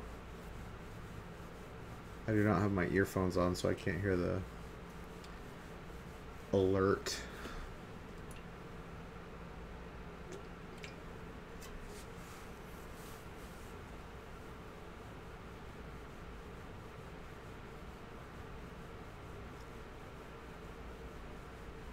Alright, we got a Zuza in play. And another Amulet. Question is, what is the last card in his hand? If that is a Titan, then we're in real good shape to win with Titan. The Amulet Titan. Oh, but we have a thing in the ice.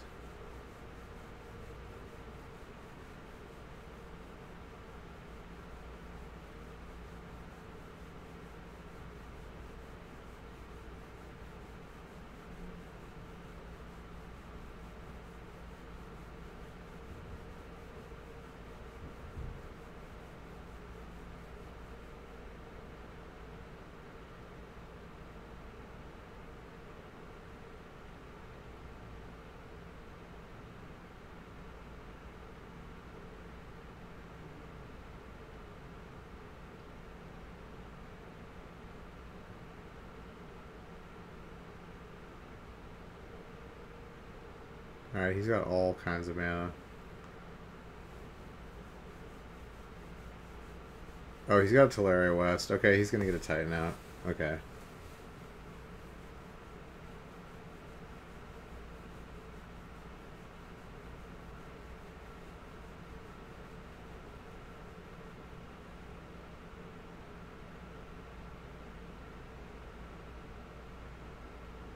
Yeah, so we got Summoners Pact.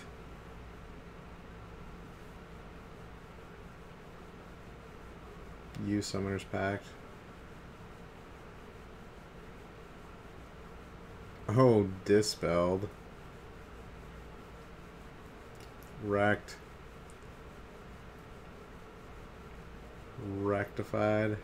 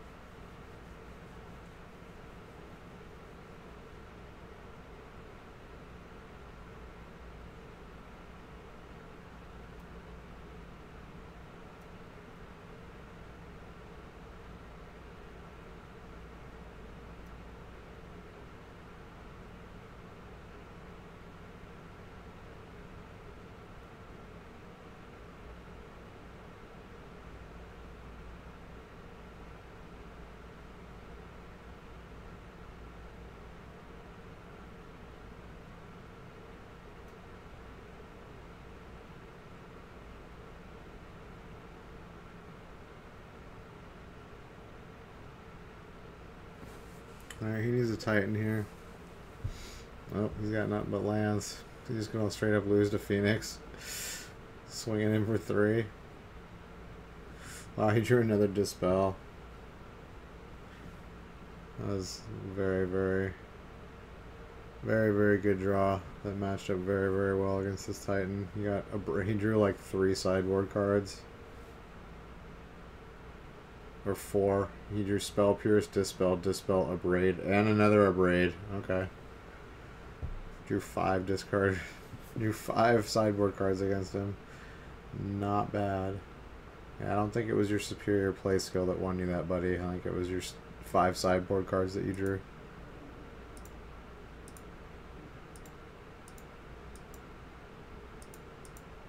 Over turf. As foretold, the deck is comedy. Alright, what do we got here? Celeste tokens versus Teamer. Sucklination. Sucklamation.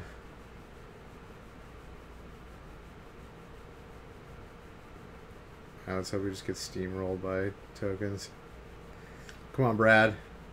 Come on, Mr. Carpenter. I believe in you. I believe you can fly. I believe you can touch the sky. Uh-oh. Reclamation just came out. That could bode ill.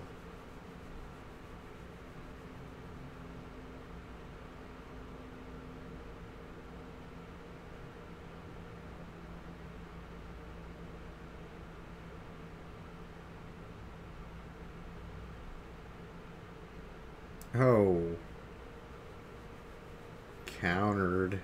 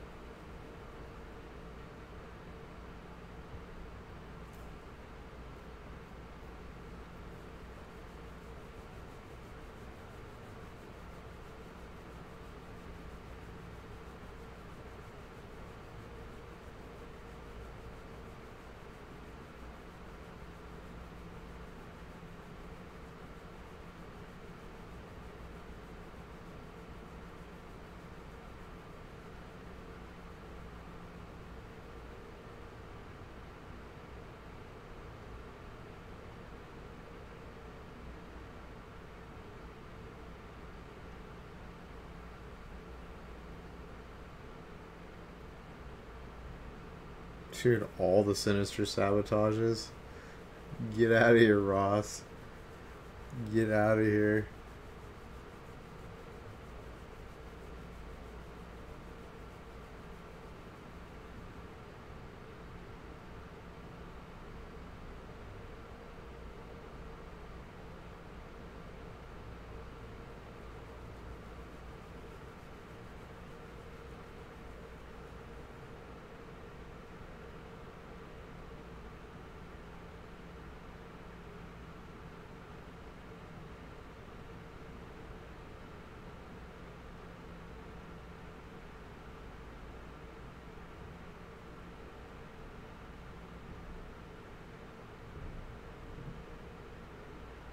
Oh, hard cast the locks it on. 4-4 for 5. Feels bad. Feels bad, bruh. Feels bad. Yeah, I don't think you're winning this one, Brad. Full grip of cards, 2 reclamations on the table. Yeah.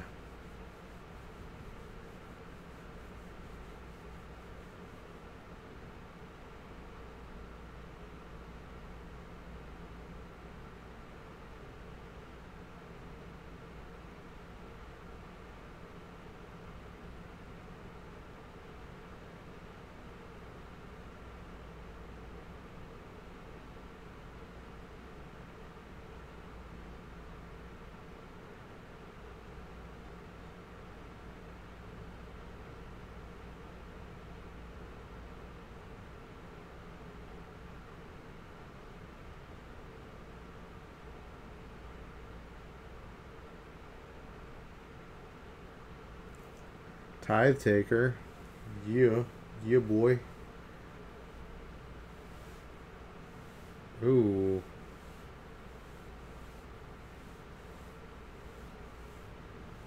Dude, that's the 4-drop,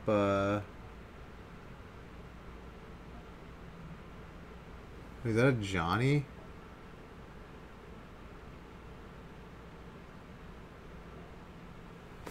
Is there a freaking green white of Johnny? Oh, it's Whatley. Okay.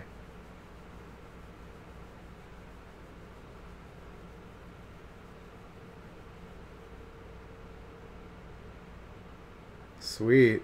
So he's all about just like embleming that shit so you get to draw a card for each creature you play. That's pretty badass.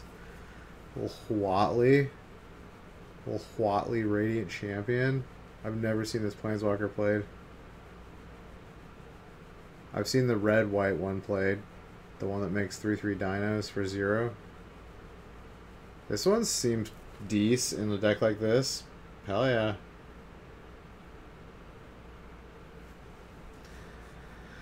Why not?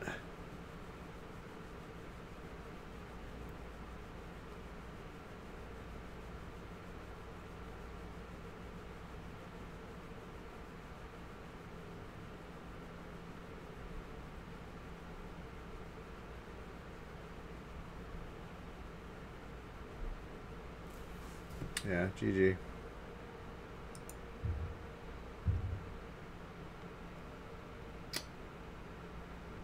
Sideboards.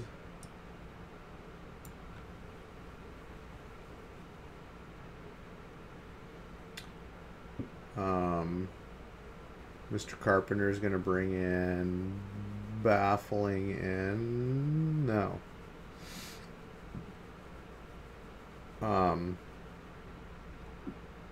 He's gonna bring in 3 Knight of Autumns, 2 of Johnny's, 2 Vivian Reeds, and a Crushing Canopy. Miriam's gonna bring in Fiery Cannonade, Star of Extinction, probably ×2. Maybe another Niv Mizzet. Yep.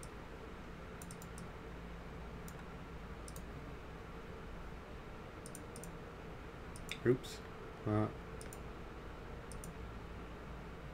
Grinning Totem, yes. Card's awesome.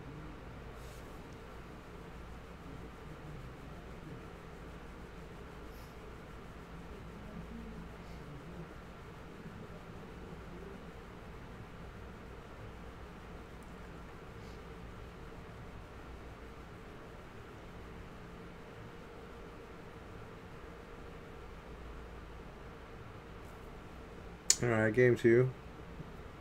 Played a flower turn 1, flower 2, Emiria. Or turn 2, Emiria.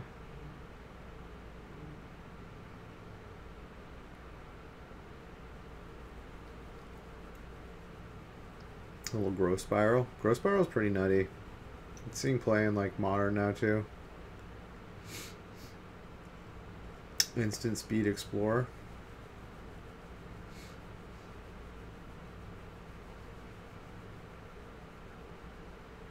Ooh, firing off that fire cannonade. Before shit gets too out of hand and he flips the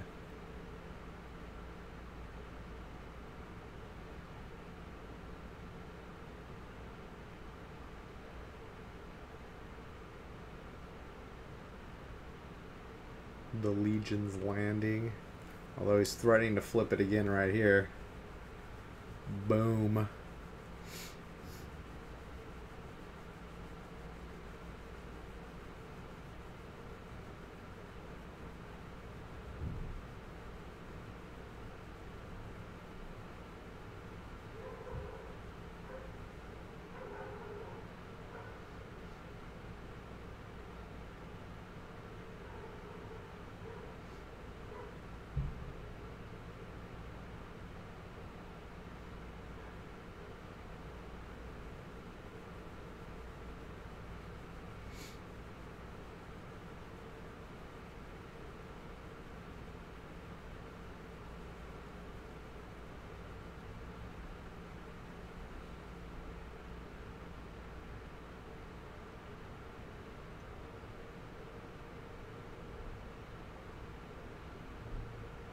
Ooh, Vivian Reed, get wrecked, son.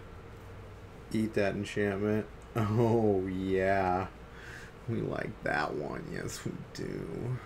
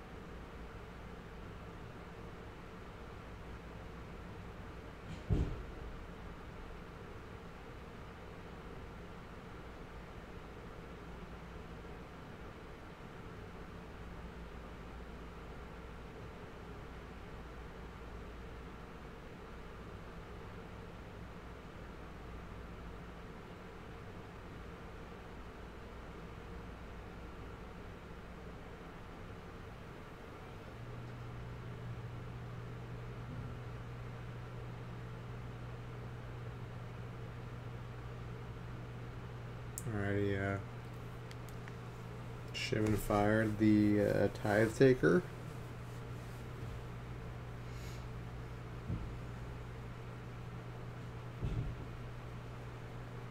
I wonder why he's playing Shivan Fire over... I guess because you can kick it to do 4 damage. Bet he wish he had a shock right now, though. Kill that Vivian Reed, you know.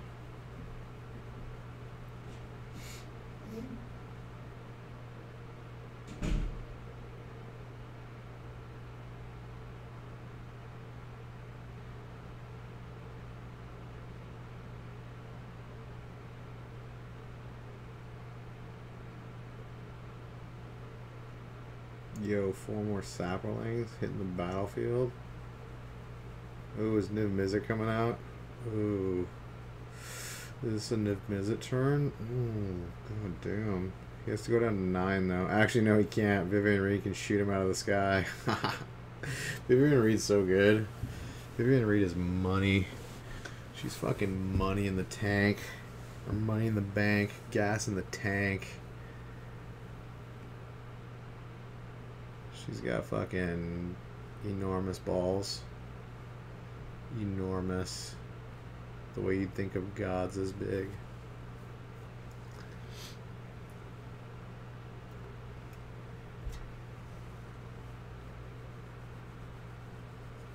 Come on, Miriam. Get the slow play master. The slow play master of disaster.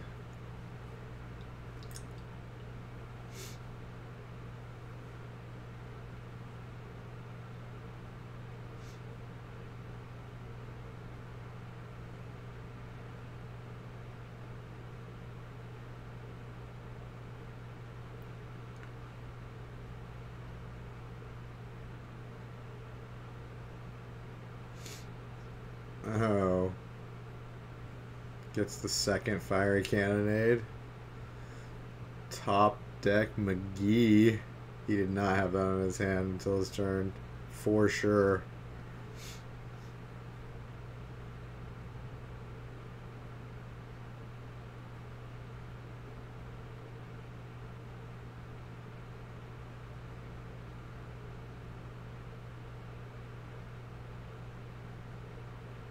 Boom. We got a little Knight of Autumn action, though, to retort.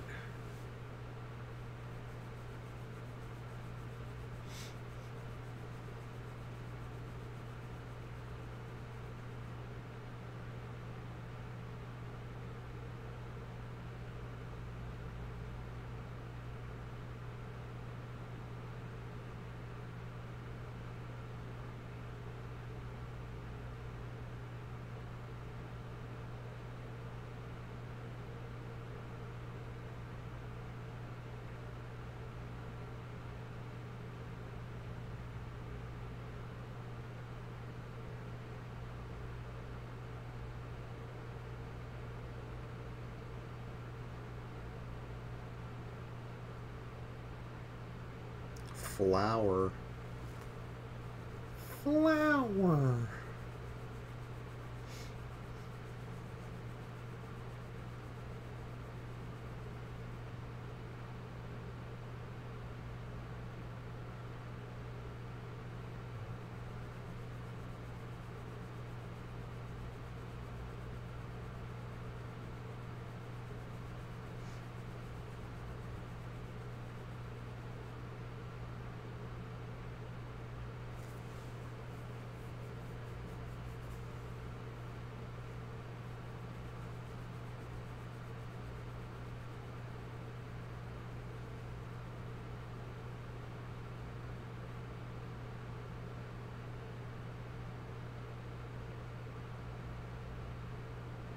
Niv Mizzy. Niv Misery.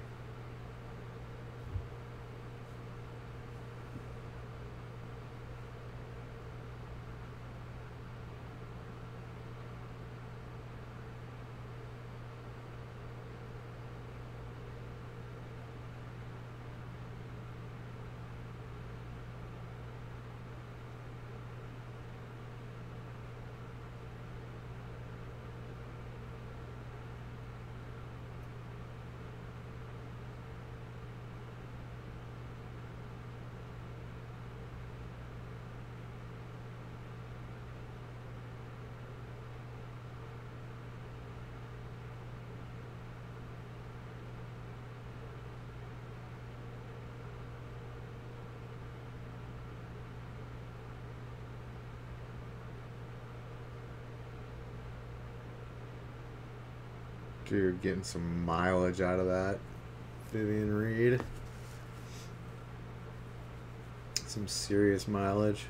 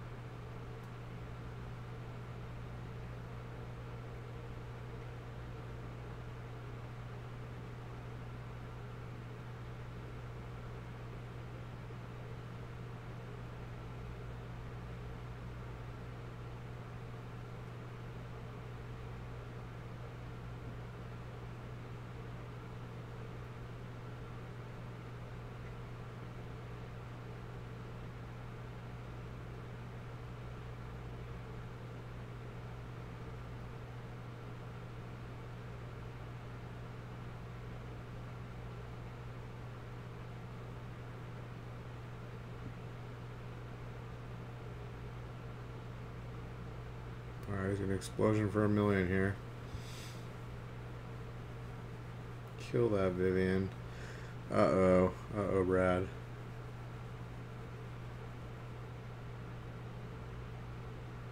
An explosion for 8. Gross.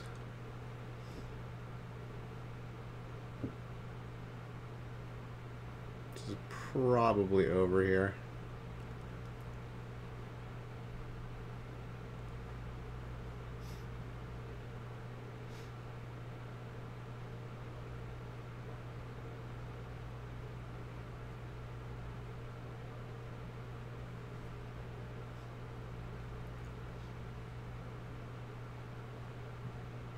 He's got the answer for the reclamation, but it's fucking full grip of cards now.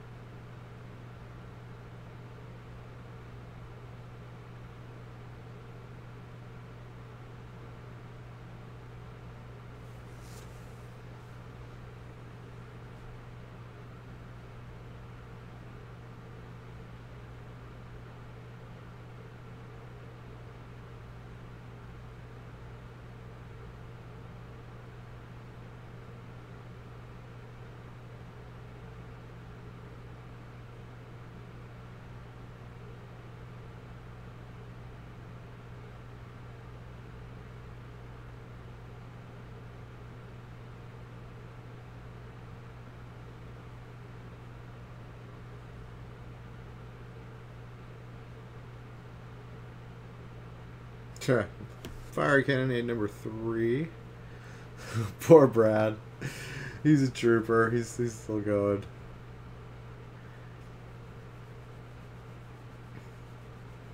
Yeah, this tokens deck is just not as fast as like mono white, so I mean he got him to 5 life, but it's harder to like kill him quickly with this deck. It's the go wide strategy is just a little bit slower, like a turn slower at least. And that turn makes a lot of difference in the time that the team or reclamation deck can stabilize. Yeah, it's over. He's got explosion in his hand. Yeah.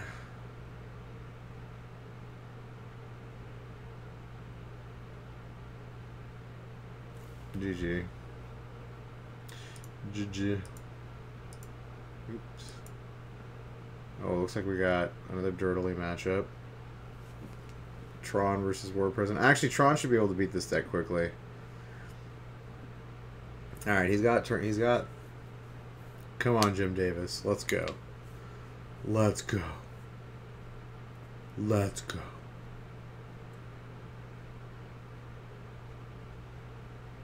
Like, all he has to do is land a Karn, and this is over, right?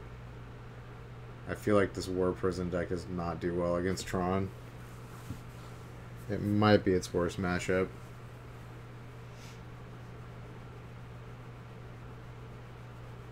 Davis plays Tron a lot, actually, Rock Daddy. He's played it in like the last like 3 or 4 SCG opens that were modern.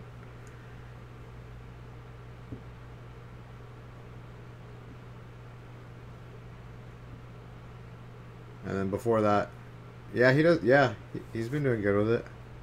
Before he was on Tron, he was on Humans, I believe, for a while. But yeah, he switched to Tron a few months, like a couple months ago.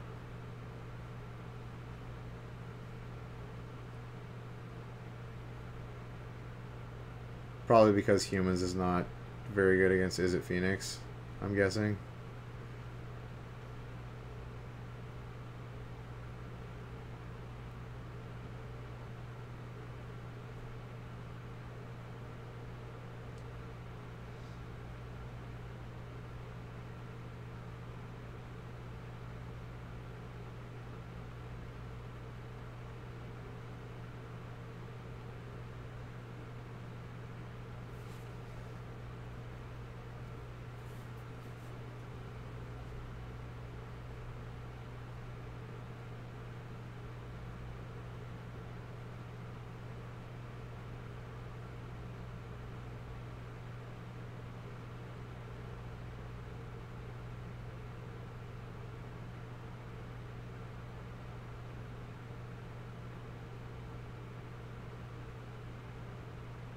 And I'm not really sure what he was thinking about there. Like, he clearly play Karn, go get what? Ulamog, yeah.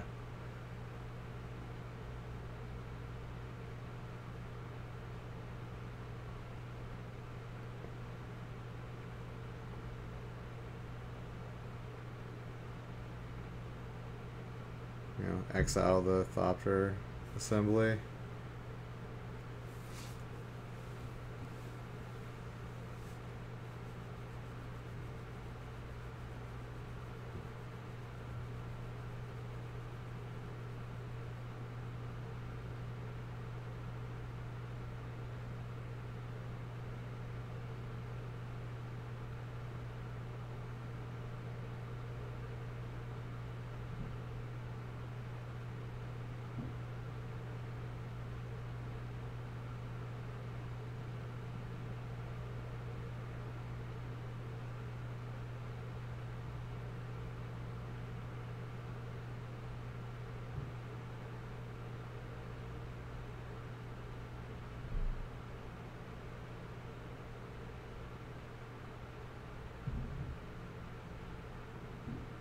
Yeah, Chalice of the Void, not so good against Tron. Ensnaring Bridge, not so good against Tron. He's got a land in his hand, too. Oh, he got his land. That's weird.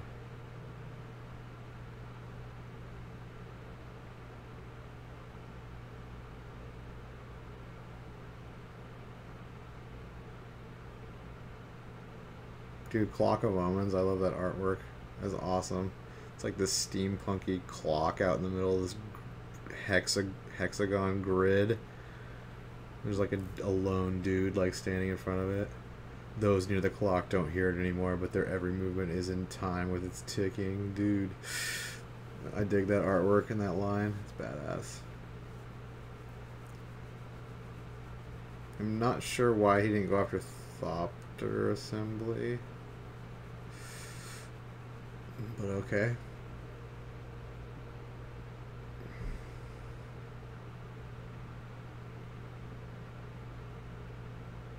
Wow, that was a lucky top deck.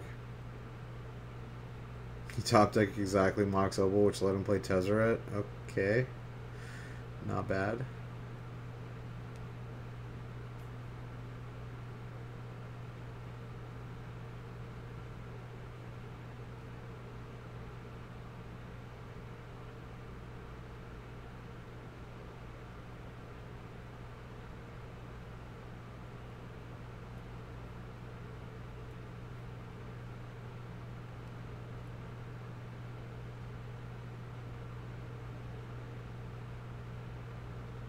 So he's gonna make the Thopter a 5/5, right, and kill Karn, I assume.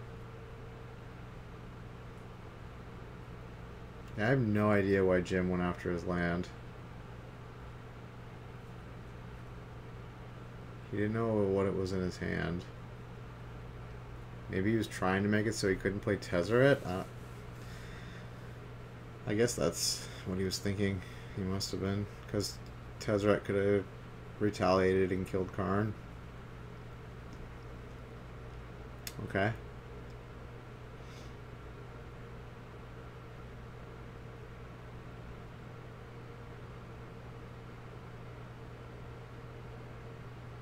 Although I guess now he plays Ulamog and he just exiles the sword and... Or just plays Oblivion Stone and kills everything. That works too. You know. Yeah, no. Yeah, this is over now. You got 2 useless cards in your hand, buddy.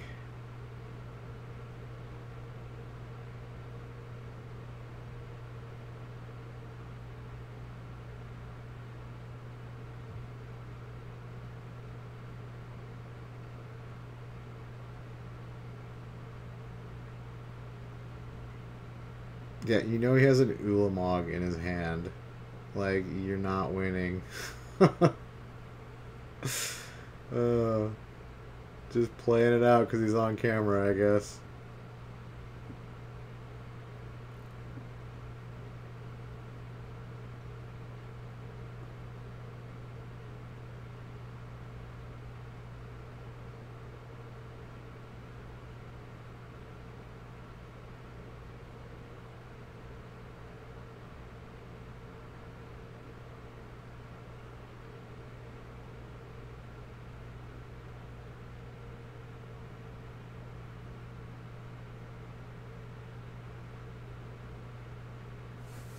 You thought not.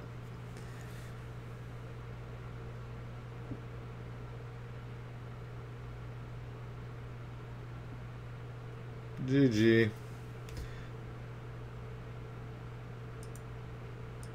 What do they got there? They're into day 2. I guess they were already into day 2.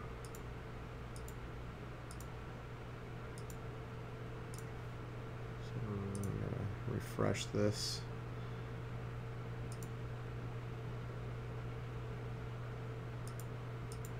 Oop.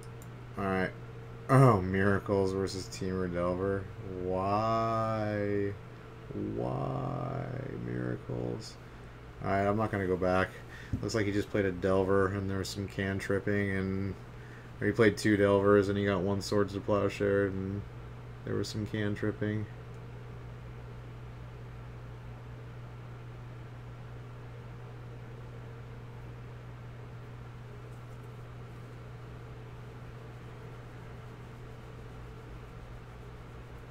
They picked a lot of kind of dirtily matches to put on camera for this tournament thus far. Dang, there are so many Amulet Titan players. Holy crap. I feel like Amulet Titan's been in almost every like modern matchup, like at least half of them. And Phoenix, like both of those are, and like those are 3 decks are like by far the most played decks in modern now.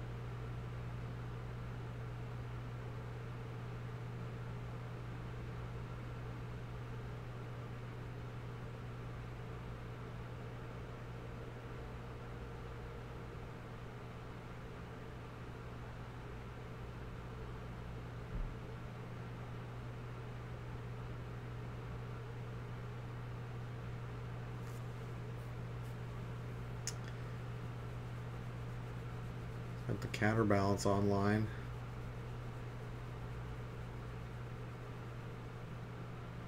I haven't seen Teamer Delver in a while, actually. The Tarmo Delver. Tarmo Delver. Or does it even play Tarmogoyf anymore, or is it just, what, Nimble Mongoose?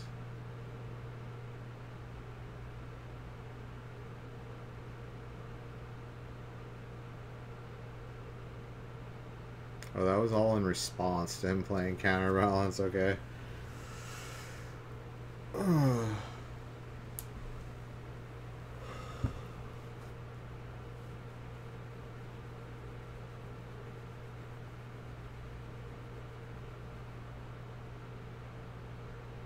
it is of the Tarmos, nice.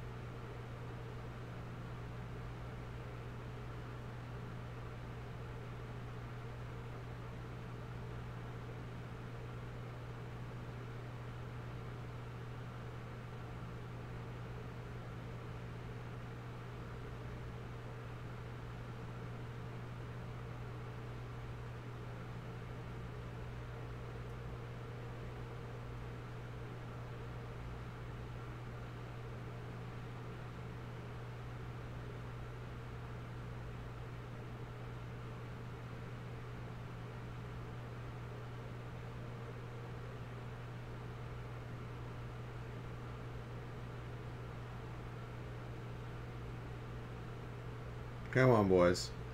Slow-ass Legacy players. Come on. This is fucking turn 3. Play a little faster. It's okay. Shouldn't take 2 minutes per turn.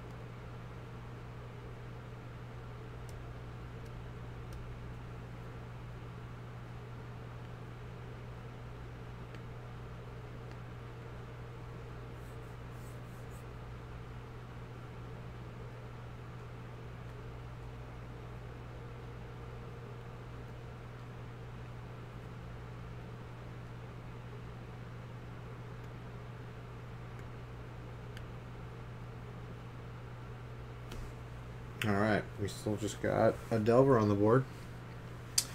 2 more swings with that bad boy, and Miracles is dead, hopefully sooner rather than later.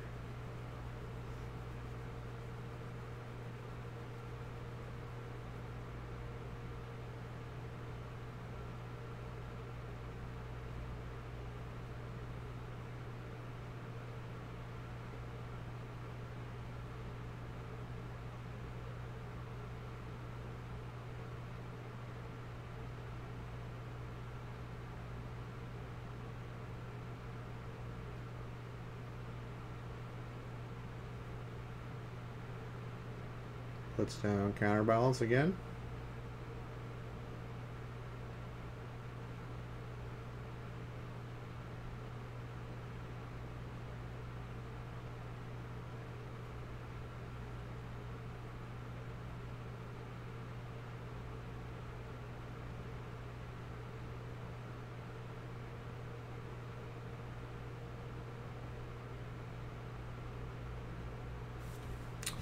GG.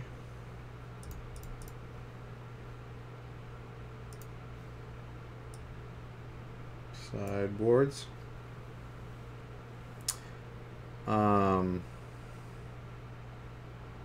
So Delver's going to bring in Flusterstorm. Dude, Winter Orb is in his sideboard. Sick.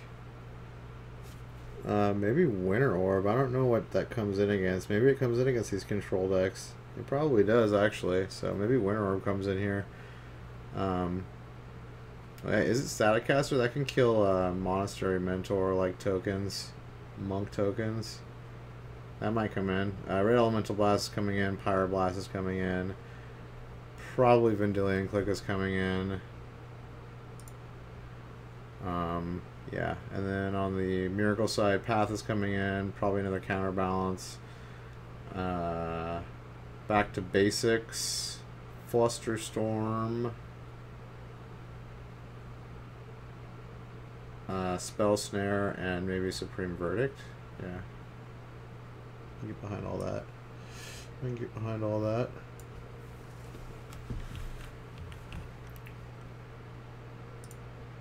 Alright, game 2.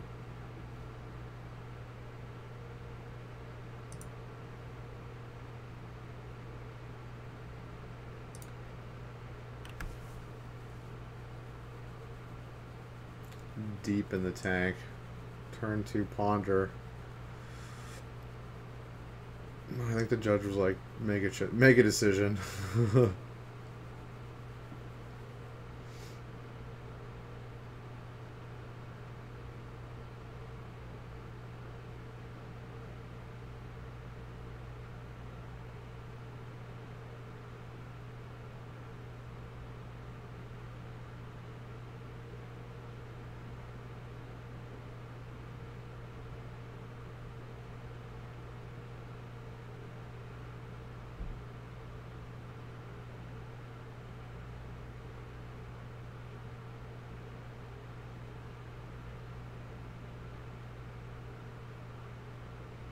Looks like Amulet Titan, Raffle Stomped Dredge. Yeah, I figure Titan pretty walks all over Dredge. Not a whole lot of interaction on the Dredge side.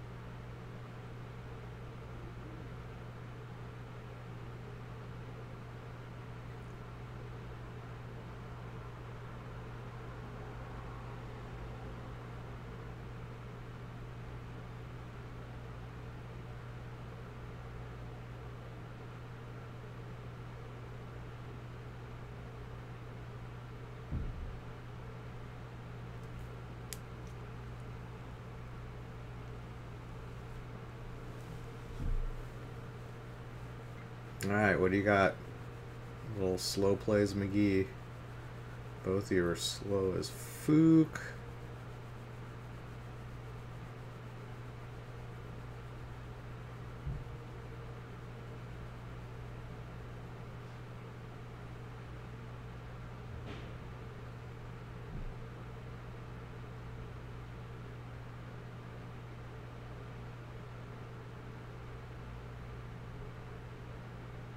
Is that a Hooting Mandrills I see? Little Hooting Mandrills.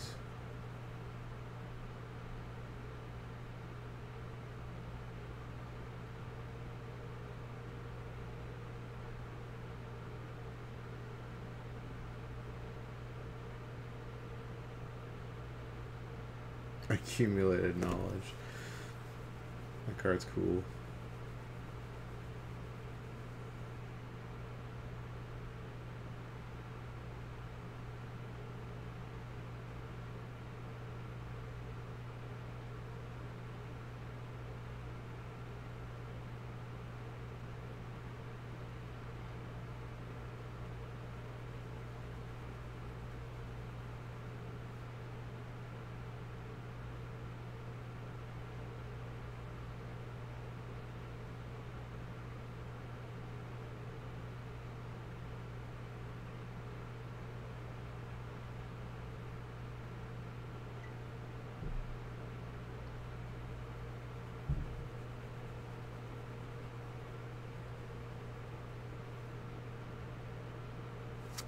Tarmogoyf. Oh my goodness.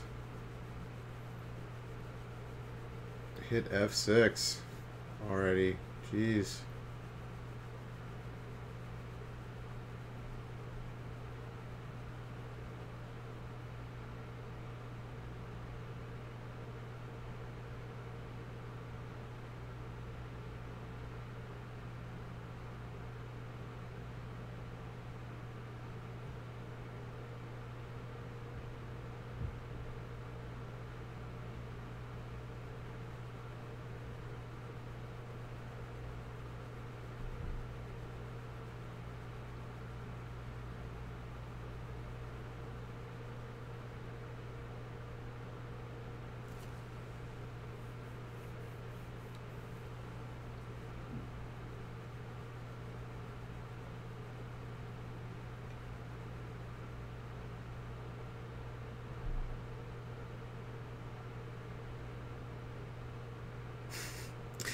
Jeez.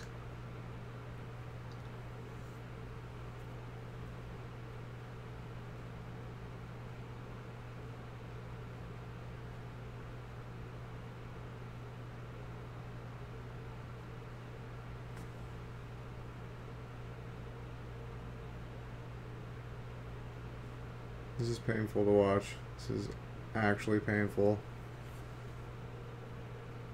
You guys are both so slow.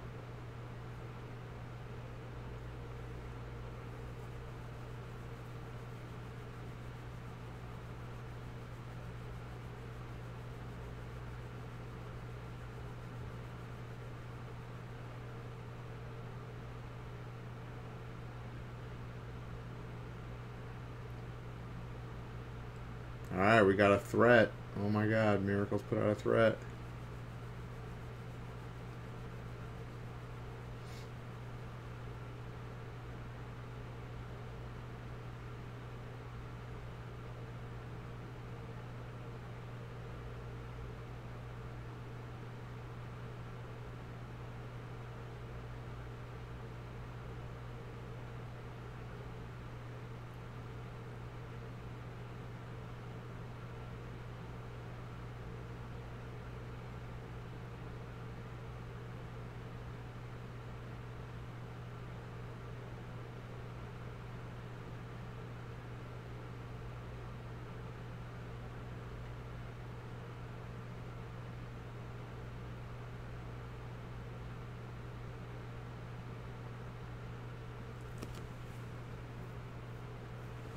Oh my god, dude.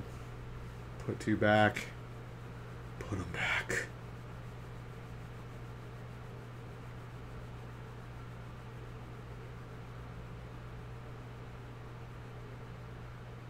I'm wondering why he didn't force of will that Monastery Mentor.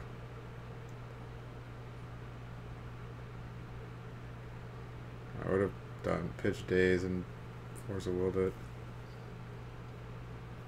And he's got more cards than him.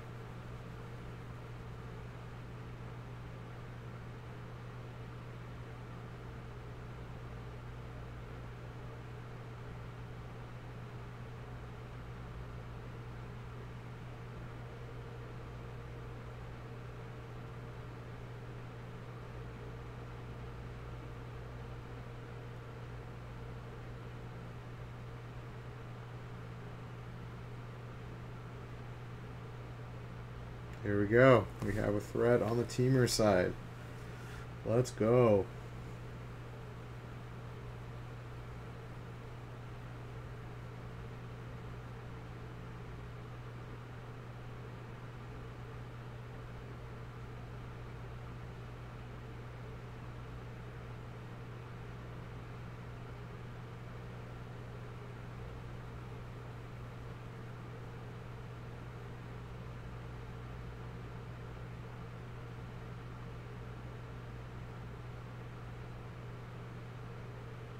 Alright, deep in the tank on this one. I mean, I think he's just gonna...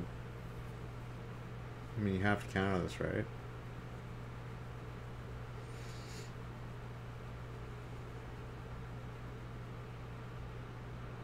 I feel like you have to counter this. He has no way to get rid of that.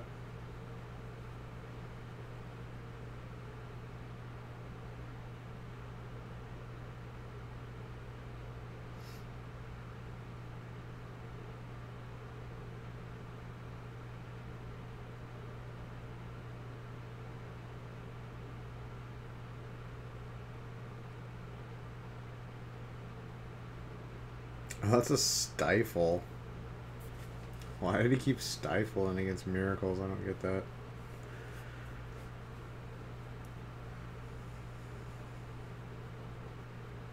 Maybe it's just to hit a fetch land, I suppose.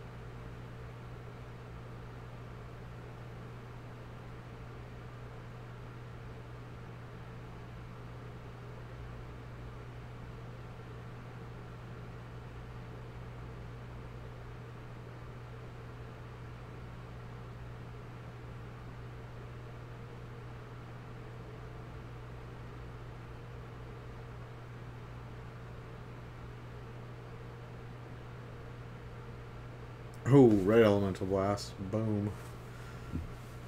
Slap him with a little red elemental blast. Slap that Jace in the face with a little red elemental blast. Psh, psh. Slap him in the donger.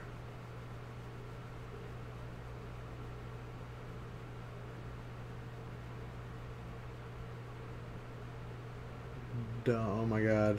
Donger him. Dude,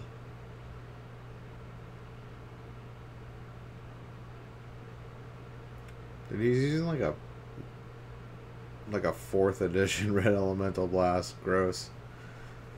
Way to pick like the ugliest printing of that card. Dude, the unlimited and betas are like super dark. Like they're like dark. I love them. They're awesome.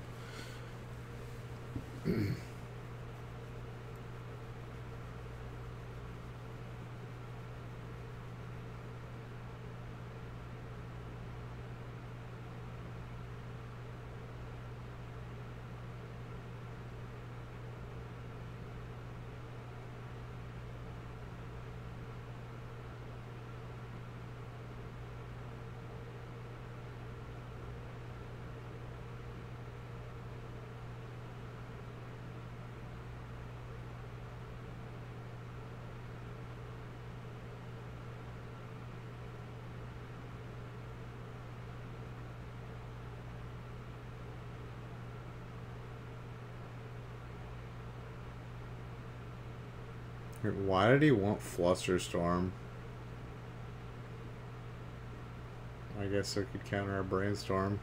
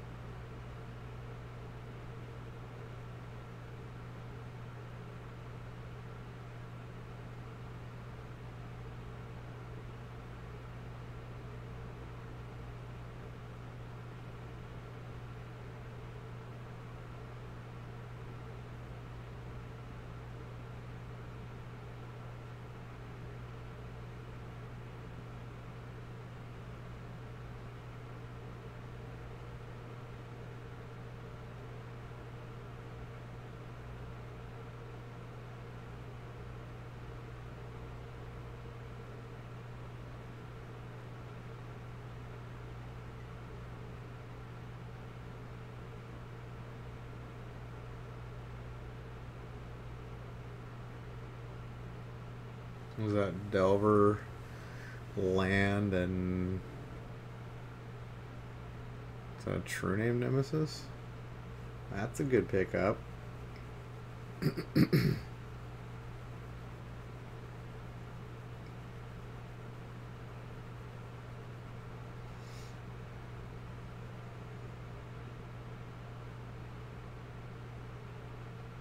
Oh my goodness, you guys. This is game 2. You're 35 minutes deep.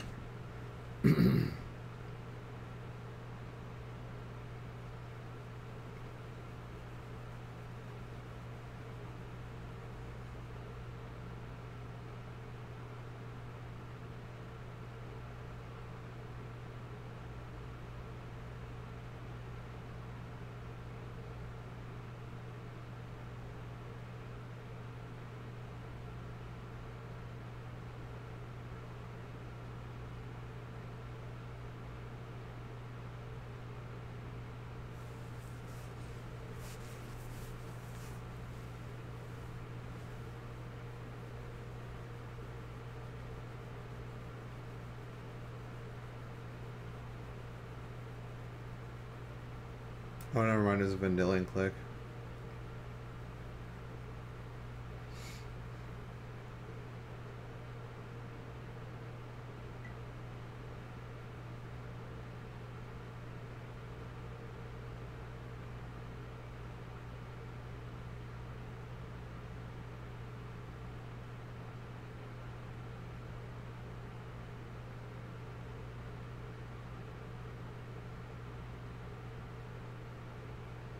That's weird. Why wouldn't you ponder in response to the Vendilion click? Get another token.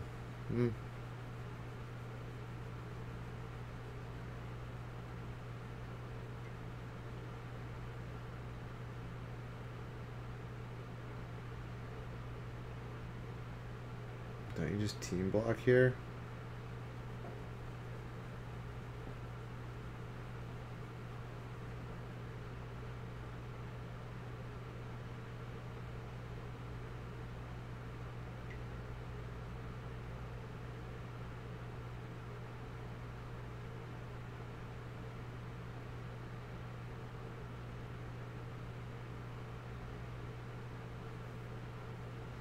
I feel like you team block here, don't you? Get that trampler off the board.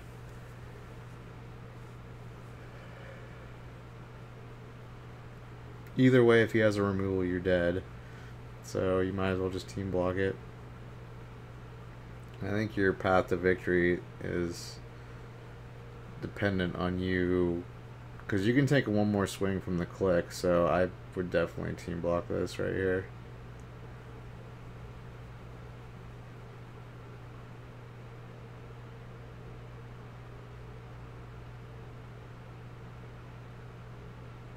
I guess he doesn't share my opinion. I don't understand how being at 1 life is how you're going to come back from this with 2 creatures on the board and 1 draw step.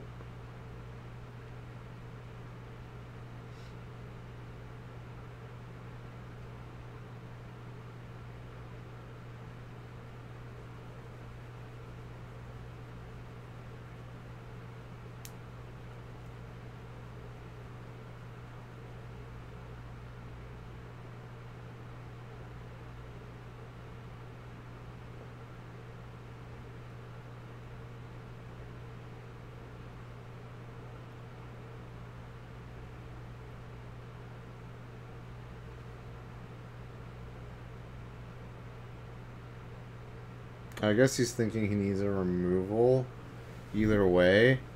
So if he does, he can still keep his Monastery Mentor on the... Or he'll net like 1 token out of it. If he had like if he blocked and had a Swords. Okay, he's doing it during his upkeep. Okay.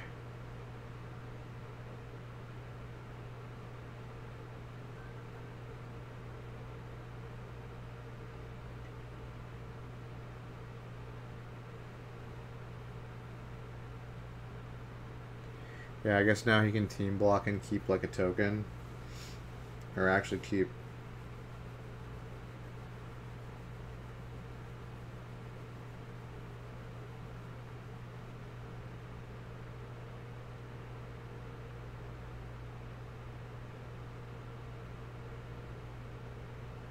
Keep 2 tokens. Okay.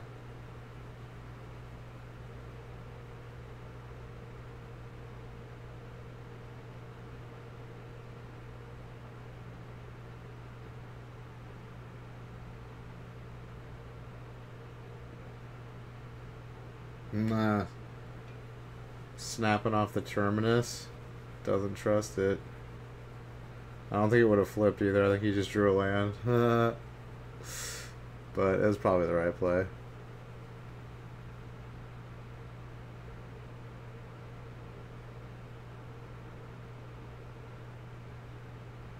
Oh, that's Winter Orb. Gross.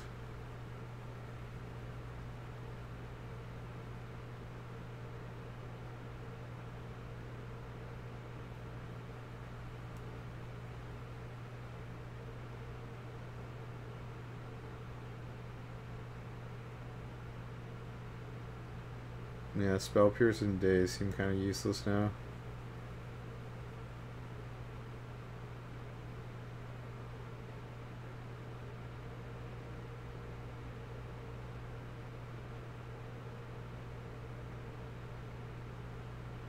Oh, back to basics. Gross.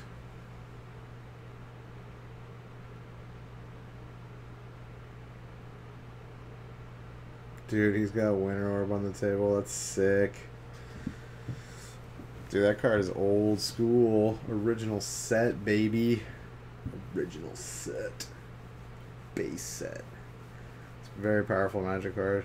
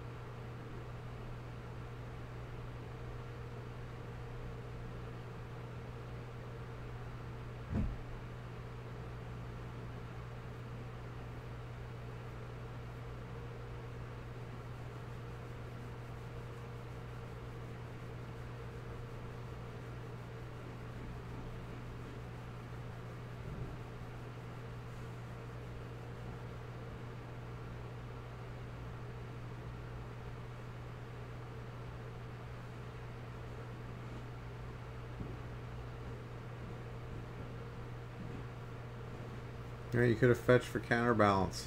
Why don't you fetch for counterbalance? Is that a misplay?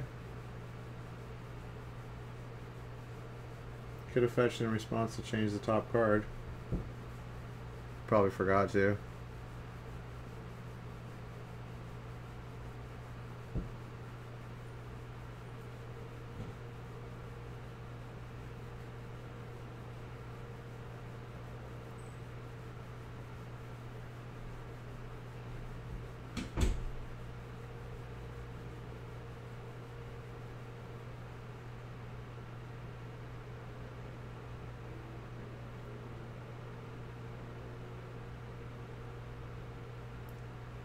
Okay, now we're in the clutches of the winter orb right here. One permanent a turn, untapped.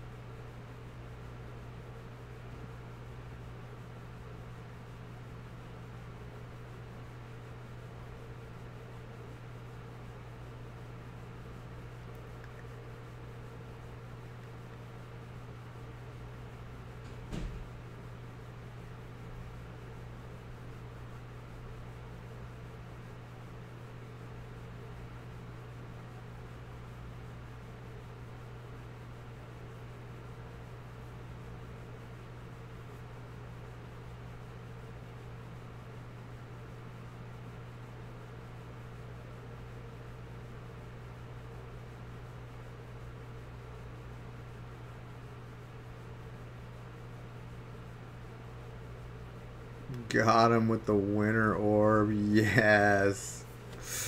Winter orb kicks ass.